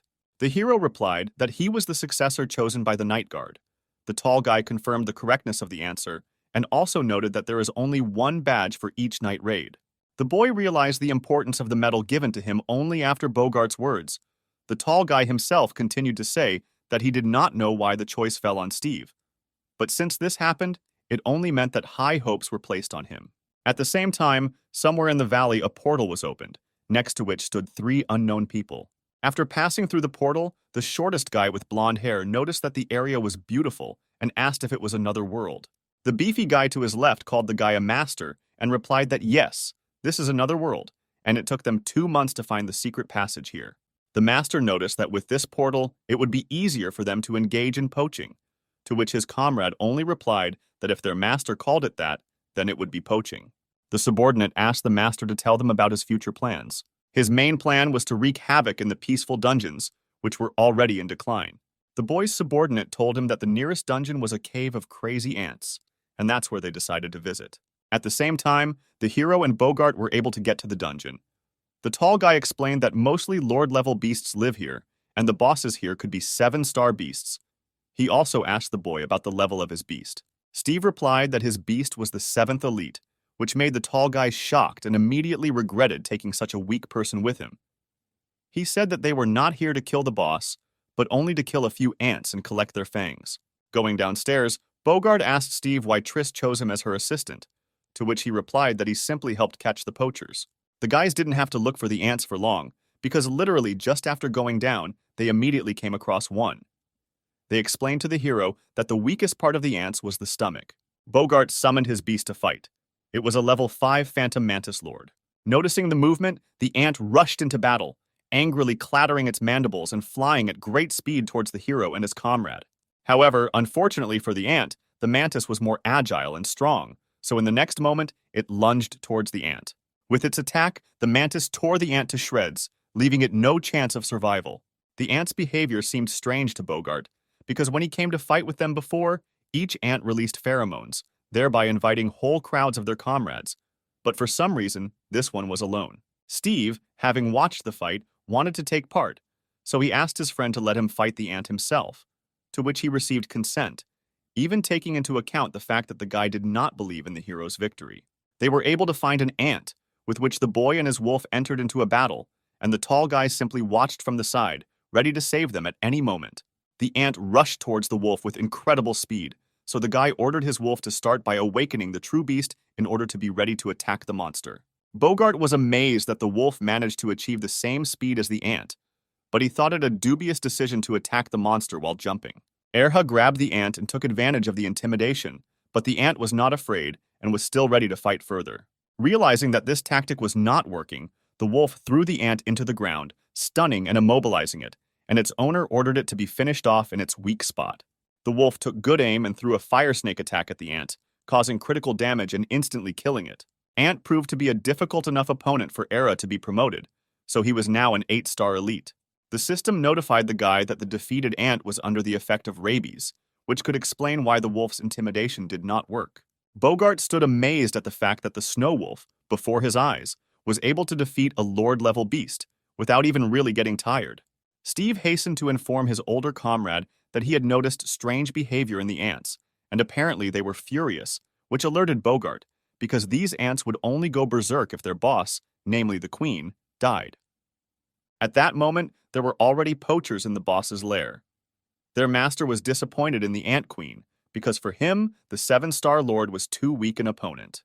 The guy's henchman praised how his master quickly and single-handedly defeated the queen, and also reported that simple ants outside had already begun to rage. Realizing that they had nothing to do in an A-rank dungeon, the guy asked his assistant where the C-class dungeon was, to which he replied that there was one nearby, in which many stray mechanical beasts lived. The guy heard someone approaching them, to which the assistant replied that the army could not arrive here so quickly. Using the mechanical beast, the smuggler master was able to discover that only 2 people were approaching them, so he immediately stopped worrying. The henchman suggested that his master get rid of possible witnesses, because even though these 2 were clearly strong, they could definitely deal with them.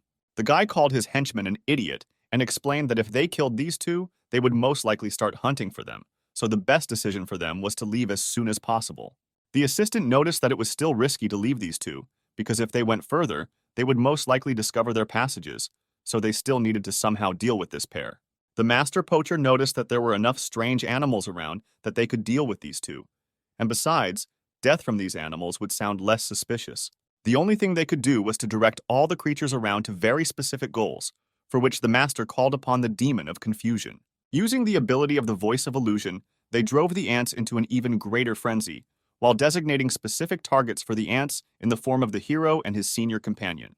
Enraged ants surrounded the duo, angrily clattering their mandibles, but the guys did not understand why the ants altogether became so angry at them.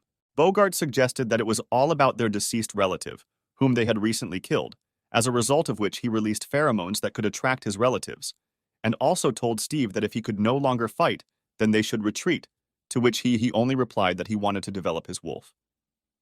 However, the guys had nowhere to retreat because the ants had already surrounded them from all sides. The elder turned to the hero, asking what other animals he had that could help them in battle. Steve was forced to upset him because his second beast was only a mechanical glove that could only protect him and the wolf. Hearing this, Bogart realized that he could only rely on himself now, so he summoned all his spirit beasts at once. A huge skeleton warrior appeared in front of the hero, in whose hands was a giant sword the size of a whole man. This was the second beast of the eldest. The third was a small spirit boy, sitting astride some kind of jade object. At this time, the praying mantis cut the attacking ants with its claws, leaving them no chance to attack. The elder told the guy that he had already called the guards here, but he himself would not last long if he continued to support 3 spiritual beasts at once, so they needed to retreat. There were an incredible number of ants, but they were lucky that they did not have any skills. Bogart's beasts continued to chop down ants left and right, destroying them in droves. The elder's strength was at its limit. The skeleton alone absorbed half of his spiritual strength with its skills. He grabbed the hero and dragged him away from the battlefield, while his beasts gave them a chance to retreat. Steve saw that his comrade was very ill, but he did not let them stop and continued to run away. His beasts continued to destroy the ants behind them, using up more and more of Bogart's reserve of strength. Moving further away, he told the hero to leave first, and he and the animals would buy him time. He believed that this was the right thing to do, but he was already practically exhausted. At that same moment, his strength completely dried up, causing him to fall unconscious to the ground.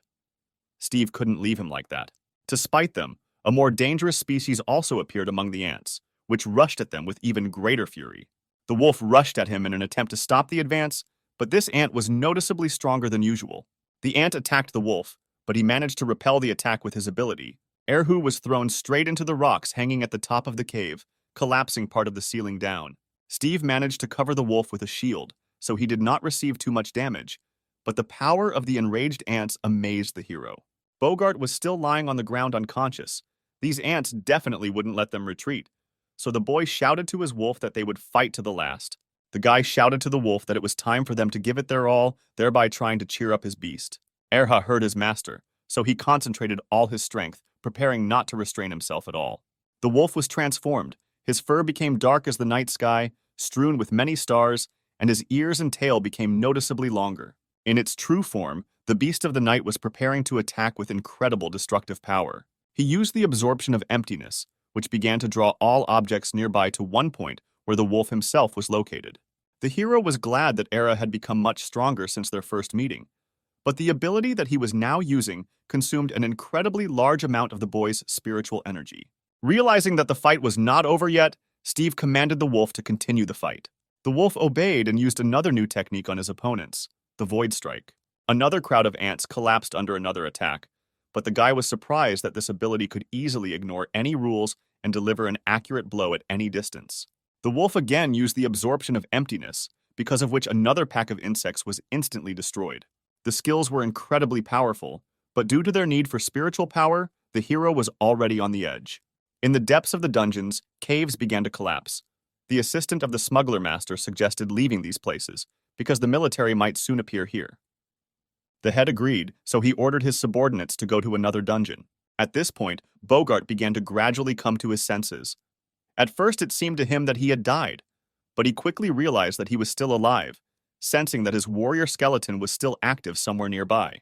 Gradually, he gained the strength to open his eyes, but he still found it very difficult to focus his gaze. After some time, the guards finally arrived in the cave in search of their recruits. One of Triss's subordinates was able to find both guys, which he immediately reported to her. They were both alive and well, but the subordinate insisted that the main guard come and see the picture that he himself was now seeing. After an even longer period of time, Bogart finally came to his senses, but in a hospital room. He was not sure who saved him, but he definitely remembered that he was able to see a strange beast that he had never seen before.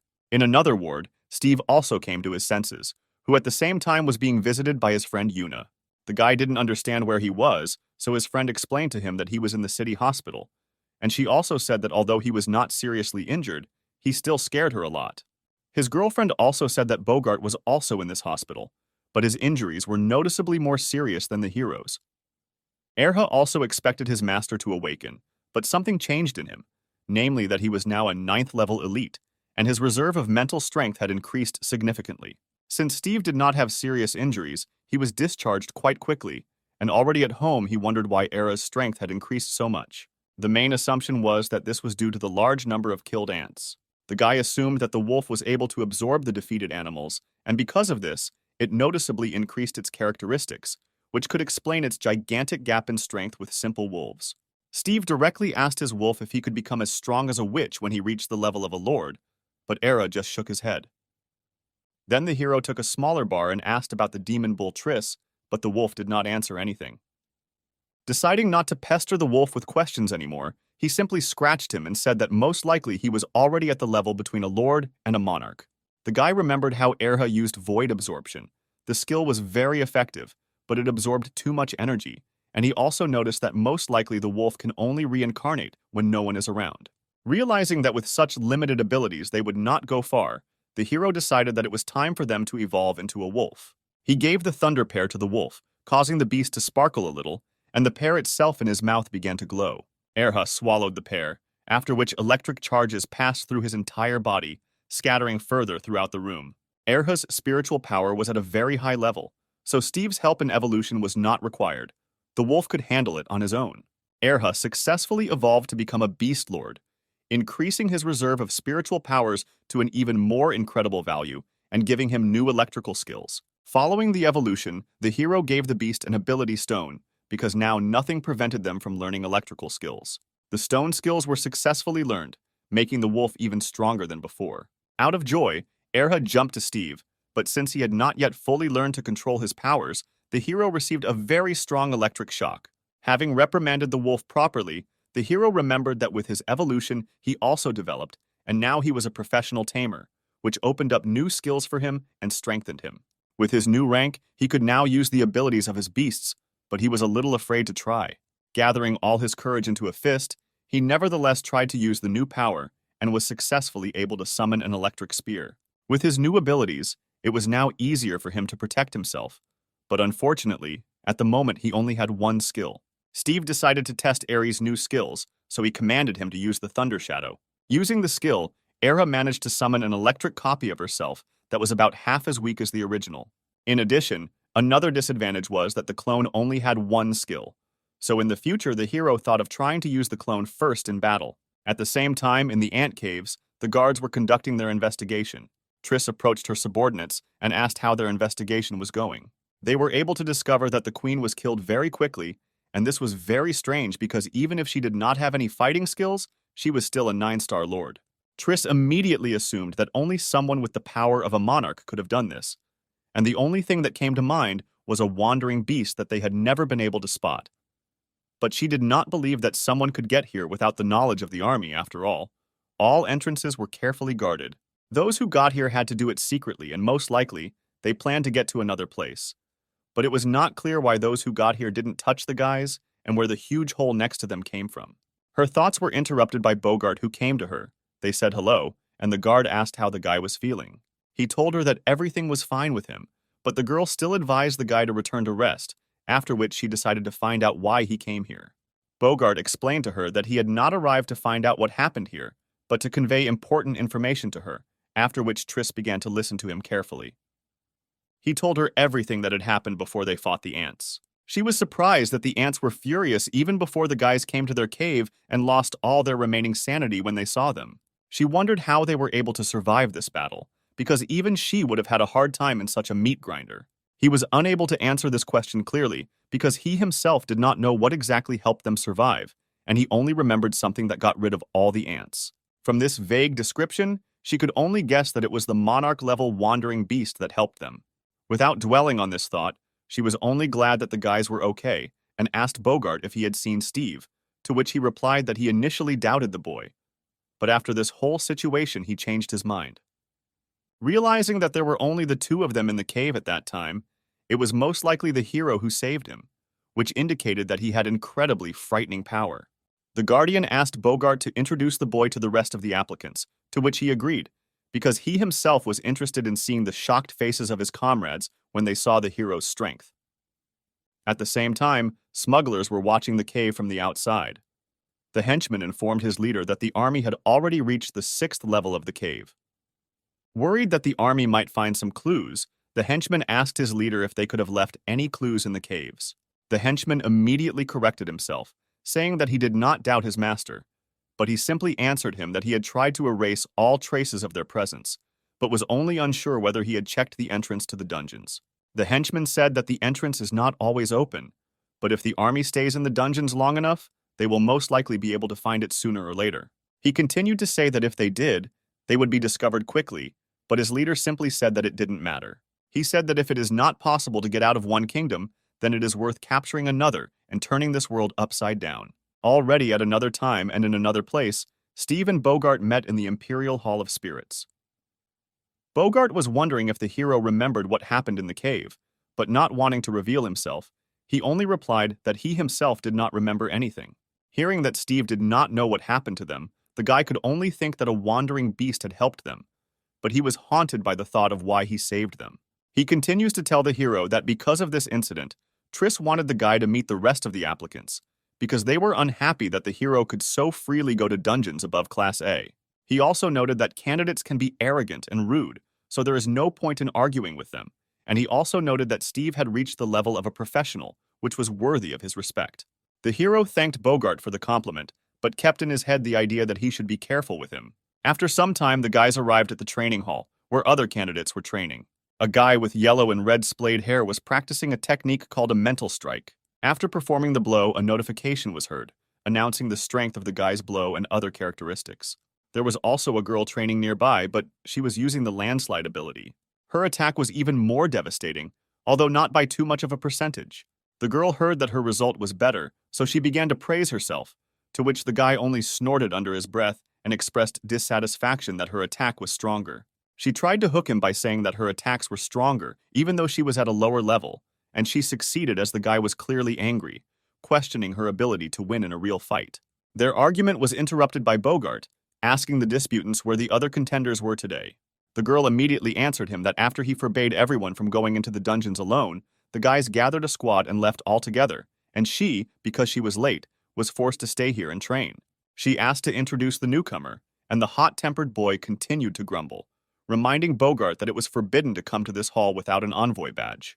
He heard the little man grumble, so he replied that the hero was Triss's successor, which made the guys very surprised, because they still didn't believe that she had really chosen her successor. Steve introduced himself to the guys and was once again surprised at how important the guard was. The guys also introduced themselves. The hot-tempered boy's name was Leon. His beast level was a 6-star lord. The girl's name was Barbara. Her beast level was a 5-star lord. The hero answered them that his snow wolf had just become a lord. That's why he had 1 star. The guys were surprised by what they heard. A lord of only the 1st level, and also a snow wolf. For them, it sounded like a joke. They didn't want to offend their new comrade, so they very artificially tried to say that the snow wolf was really strong.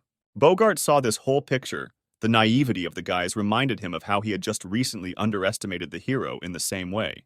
Steve quickly broke the awkwardness by asking the guys what they were doing now, to which they immediately perked up. The wall they hit with their skills was called a training wall. It could calculate the skill's power level as well as their inheritance level. The hero did not understand what the level of inheritance was, to which the girl answered him that after the spiritual controller reaches the professional level, he gets the opportunity to use the skills of his animals. The short guy continued to speak for her. According to the inheritance level, skills are divided into B, B, A, C, as well as a special incredible level. They all went from 1 to 100%, transferring a skill to a new level every 20%. And of all of them, incredible was the rarest, if not impossible. Leon's mental strike skill level was B, and the inheritance percentage was 39%, while Barbara's skill was A level, with an inheritance percentage of 51, making her punching power higher than that of her comrade. The girl's extra comment again offended the guy, which made him very angry. But Steve didn't pay any attention to it, thinking about what percentage of compatibility his only skill had. He interrupted the guys by asking if he could use the wall, to which he received a positive answer. The guy walked a little further away from the guys, and then concentrated to use the skill. Watching him, Barbara asked Bogart whether the guard had really chosen this boy, to which he replied that the hero could be relied upon, because his wolf was able to master shooting skills, which was incredible for them. Lightning sparked near Steve's outstretched hand, forming a bright electric spear in it. Everyone was surprised, because according to Bogart, the hero's wolf was snowy, but he also did not expect that Era mastered the element of electricity. The spear finally took its shape in the hero's hand, surrounding him with bright electric flashes. From the static around the hero, the hair on his head moved as if alive. The guys noticed what skill the hero was going to use, so their interest decreased, because the Thunder Spear was a very weak level B skill. Steve didn't care what level the skill was now. He was concentrated, preparing to throw an electric spear at the wall. He pulled one leg back and raised his spear, preparing to throw it away with all his might. One moment, and the spear in the blink of an eye from his hand turned out to be a lightning strike on the wall, scattering sparks in all directions. Leon was even impressed that the blow was stronger than he expected, because the skill was difficult to use by people. The hero walked towards the guys. The lightning around him gradually died down. The system announced the result of 7,700 points, but could not immediately determine the percentage of inheritance. No one in the room had any words. A skill that had never been considered strong was now showing the greatest results among those present. The guy, like the guys watching him, did not believe the announced result and asked Bogart if the wall was broken. To top off all the absurdity that was happening, the training system announced that the skill inheritance rate was 100%, after which the guys also thought that the wall was broken. Barbara ran to the wall. A stream of swirling vines burst out of her hand, with which she hit the training wall with all her might. The system announced the same results that it had announced for the girl before, informing that the wall was working properly. Everyone was shocked, because this was the first time they had seen 100% compatibility. To this, Steve simply replied that his wolf had recently evolved and had just learned this skill. They still didn't understand how the snow wolf could have electrical skills. Leon even pinched himself to check if he was dreaming. Having seen enough of such an impressive performance, the guys still asked the hero to call on his amazing wolf. Steve granted their request and immediately summoned a wolf from spiritual subspace. The wolf revealed himself to everyone present, scattering sparks in different directions. Bogart did not understand how the hero managed to evolve his spiritual beast and endow it with the skills of completely versatile elements. Leon unsuccessfully decided to scratch the wolf, and the remainder of the discharge that was hovering around hit the guy with incredible force. The electric shock knocked the poor guy out. It's surprising that after this he escaped with only a slight fright. Barbara was amazed at the chosen successor. The hero in her eyes now looked like a real monster. Bogart was amused by the guy's reaction, because he reacted the same way to Steve. The girl could not sulk for long. The desire to go in search of adventure was greater, so she invited everyone to unite into a squad and follow their comrades into a rank C dungeon. Among their comrades, a guy who went to the dungeon was the only Lord-level spirit beast cultivator among them. His name was Vance. The girl continued to explain that now, to go to the level C dungeon, you need 4 people, and that's exactly how many of them there are now. Bogart noted that he was now wounded and was not ready to assist in the campaign, but she only said that they could protect him, because now they also had Steve. With their combined strength, the only danger for them can only be the boss of the dungeon monarch. But they are not going to fight him. But in this entire kingdom, you can find many rare mechanical beasts. Steve was interested in the fact that this dungeon was connected to mechanisms, where he could get materials to improve his glove. He quickly agreed with the idea, but turned to Bogart as the eldest, to which he replied that he would not mind participating, because they could join Vance and his squad. Without delaying for another minute, the guys immediately set off to prepare for their trip to the mechanical kingdom. At the same time, the kingdom itself was very restless. Something completely unusual was happening. Vance and his partner Irma were discussing a message they had received about a disaster occurring here. They had already been here several times, so if they didn't meet the monarch boss, then there shouldn't be any problems. The commotion that was happening here seemed strange to the partners. They had been here several times, and until now the local mechanisms were calm. The girl suggested that perhaps it was not the mechanisms, but this assumption seemed strange to the guy, because they were precisely in the mechanical kingdom. She took out a tablet, and after double-checking the information on the local map, told Vance that their comrades had been in one place for a long time and were not moving anywhere. They assumed that most likely something had happened to them, so they both needed to rush to help. Moving forward to her comrades, Irma notified the guy that Barbara and her new group were going to go to them, but Vance told them to call off their raid. Unfortunately for him, the message had arrived an hour ago, so it was only a matter of time before their comrades showed up here. From the opposite side of the mechanical palace, the hero and his squad had already approached, full of enthusiasm to obtain new mechanical animals and materials for development. Barbara received a message from Irma. She asked them to be careful here. Bogart was immediately alarmed by this, so he clarified what happened to them. Unfortunately, the message did not contain accurate information, but the guys did not worry, because Vance was in this squad. However, Erha confirmed the leader's anxiety, telling the hero that he felt something foreign in this place, just like in the ants' cave. All this time, the detachment was being watched. The mechanisms went out to hunt for the strangers who had invaded their monastery. Something with a terrible clang bounced off the stone column towards the detachment, announcing its intention to eliminate the strangers. The mechanical squid rushed through the air as if it were not made of metal. No emotions could be read in the metal mask, but the beast directly communicated its intention to destroy the uninvited guests. Without even having time to approach the detachment, a bunch of vines pierced the beast from underground, leaving him no chance of survival.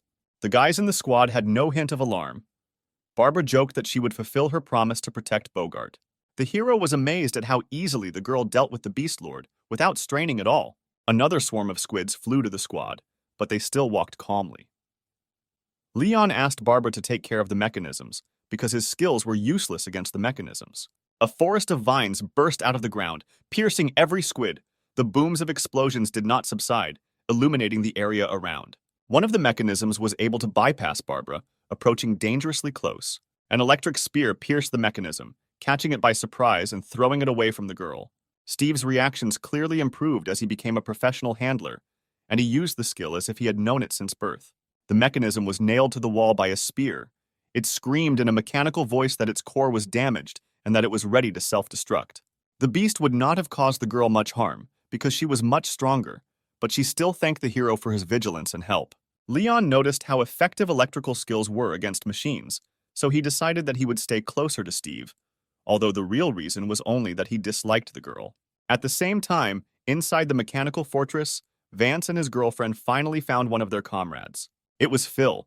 He was covered in wounds and abrasions. He miraculously remained conscious. The guys tried to find out from him what happened to him and where their other comrade Alan was. The guy tried to say something, but he was too weak even to just speak. It was Alan who sent the request for help, because the guys were very worried about his condition. Irma tried to cheer up her exhausted comrade a little, saying that their friends were already on their way to help. Phil still found the strength to speak. His friend also reported that he was in trouble, but having said this, he immediately began coughing up blood. Suddenly, his face changed. The tone of his voice became completely even and calm. He said that their comrade was behind them. Behind the guys, someone actually quietly crept up and was already at arm's length from them.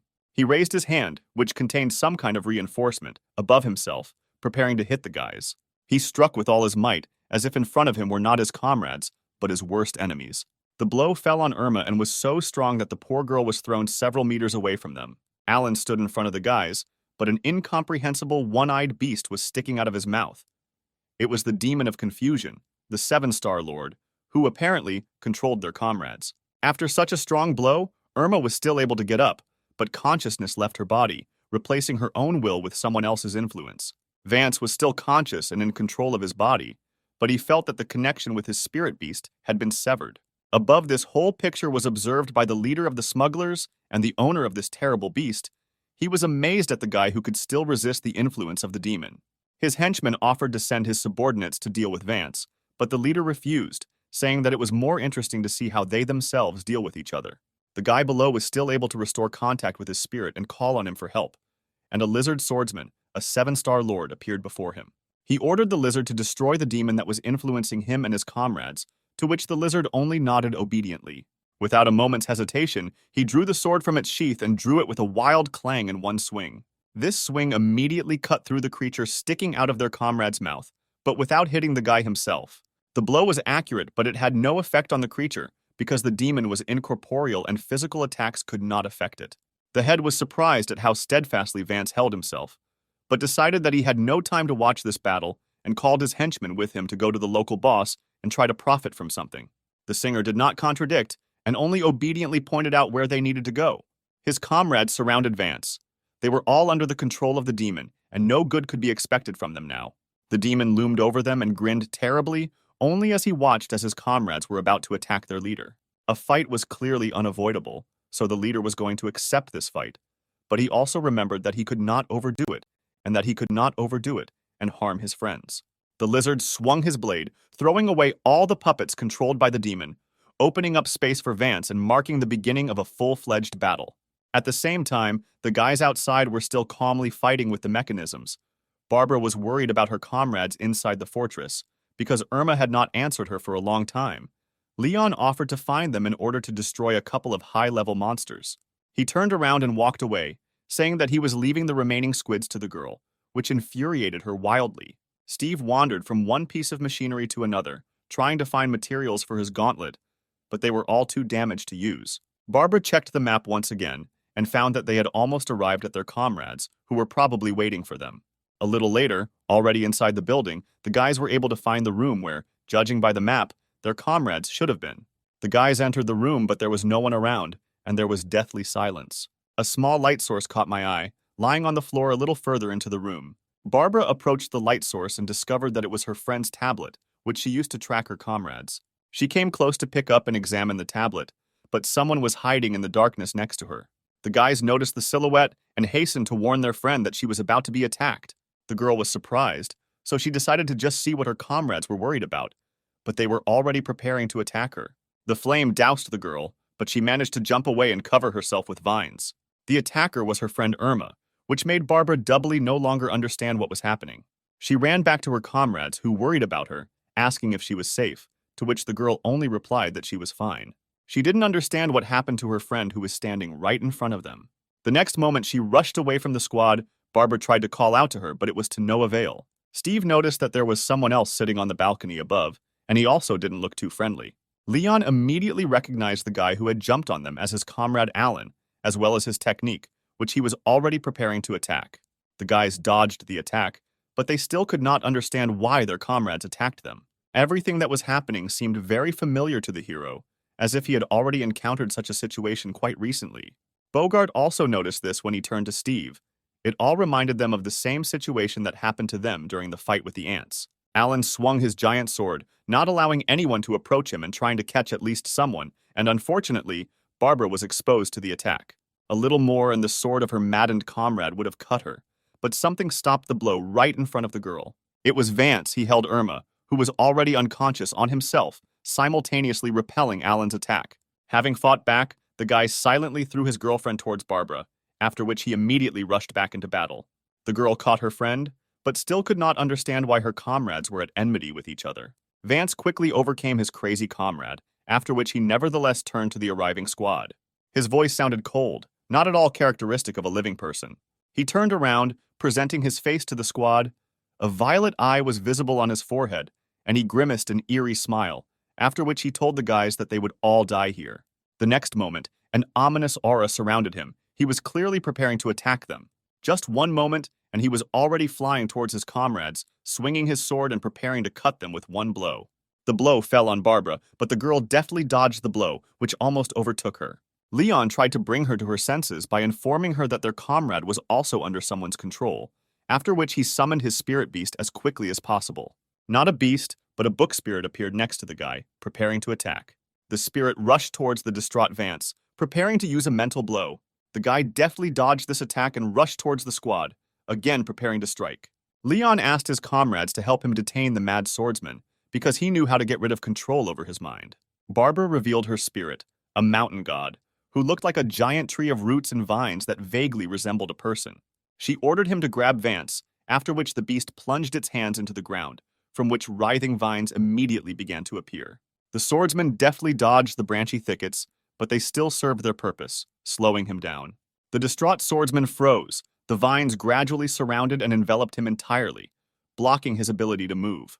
With one powerful and lightning-fast blow, Vance cut through all the vines that surrounded him, once again opening up the entire battlefield to him.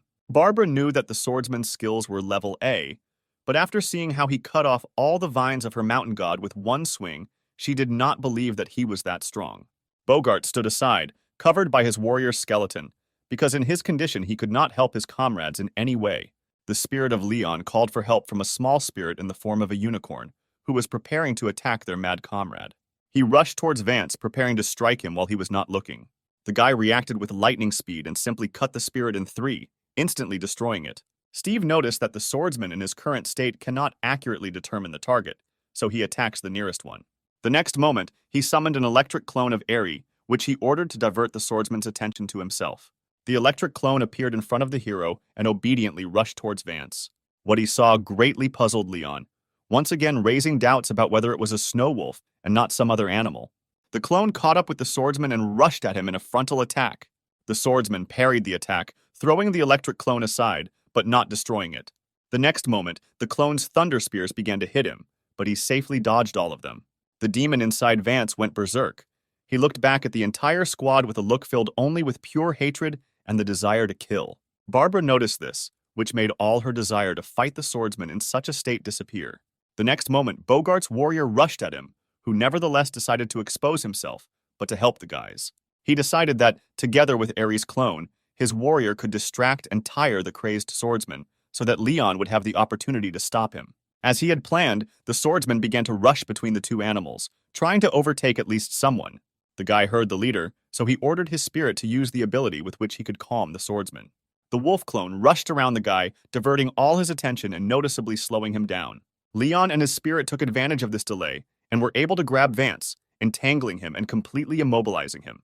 Bogart also did not miss this opportunity, so he summoned his mantis to disarm the swordsman while he was immobilized. The spirit, on the orders of its master, used another ability, which was supposed to destroy all the effects of subjugation imposed on the mad swordsman. An incredible mental blow overtook him, causing significant damage to the demon inside. Unable to continue to maintain control, the demon began to weaken and leave the guy's body. The demon finally left Vance's body, leaving him tied up and lying on the floor unconscious. The guys were glad that he realized that something was wrong with him, so he first immobilized his comrades and weakened himself. Leon also noticed that thanks to Steve and his wolf, they were able to distract their comrade, because if not for them, no one would have been able to cope with his speed. Barbara wondered what happened to their comrades and what exactly caused their madness. The hero also wondered who could disturb the peace in alien kingdoms, creating such confusion. The next moment, the ground shook under their feet. It felt as if a powerful earthquake had begun. Sirens blared. A mechanical voice announced that a program of extermination of aliens was beginning. Apparently, the boss of this place had awakened. The guys began to panic, because although the boss here was a mechanical monarch, which made him weaker and stupider than ordinary beast monarchs, he was still incredibly strong. Now Steve understood for sure that someone was behind this, as well as behind the madness that he had experienced in the anthill. At the same time, the leader of the poachers and his closest follower were in the boss's room of this fortress. They were unable to fully study it, so their plans could have failed. An incredibly huge robot appeared in front of them. He was the local boss, a one-star monarch, a divine mechanism. Behind the leg of this giant robot, a portal began to open, which was what the leader needed. Seeing this, the panic on his face was replaced by a solemn smile. He was lucky again. He was glad that the secret of the alien kingdoms was so close to him, so he called upon one of his animals to help him. To help himself, he called upon a shadow spirit, a 9-star lord, with whose help he was going to get into the portal undetected. The spirit enveloped him like a shadowy savanna, completely hiding their presence from the giant robot's sensors. His henchmen remained behind, watching his master commit another act of madness. The robot noticed the henchman and loudly announced that he was launching a program to clean up aliens, which made the henchman very scared. The leader noticed that his subordinate was about to be destroyed, so he took pity on him, ordering the spirit to envelop him in a shadow veil. The spirit hid the presence of the assistant, for which he was incredibly grateful to his master. The assistant instantly disappeared from the robot's sensors, so he activated a new program to search for violators. He and the pack of mechanical squids that surrounded him moved forward, looking for anyone who disturbed the peace of this fortress. Several squids discovered the hero's squad, so their next goal was to eliminate or delay the intruders. Mechanisms hovered in the air, annoyingly circling above the guys' heads, squealing that they were able to detect targets. Taking aim, they opened fire on Steve, trying to burn him with lasers, but the guy covered himself with an energy shield in time. The attacks were extremely powerful, causing the gauntlet's spiritual energy to deplete very quickly, forcing them to retreat closer to their squad. The squids immediately rushed after them, shouting incessantly with their mechanical voices about their desire to destroy the intruders. Having regrouped, Era turned towards the mechanisms and threw 2 thunder spears in their direction. Both strikes found their targets, short-circuiting the robots and forcing them to self-destruct. The hero was too close to the mechanisms, so the only thing he could do was cover himself with a shield, hoping that it would hold out. The shield shattered under the onslaught of explosions, but it was still enough to absorb most of the blow. As soon as the smoke from the explosion cleared, the hero was able to see that almost nothing was left of the mechanisms again. They didn't have to rejoice at the victory for long, because besides the squids, something else was approaching them, something much larger and more dangerous. 2 giant metal hands grabbed the edges of the doorway and then began to pull back the metal walls as if they were made of cardboard. The giant-sized robot tore the entire wall to shreds, giving the squad a view of the giant himself and the pack of squids surrounding him. The guys were incredibly scared because the monarch boss appeared before them, a battle with which they were not at all prepared.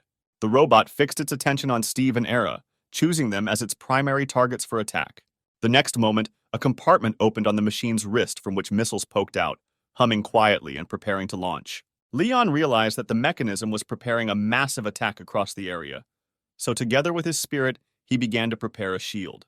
The missiles scattered in different directions, after which they focused on one point, but did not reach, crashing against the newly summoned shield. It was a very powerful attack.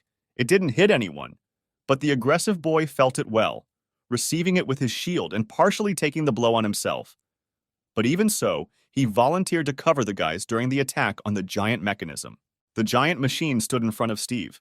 He thought that if the Thunder Spear had an excellent effect on other mechanisms, then with this robot, the skill might not be so effective. There was no time left to think. The giant machine swung at his comrades, so the guy ordered the wolf to use a thunder spear in the hope that it would work. The wolf heard his master, so as quickly as possible, he threw lightning into the mechanism, which flew in a curved arc straight into the attacking hand. The spear successfully reached its target, and with a bright flash flew straight into the joint of the machine, scattering sparks in different directions. It worked. The arm of the mechanism froze, and he himself loudly announced the breakdown of the engines in the damaged arm. Leon was surprised that the hero managed to damage the monarch's mechanism, but Steve himself shouted that no one should relax because the robot's arm was only temporarily disabled. The next moment, the robot slammed its damaged arm onto the ground, shaking the room with the force of the impact. The guys almost got hit, but Leon was able to cover them, so they did not receive any injuries or serious damage. The guys were on the verge. The enemy of the battle had already noticeably taken away their strength, but the battle with the monarch exhausted them many times faster. Nearby, Bogart tried to revive Vance. He woke up, but did not fully understand what was happening and why they had not escaped yet. Unfortunately, the reason why they had not yet escaped was raging nearby. The swordsman noticed a boss fighting with his comrades. Barbara tried to use the vines to delay the mechanism at least briefly, while her comrades regrouped for the final retreat. Their plans were disrupted by Vance, who had come to his senses, suggesting that the hero try to defeat the boss, and if they fail, then retreat. Barbara tried to tell them how crazy their idea was, but she was quickly asked to step aside, because she was now even less useful than the wounded Bogart. What was said greatly hurt the girl, so she immediately wanted to punch the rude swordsman, but Leon kept her from rash actions. The swordsman turned to the hero and asked him to again use the skill on the boss that had previously made him numb. Steve's main task now was to slow the machine down enough so that Vance could inflict sufficient damage to the machine's core, thereby disabling it. Meanwhile, somewhere on the other side of the portal, the leader and his followers were studying their surroundings. The air was very heavy, making it difficult to breathe. A closed bud cocoon appeared in front of them, glowing bright red, roots branching from it in different directions, and the aura from it was extremely frightening. The bud opened, revealing to the leader what resembled an adult woman with red lilies growing chaotically from her hair. Taking a closer look, one could see her eerie grin made of many sharp teeth, as well as eyes black as night with completely violet pupils. This creature radiated an ominous aura, and even before that, the rather cold-blooded leader felt a chill of horror that touched directly to his soul. He did not understand how such a creature could even exist. She carefully began to crawl out of the open bud, making it clear that her intentions were definitely not peaceful. The leader quickly summoned a shadow to hide his presence, while the six stood behind, still not understanding what fate was approaching him. The henchman tried to call his beast for help, but something suppressed his connection with his spirit, causing him to panic. The leader shushed the bad henchman and ordered him to immediately come to him so that he could hide him. It was too late. The six felt that something was wrong. He grabbed his neck. Something in him was changing with incredible speed, getting ready to break out. He didn't even have time to move when a gigantic crown of red burgundy foliage, covered with flowers, burst out of his mouth and crawled upward at great speed. The vines and branches of this tree quickly enveloped the poor guy, not giving any chance of salvation. But the leader jumped away so that he too would not be hit. The creature amazed him with its power, because he didn't even have time to understand or feel when she managed to activate the skill. His heart trembled with the realization that he could enter into an agreement with such a monster. The battle with the robot continued. The guys rushed into the scattered area so that the robot would be distracted by the swordsman, because the Colossus fixed its attention primarily on opponents with the greatest reserve of strength. The robot continued to record targets, but instead of what the guys had planned, the machine recorded Erhu as a target. From the visor on the head of the car, a laser shot right at the place where Steve and his wolf had just been, narrowly missing them. Vance was surprised that the plan immediately went downhill. He did not expect the robot to prioritize a target based on any criteria other than spiritual strength. The robot continued to shoot lasers, but from his hands. The swordsman was even offended by the fact that the Colossus ignored him as a potential target. The hero and the wolf continued to evade the machine's single attacks, so the giant decided to change strategy, starting to fire from everything at once, firing suppressing fire and limiting the escape routes. A new priority target appeared on its sensors. The sword lizard was freed by its owner, which immediately attracted the machine's attention to itself. The giant did not have time to react to the unexpected appearance of a new enemy, so he missed a serious cutting blow directly to his body. The blow was so strong that the Colossus began to fall onto its back, continuing to fire from its cannons at the ceiling, bringing it down. Leon managed to cover Barbara, who was dragging away her wounded comrades. She offered to help the guys against the robot, but Leon convinced her that their help would be useless against the giant, so they should concentrate on helping their wounded comrades. The robot finally collapsed and sat on the ground. A giant scar from the swordsman's attack was on its body. Steve congratulated his comrade on the fact that he managed to knock down the Colossus. Vance barked at the newcomer because such a blow could not completely destroy the giant and their fight was still ongoing, so he needed to use the spear against the machine again. The boy was a little offended by such harshness on the part of the elder, yet he was just trying to be happy for him. Fortunately, he was not one of the touchy people, so he let the situation slide and, together with his wolf, prepared a joint attack with a thunder spear. A barrage of lightning appeared directly above them, after which each of the spears rushed straight towards the giant robot. The robot's sensors detected the resulting beam of energy, so the defense systems immediately began to activate the shield around the robot. The swordsman was very surprised by such a flurry of attacks, but after a second he realized that he was in the line of attack, and he should have jumped to the side. A protective dome appeared around the robot and completely covered it, causing all the spears to crash into the barrier and explode into bright sparks. Vance commanded the hero to continue attacking while he began removing the barrier. With a series of blows, the swordsman got rid of the barrier, depriving the robot of its last defense. The robot loudly announced the loss of its barrier and its rollback in 2 seconds.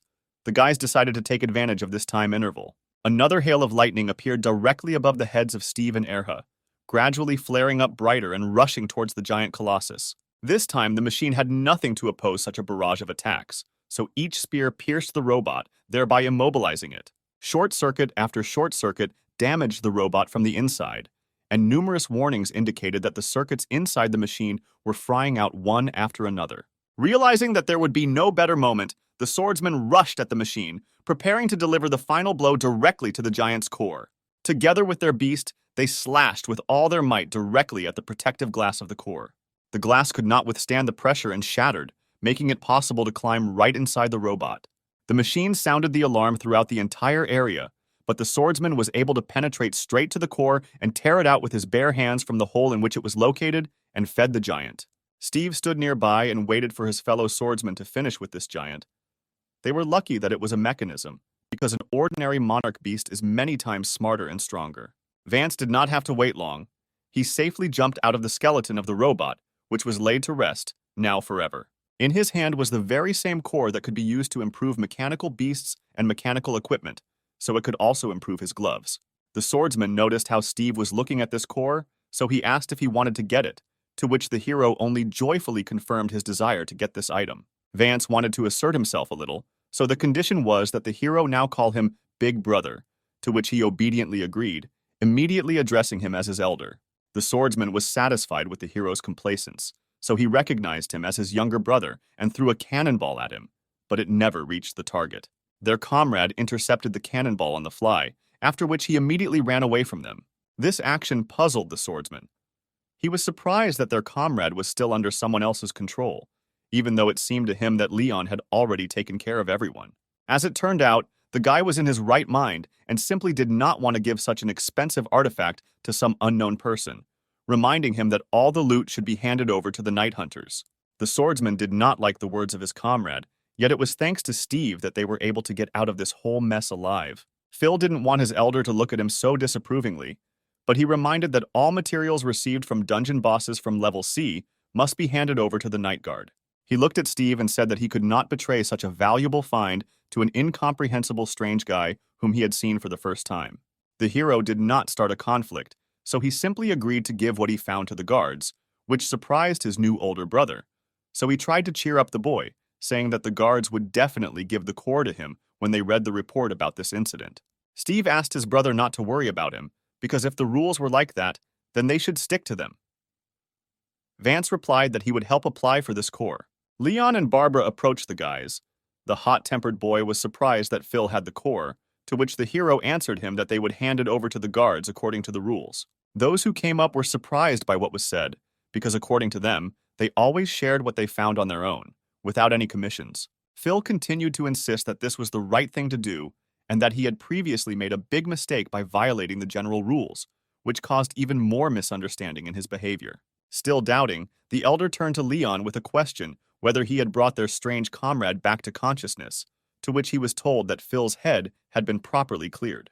Vance had no doubt about his comrade's ability to bring people to their senses, but the fact that their comrade wanted to do the right thing raised a lot of questions. Steve approached the older man and distracted him on another issue, wanting to discuss what actually happened here.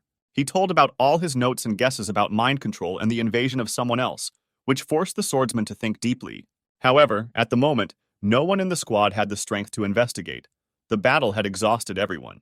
Vance would have been happy to help his new little brother with the investigation, but as the leader of the group, he was obliged to get everyone out of here alive.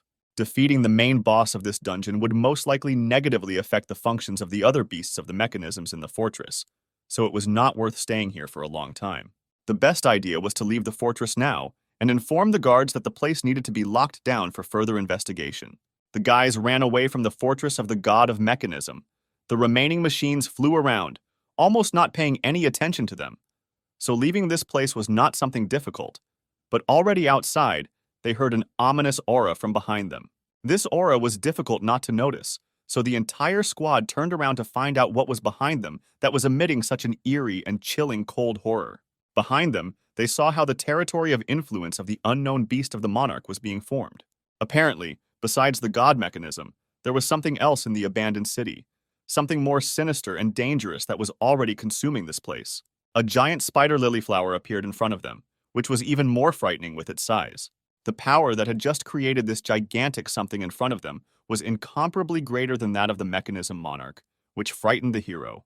Steve knew that if he wanted to fulfill his goal and bring Era home, he would need to work harder to be able to fight such monsters, so materials were needed to improve his mechanical beast.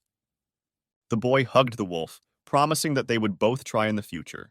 Erha suggested that the owner fight in order to quickly raise the level, but Steve understood that there was a completely different level, and entering into battle was mortally dangerous. Before all this happened, the leader of the poachers continued to observe the mysterious feminine monster. The monster that appeared before him was of the level of a monarch, which meant that it could change the surrounding area, increasing its strength and weakening its enemies. For example, lava beasts changed the territory so much that any beasts specializing in close combat simply could not get close to them. He did not expect to stumble upon such a beast, which was obvious luck for the arrogant guy. Continuing to hide in the shadows, he rushed at the creature, intending to attack and weaken this thing. The beast froze as if waiting, and the guy approached her as close as possible, preparing to attack her. He almost struck, but the creature somehow noticed him and looked straight into the leader's face with its black eyes. She parried the attack and grabbed the arrogant teenager by the throat, preventing him from attacking and immobilizing him.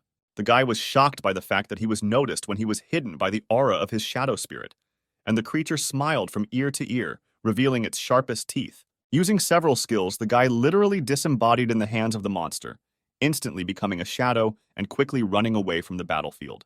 The creature looked puzzled at its hand, in which it had just held the arrogant guy, not understanding where he had suddenly disappeared. The leader, in turn, scurried away from the battlefield, trying not to allow himself to be detected by the enemy. After thinking a little more, the monster realized that its prey was escaping, so it decided that it was worth doing something to catch it.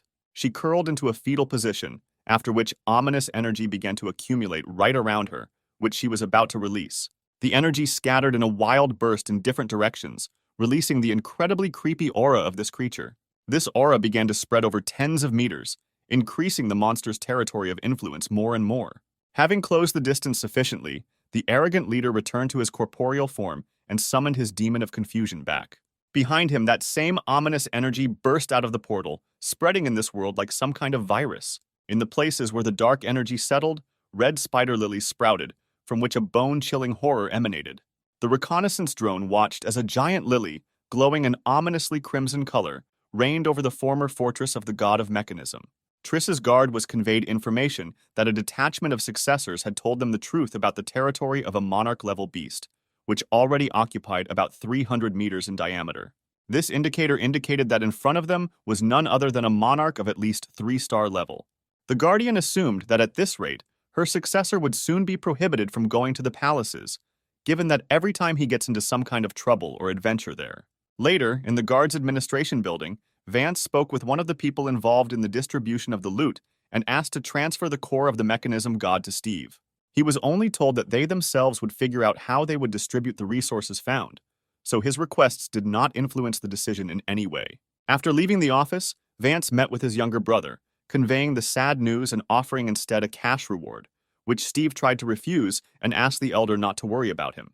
Phil came into the office a couple of minutes later with a cannonball in his hands, and he himself was telling the manager that his senior was messing around too much with this newcomer. The manager only noted that the core was now his, and he should quickly use it so that no one would know that it was he who got it.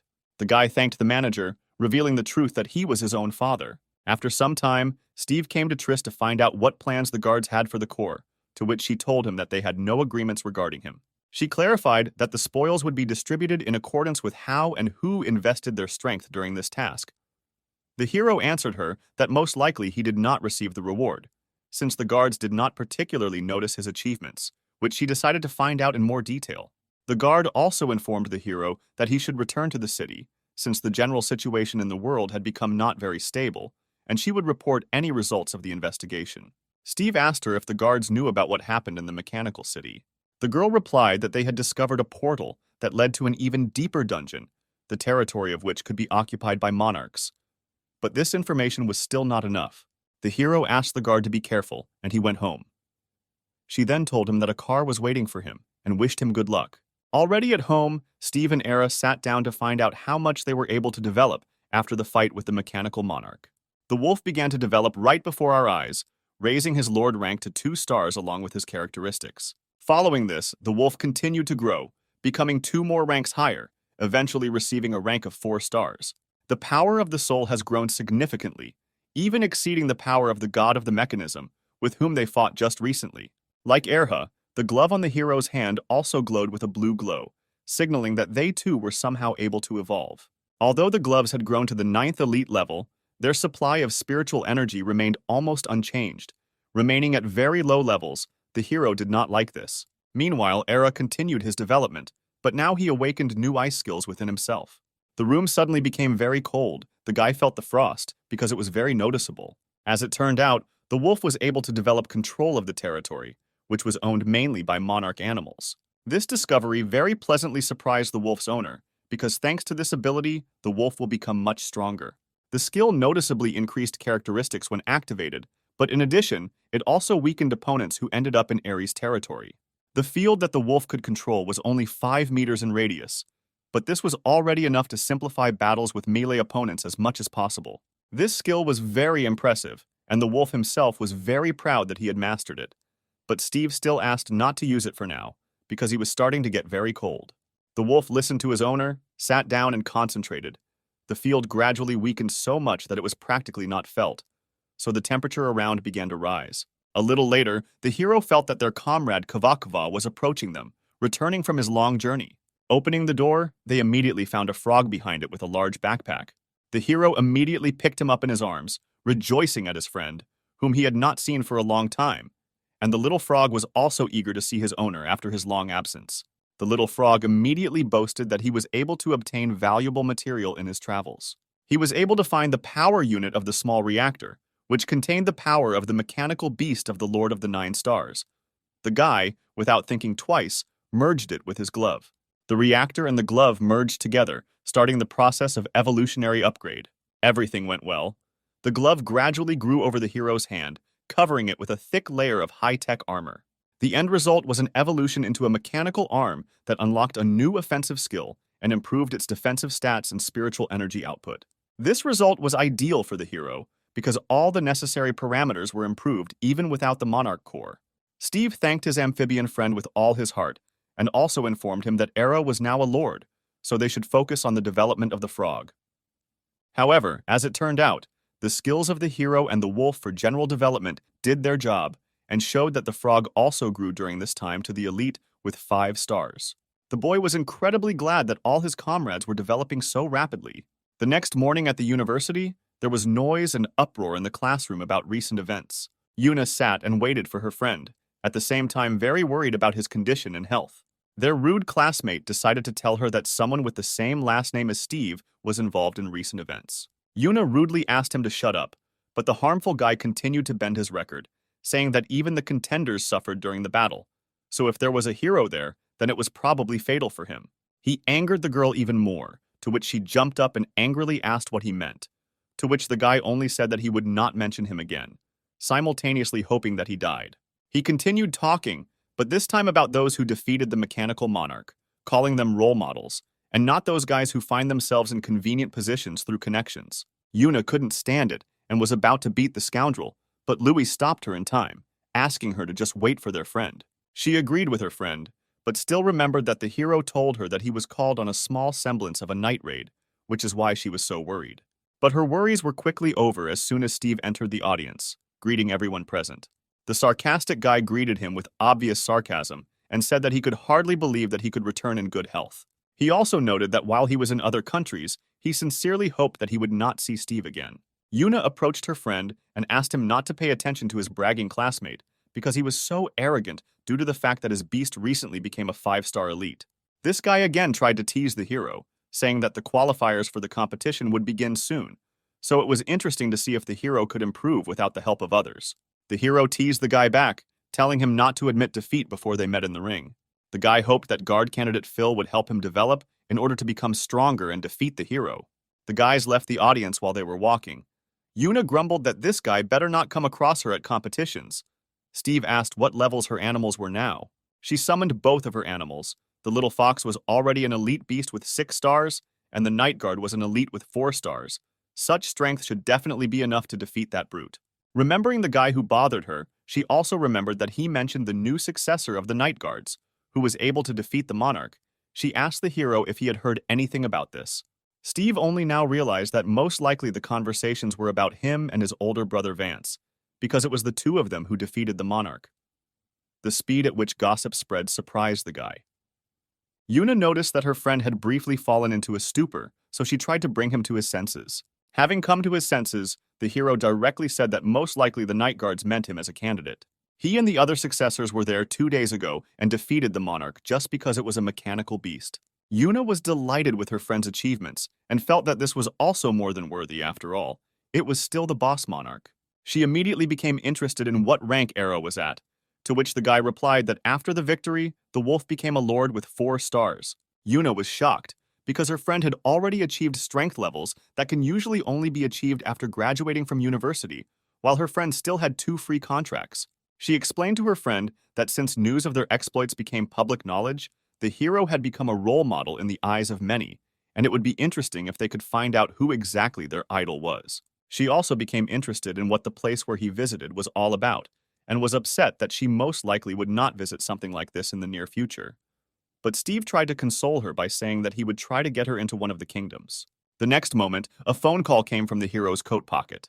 It was Triss. She clearly wanted to tell Steve something important, because otherwise she would not have called at such a time. She immediately informed the hero that the issue regarding the core of the mechanism god had been resolved, but he definitely would not like what she would tell Steve at their next personal meeting.